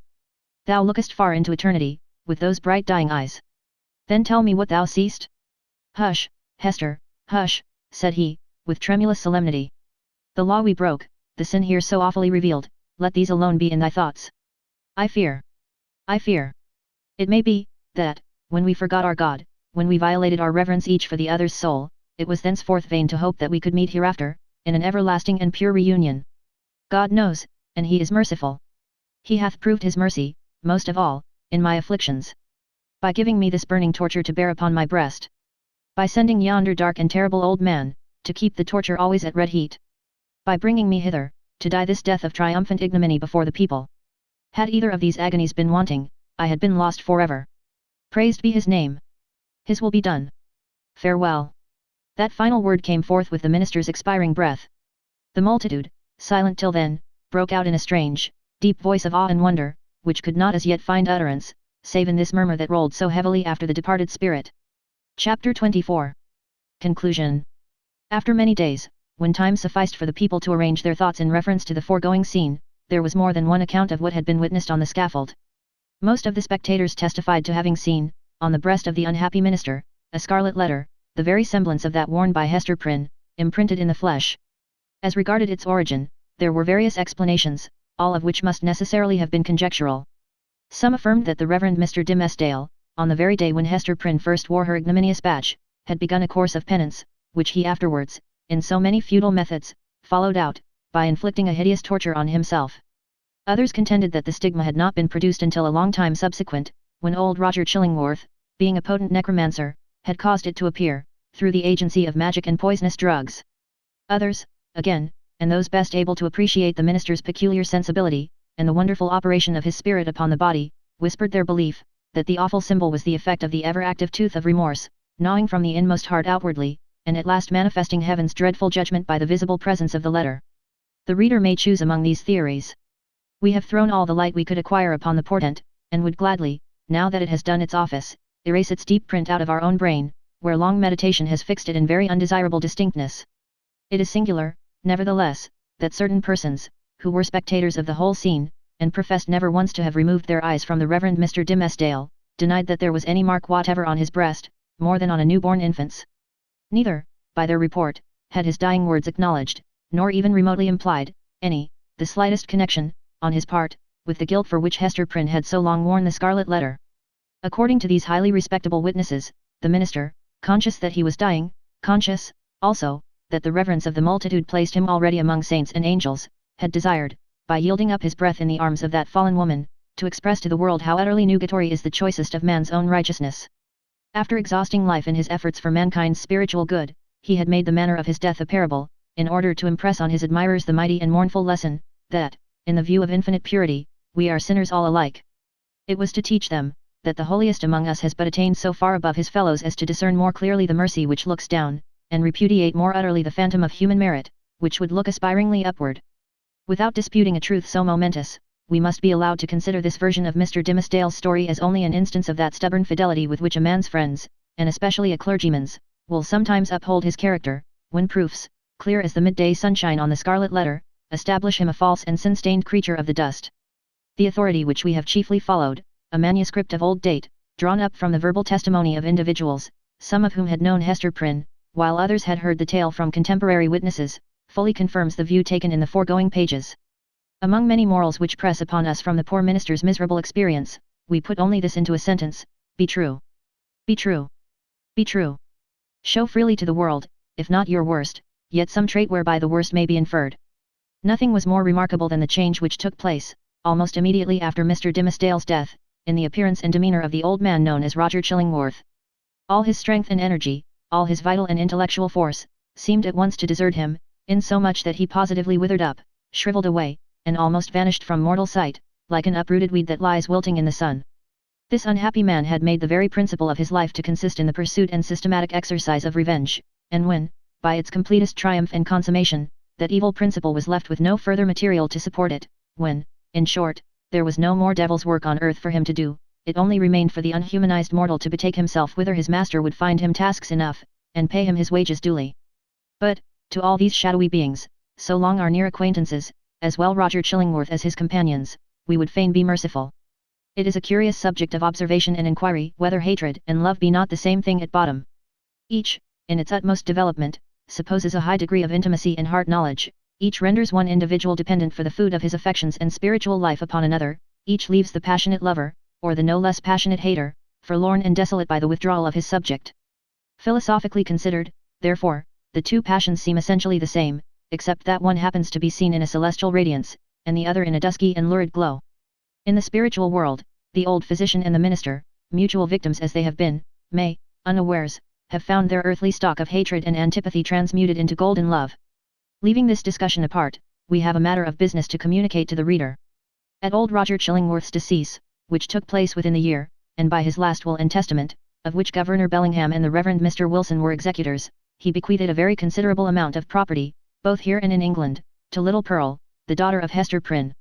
So Pearl, the elf child, the demon offspring, as some people, up to that epoch, persisted in considering her, became the richest heiress of her day, in the New World. Not improbably, this circumstance wrought a very material change in the public estimation, and, had the mother and child remained here, little Pearl, at a marriageable period of life, might have mingled her wild blood with the lineage of the devoutest Puritan among them all. But, in no long time after the physician's death, the wearer of the scarlet letter disappeared, and Pearl along with her. For many years, though a vague report would now and then find its way across the sea, like a shapeless piece of driftwood tossed ashore, with the initials of a name upon it, yet no tidings of them unquestionably authentic were received. The story of the scarlet letter grew into a legend. Its spell, however, was still potent, and kept the scaffold awful where the poor minister had died, and likewise the cottage by the seashore, where Hester Prynne had dwelt. Near this latter spot, one afternoon, some children were at play, when they beheld a tall woman, in a grey robe, approach the cottage door. In all those years it had never once been opened, but either she unlocked it, or the decaying wood and iron yielded to her hand, or she glided shadow-like through these impediments, and, at all events, went in. On the threshold she paused, turned partly round, for, perchance, the idea of entering all alone, and all so changed, the home of so intense a former life, was more dreary and desolate than even she could bear. But her hesitation was only for an instant, though long enough to display a scarlet letter on her breast. Hester's return. And Hester Prynne had returned, and taken up her long-forsaken shame. But where was little Pearl? If still alive, she must now have been in the flush and bloom of early womanhood. None knew, nor ever learned, with the fullness of perfect certainty, whether the elf child had gone thus untimely to a maiden grave, or whether her wild, rich nature had been softened and subdued, and made capable of a woman's gentle happiness. But, through the remainder of Hester's life, there were indications that the recluse of the Scarlet Letter was the object of love and interest with some inhabitant of another land. Letters came, with armorial seals upon them, though of bearings unknown to English heraldry. In the cottage there were articles of comfort and luxury such as Hester never cared to use, but which only wealth could have purchased, and affection have imagined for her. There were trifles, too, little ornaments, beautiful tokens of a continual remembrance, that must have been wrought by delicate fingers, at the impulse of a fond heart. And, once, Hester was seen embroidering a baby garment, with such a lavish richness of golden fancy as would have raised a public tumult, had any infant, thus apparelled, been shown to our sober-hued community. In fine, the gossips of that day believed, and Mr. Surveyor Pugh, who made investigations a century later, believed, and one of his recent successors in office, moreover, faithfully believes, that Pearl was not only alive, but married, and happy, and mindful of her mother, and that she would most joyfully have entertained that sad and lonely mother at her fireside. But there was a more real life for Hester Prynne here, in New England, than in that unknown region where Pearl had found a home. Here had been her sin, here, her sorrow, and here was yet to be her penitence. She had returned, therefore, and resumed, of her own free will, for not the sternest magistrate of that iron period would have imposed it, resumed the symbol of which we have related so dark a tale. Never afterwards did it quit her bosom. But, in the lapse of the toilsome, thoughtful, and self-devoted years that made up Hester's life, the Scarlet Letter ceased to be a stigma which attracted the world's scorn and bitterness, and became a type of something to be sorrowed over, and looked upon with awe, yet with reverence too. And, as Hester Prynne had no selfish ends, nor lived in any measure for her own profit and enjoyment, people brought all their sorrows and perplexities, and besought her counsel, as one who had herself gone through a mighty trouble. Women, more especially, in the continually recurring trials of wounded, wasted, wronged, misplaced, or erring and sinful passion, or with the dreary burden of a heart unyielded, because unvalued and unsought, came to Hester's cottage, demanding why they were so wretched, and what the remedy. Hester comforted and counselled them as best she might. She assured them, too, of her firm belief, that, at some brighter period, when the world should have grown ripe for it, in heaven's own time, a new truth would be revealed, in order to establish the whole relation between man and woman on a surer ground of mutual happiness. Earlier in life, Hester had vainly imagined that she herself might be the destined prophetess, but had long since recognized the impossibility that any mission of divine and mysterious truth should be confided to a woman stained with sin, bowed down with shame, or even burdened with a lifelong sorrow. The angel and apostle of the coming revelation must be a woman, indeed, but lofty, pure, and beautiful, and wise, moreover, not through dusky grief, but the ethereal medium of joy, and showing how sacred love should make us happy, by the truest test of a life successful to such an end. So said Hester Prynne, and glanced her sad eyes downward at the Scarlet Letter. And, after many, many years, a new grave was delved, near an old and sunken one, in that burial ground beside which King's Chapel has since been built. It was near that old and sunken grave, yet with a space between, as if the dust of the two sleepers had no right to mingle. Yet one tombstone served for both. All around, there were monuments carved with armorial bearings, and on this simple slab of slate, as the curious investigator may still discern, and perplex himself with the purport, there appeared the semblance of an engraved escutcheon. It bore a device, a herald's wording of which might serve for a motto and brief description of our now concluded legend, so sombre is it, and relieved only by one ever-glowing point of light gloomier than the shadow. On a field, sable, the letter A, gules.